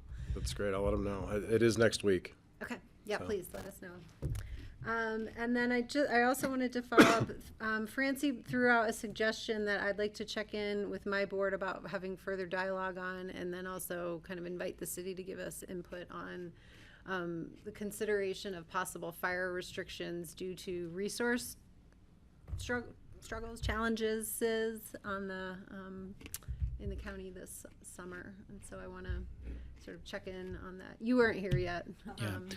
If we, Patty, but we'd love your input on whether we should have the conversation. yeah, further. so it was a new idea, and I think it'd be good to bring back that conversation to the board table. I do think our public safety, I'd want to have the opportunity for us to digest it for Yes. any unintended consequences. Absolutely, potentially. but I just Yeah. wanted to see if there was interest on bringing that back for our board's direction to staff. I'd be Again. interested in chatting about it as under, the program John has just described. Great, don't and wanna step I on think any no, toes, but- I think I'd love it would be great because the city will have a different view on what that impact is to visitors and things. So I think it'd be great that even if the authorities lie with us, your input would matter and be meaningful. I know my homeowners association just tore out all the barbecue pits over at Hunter Creek in Mhm. advance. I don't think it even worried about whether we should or shouldn't. And they're really concerned about what it's doing to their insurance rates as much as anything else. And I think our drought committee, staff-wise, has just recently met to see if we should be declaring stage 1 drought restrictions on our water supply and trying to maintain that. So, I think everyone's gearing up for what this summer might end up being, and we're all hoping for the best with the perfections we have and the knowledge we have and getting the word out. Yeah, great. Thanks for that, Kelly. Yes, thank you. Yeah, Francie, and I'll just appreciate it. add that I was a backcountry outfitter for quite a while, and we quit having campfires in about 97. And, the kids at first were really disappointed we can't have a campfire, but it didn't take long before there were no complaints. And, you can use your headlamp as your center of focus. There are all kinds of ways. So some of it is just communication with the public, like they're expecting to have a campfire and sit around the campfire. And anyway. Yeah. Okay, well, we're very appreciative of all of our invited guests for making the time and effort to come over. This was, I think, a really meaningful conversation. John Doyle. Yeah, I just wanted to point out that fire last year in Jasper, Alberta, that burned 40% of their downtown, had negative effects on last ski season because they didn't have a bunch of their lodges burnt down, so they had no place to put skiers. Geez. So it affected their skier visits, and right now there's fires burning across 5 different Canadian provinces. And that smoke is basically coming down to our Midwest and choking Chicago, Milwaukee, and St. Louis. I think air quality in Chicago is so poor they're recommending people don't even go outdoors right now. So I just want to say I'm really encouraged that the process is constantly being refined. That's what I've learned here tonight. So thanks for your efforts, and I look forward to more progress. Thanks. More to come, for sure. Yeah. Thank you. And please ask. Thank you. All right, thank you. Okay, we have a half hour left. I want to honor people's time, and I think we can move through these next agenda items as well. So we wanted to have an update on potential ballot measures for the City of Aspen and Pickens County, and maybe even what we're hearing in the broader community for this fall and next fall. And I will. We didn't wanna go ahead? coordinate ahead No, of we time. did not. but, happy to defer to you or go first, whatever you want, Pete. Well, for the city side, the city is anticipating a need for some debt service financing at the lumberyard. So that is a potential question for this November for the community. Right now, the city is contemplating a question that would be up to 70 million. We still have to refine the number and or just leave it as that up to allowance because collections have been better than expected from the real estate transfer tax that's helping to fund that project. But yet you still have some uncertainty with cost escalation and things of that nature on a large construction project. So that is anticipated from the city side. The other question that is obviously been posed is something coming from the school district which would land on the city's ballot, which would be a continuation of the dedicated sales tax for the school district. Last I heard, it was a minimum of the 0.3% that's currently in place, and or doubling that number. Other city questions that we have are not financial related. We have a request to do a charter update to address some pronoun issues. And then we have a franchise agreement with Holy Cross that we need to take to the public and renew that. Okay. And I didn't want to put the fire district on the spot, but we have heard rumblings that there may be up to a half-cent sales tax question to enhance the Aspen Fire District. And so we are considering that, or we're not considering it. That fire district has the ability to put it on the ballot itself within its district boundaries. And the other is the quarter-cent coalition region-wide, which I think the county has already agreed to put on the ballot for childcare, early childcare education. And I just have to say, from a city perspective, it starts to put us well over a 10% sales tax. And there's always been considered by some of the lodging community and others this magic 10% threshold that, you know, they can negotiate down the cost of the conference room or the meal service or this or that, but that they can't negotiate down the sales tax. And so there's concern about where this is going to go. I think Snowmass has always been so concerned about the school district and their sales tax being over 10%, that they chose to do a property tax instead of a sales tax question for the school district. And the thing that's awkward, and I think the school district is also planning on a mill levy override as They well, are. property taxes, which we all know hit businesses and commercial properties more heavily than residential because of the Gallagher Amendment. But that it leaves the Airport Business Center out. They do not pay the additional sales tax for the schools, and they do not pay the additional property tax that was asked in Snowmass. So it's kind of awkward that way, I would say at the very least. But there is that, and you know, we really, I think all the groups are polling individually, whether you support this item or support that item, but we don't know what the public will react when they see 3 different tax questions on the ballot, and think about that. What was the amount of our sales tax rebate to our citizens last year? In total or per person was $132 per person. And in total, it was over 300,000? Yeah, it was north of 300, yes, 360. Yeah, I mean, so we're out of our general fund rebating a certain amount to our citizens to try to make up for how heavy the sales tax burden has become. And that doesn't go to any county residents who come in town and eat or buy their groceries in town or anything like that. So it's a little awkward. But, I mean, we all know sales tax economy is part of Colorado and resort community legacies. But it does start to get to a point where you say, are you going to be non-competitive? Are you going to really start pushing people away, even our own people, from where we buy our groceries and things like that? You go down to Carbondale. You know, the Meadows Shopping Center in Glenwood is 10%.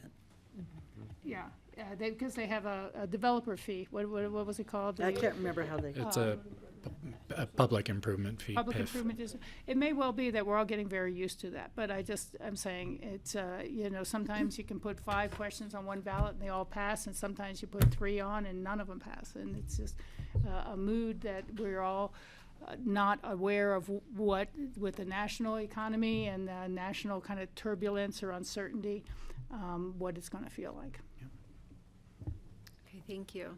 John, do you want to discuss what? Yeah, so a lot of what I had on my list has been mentioned, and some of ours overlap with the municipal boundaries, some don't. But for the county, we, believe it or not, are not done with votes on the airport yet because of our home rule charter. Even though the airport's an enterprise fund, we do need to go to the voters for either approval of debt financing or an amendment to the home rule charter.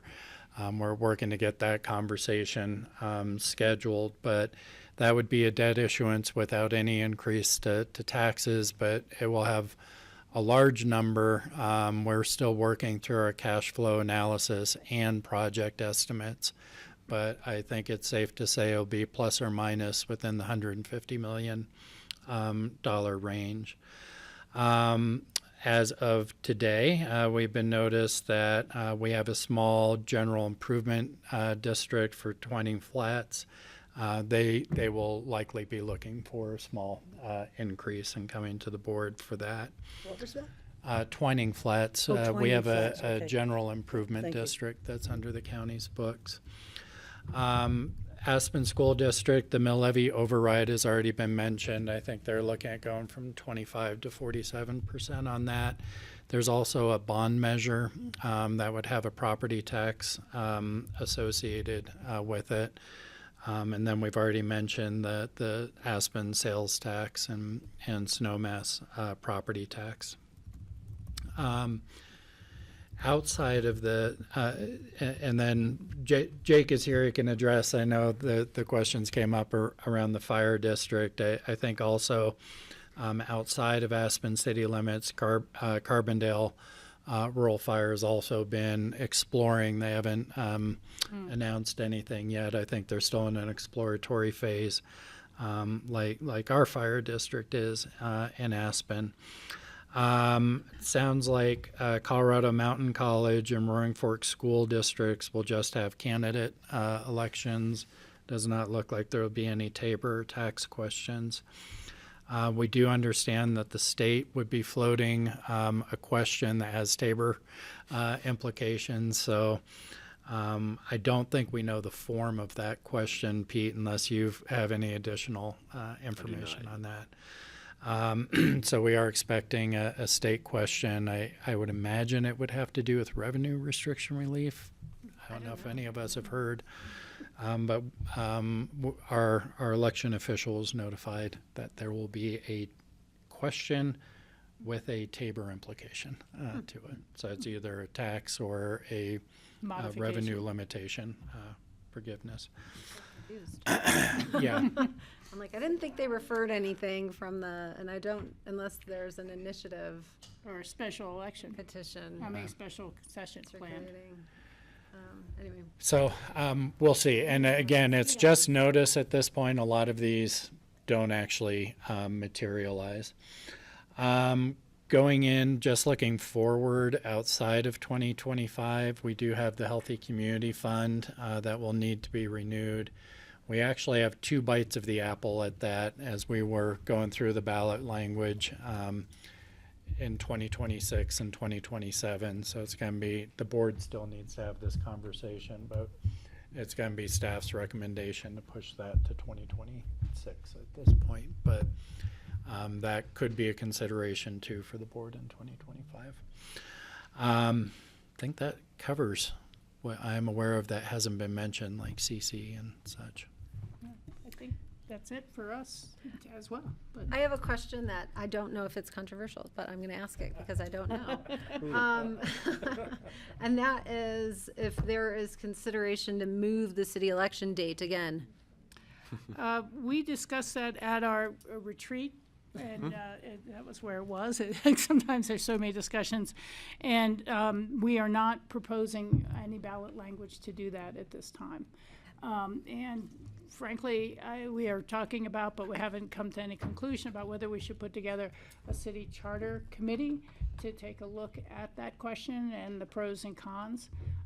But we are not going to be asking a question about that this November. Okay. Thank you. I appreciate the update.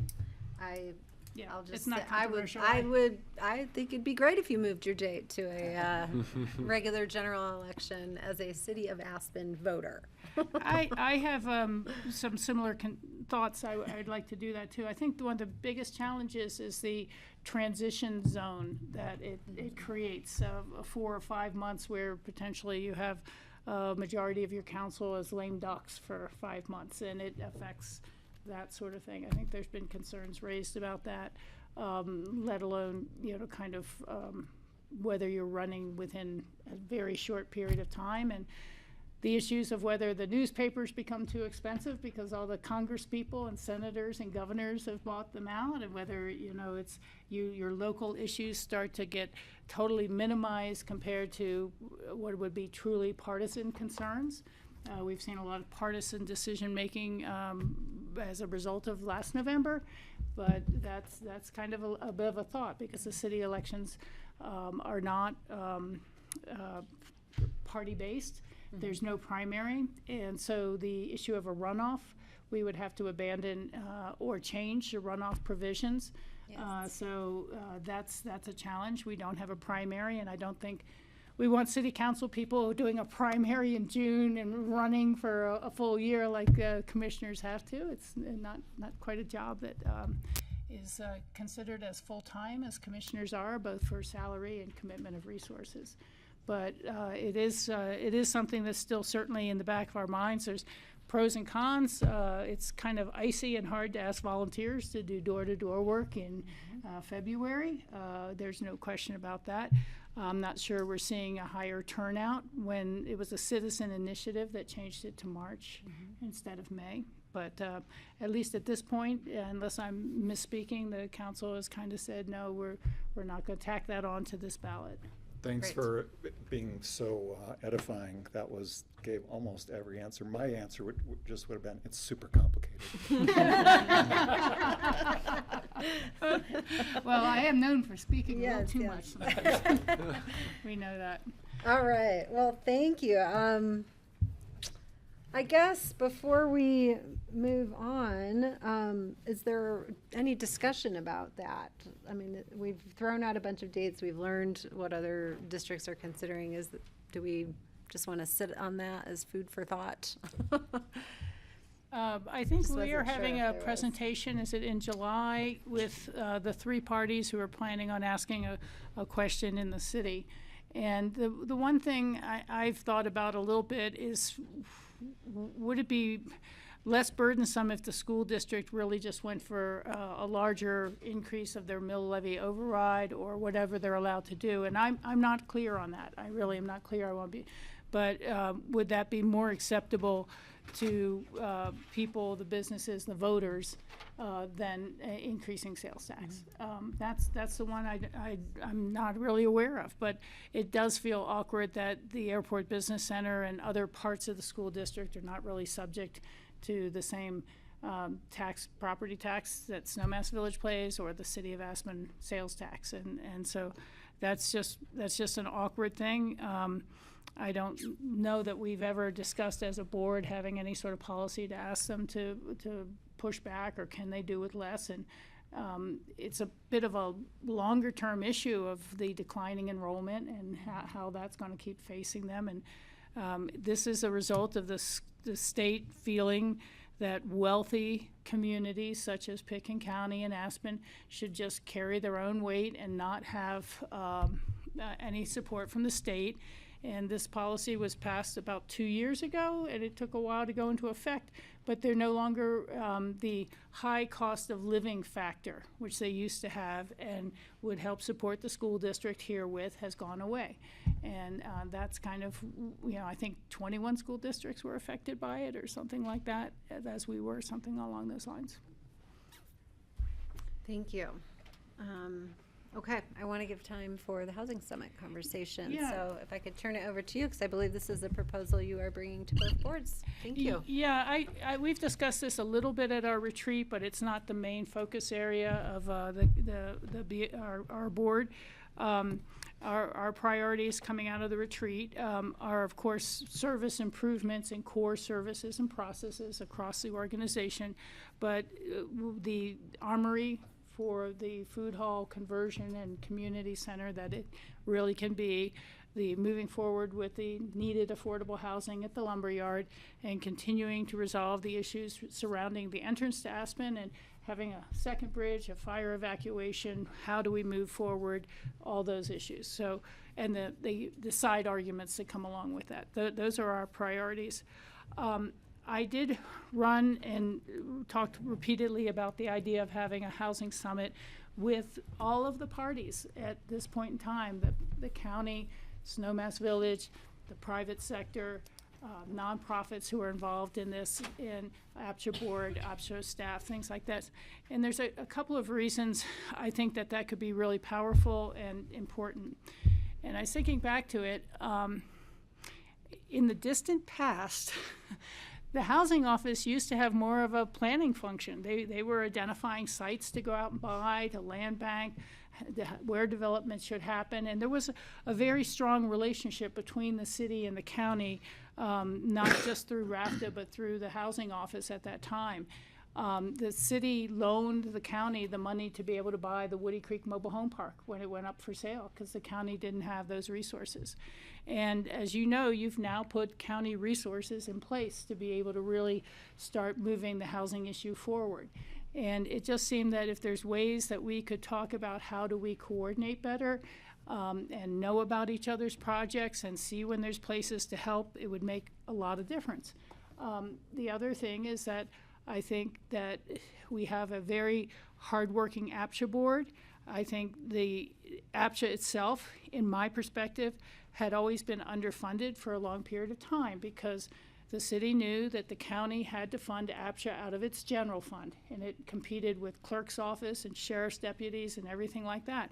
And so the funding that came 50-50 from the city and the county kept the administrative and development side, not developing housing, but developing policy, really underfunded for a long time. And now we're in a different position with that. So I think there's a chance to really review and look at a lot of our older housing policies that have been around since the 50s, and or 50 years, rather, a better way to put it.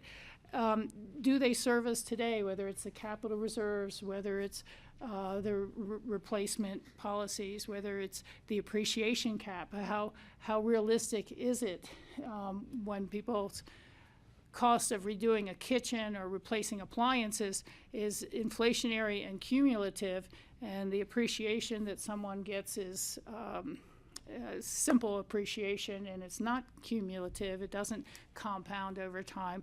How are we setting that up for our existing units as somewhat of a fail, a long-term fail? And we have so many new units coming on board. And to get a better idea of what our real long-term need is going to be. It's become very obvious that the free market workforce that we've always depended on in all of Pickens County in the Mid-Valley is disappearing. It is no longer purchasable by people fulfilling the same jobs it had in the past. I mean, I literally recall Missouri Heights being called the safety valve for sheriff's officers and deputies. And these days, they're no longer safety valves, and those people are retiring in place. So how do we get a better grip on what sort of problem we're really facing? I think your own ComDev department presented the study that said that over 60% of the workers of Pickens County do not live in Pickens County. Over 60%, and that some people are traveling from as far as 50 miles away a day.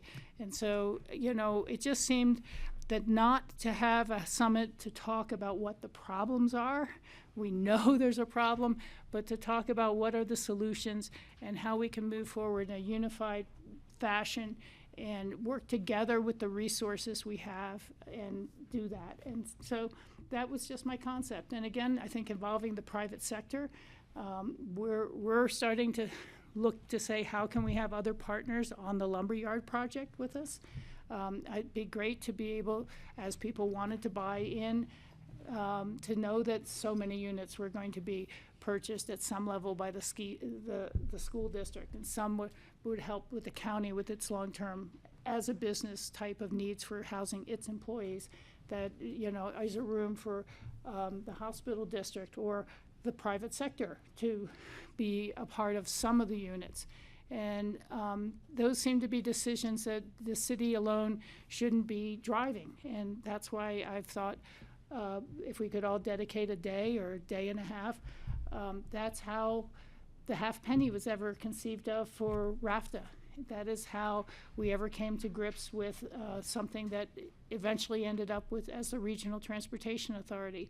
And so that's what I was thinking about. Okay. And you guys don't have to decide right now. You can talk about it, think about it a little bit, but. Well, questions for Rachel Sure. on her idea or suggestions or brainstorming?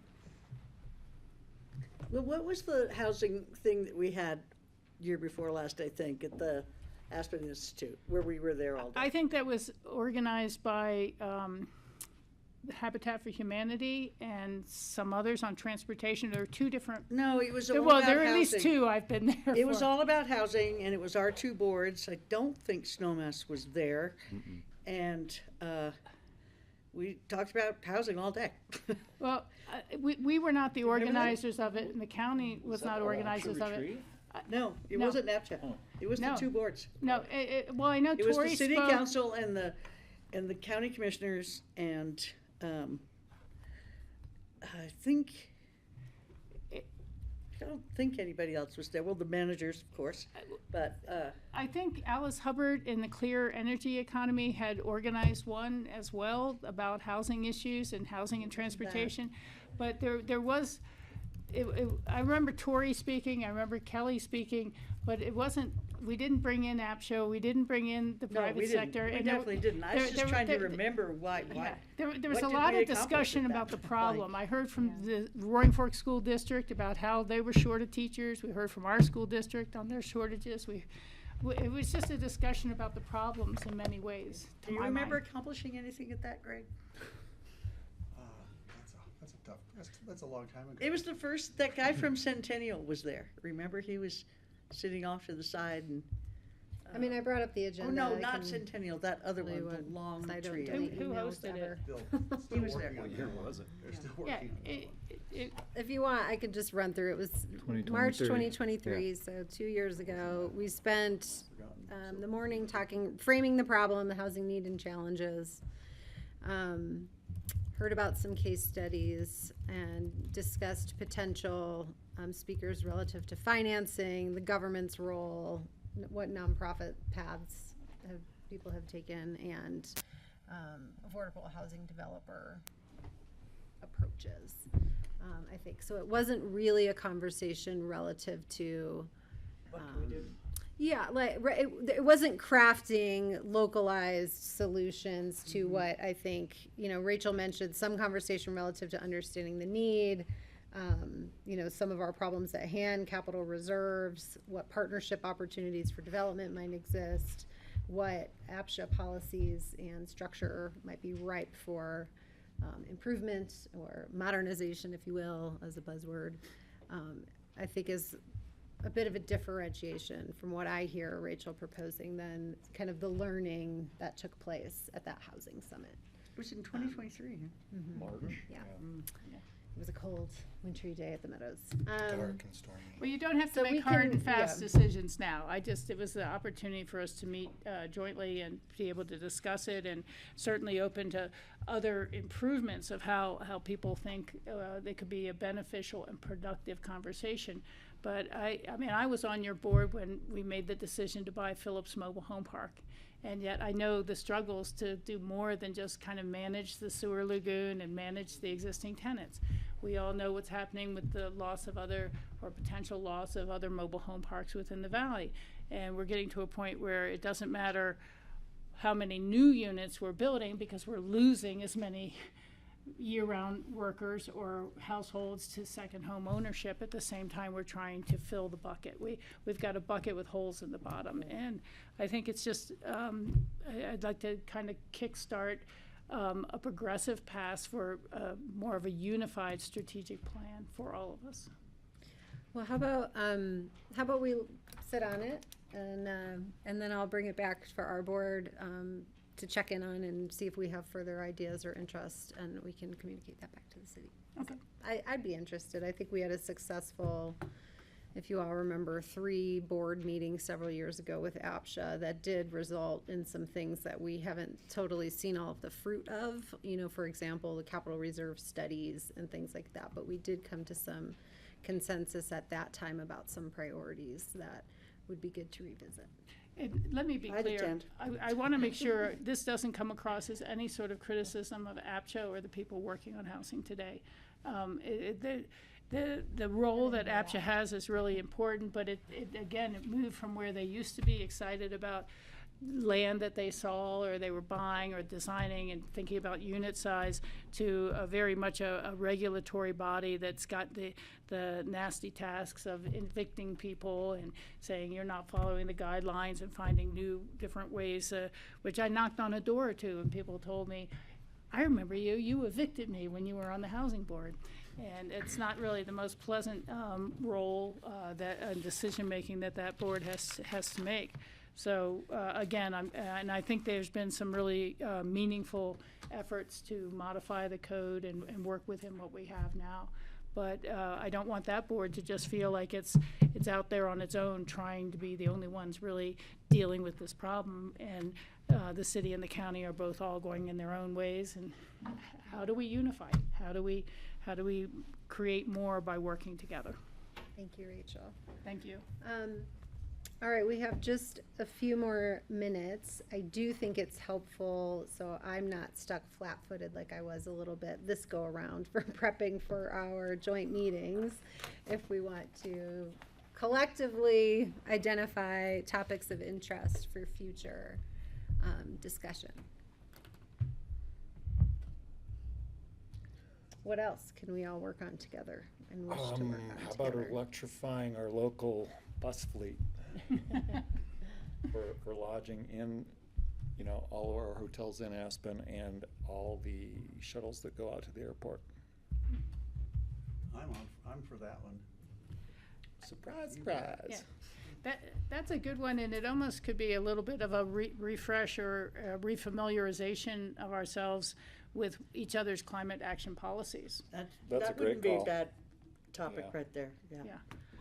It wouldn't draw attention to us or anything because, the federal government doesn't care about whether or not we're going to electrify anything. That's true.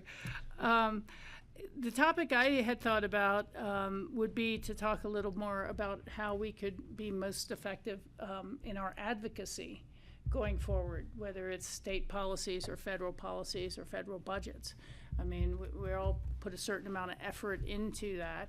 And, you have CCAT and CCI, and we have CML and CAST, and we have periodic visits by some of our elected representatives at the state and federal level. What could we do to unify our messages and our concerns and perhaps our effectiveness? We all are part of some agencies that have their own lobbyists in DC, whether it's RAFTA or others who have lobbyists. And, are we getting the best bang for the buck? Is it pointless anymore to even try to talk that way? But, It's not going to last forever. it's just a potential topic. I'm not pressing it. I'm just saying that's the one thing I've thought of other ways we can be more effective. Great. Anything else anyone can think of right now?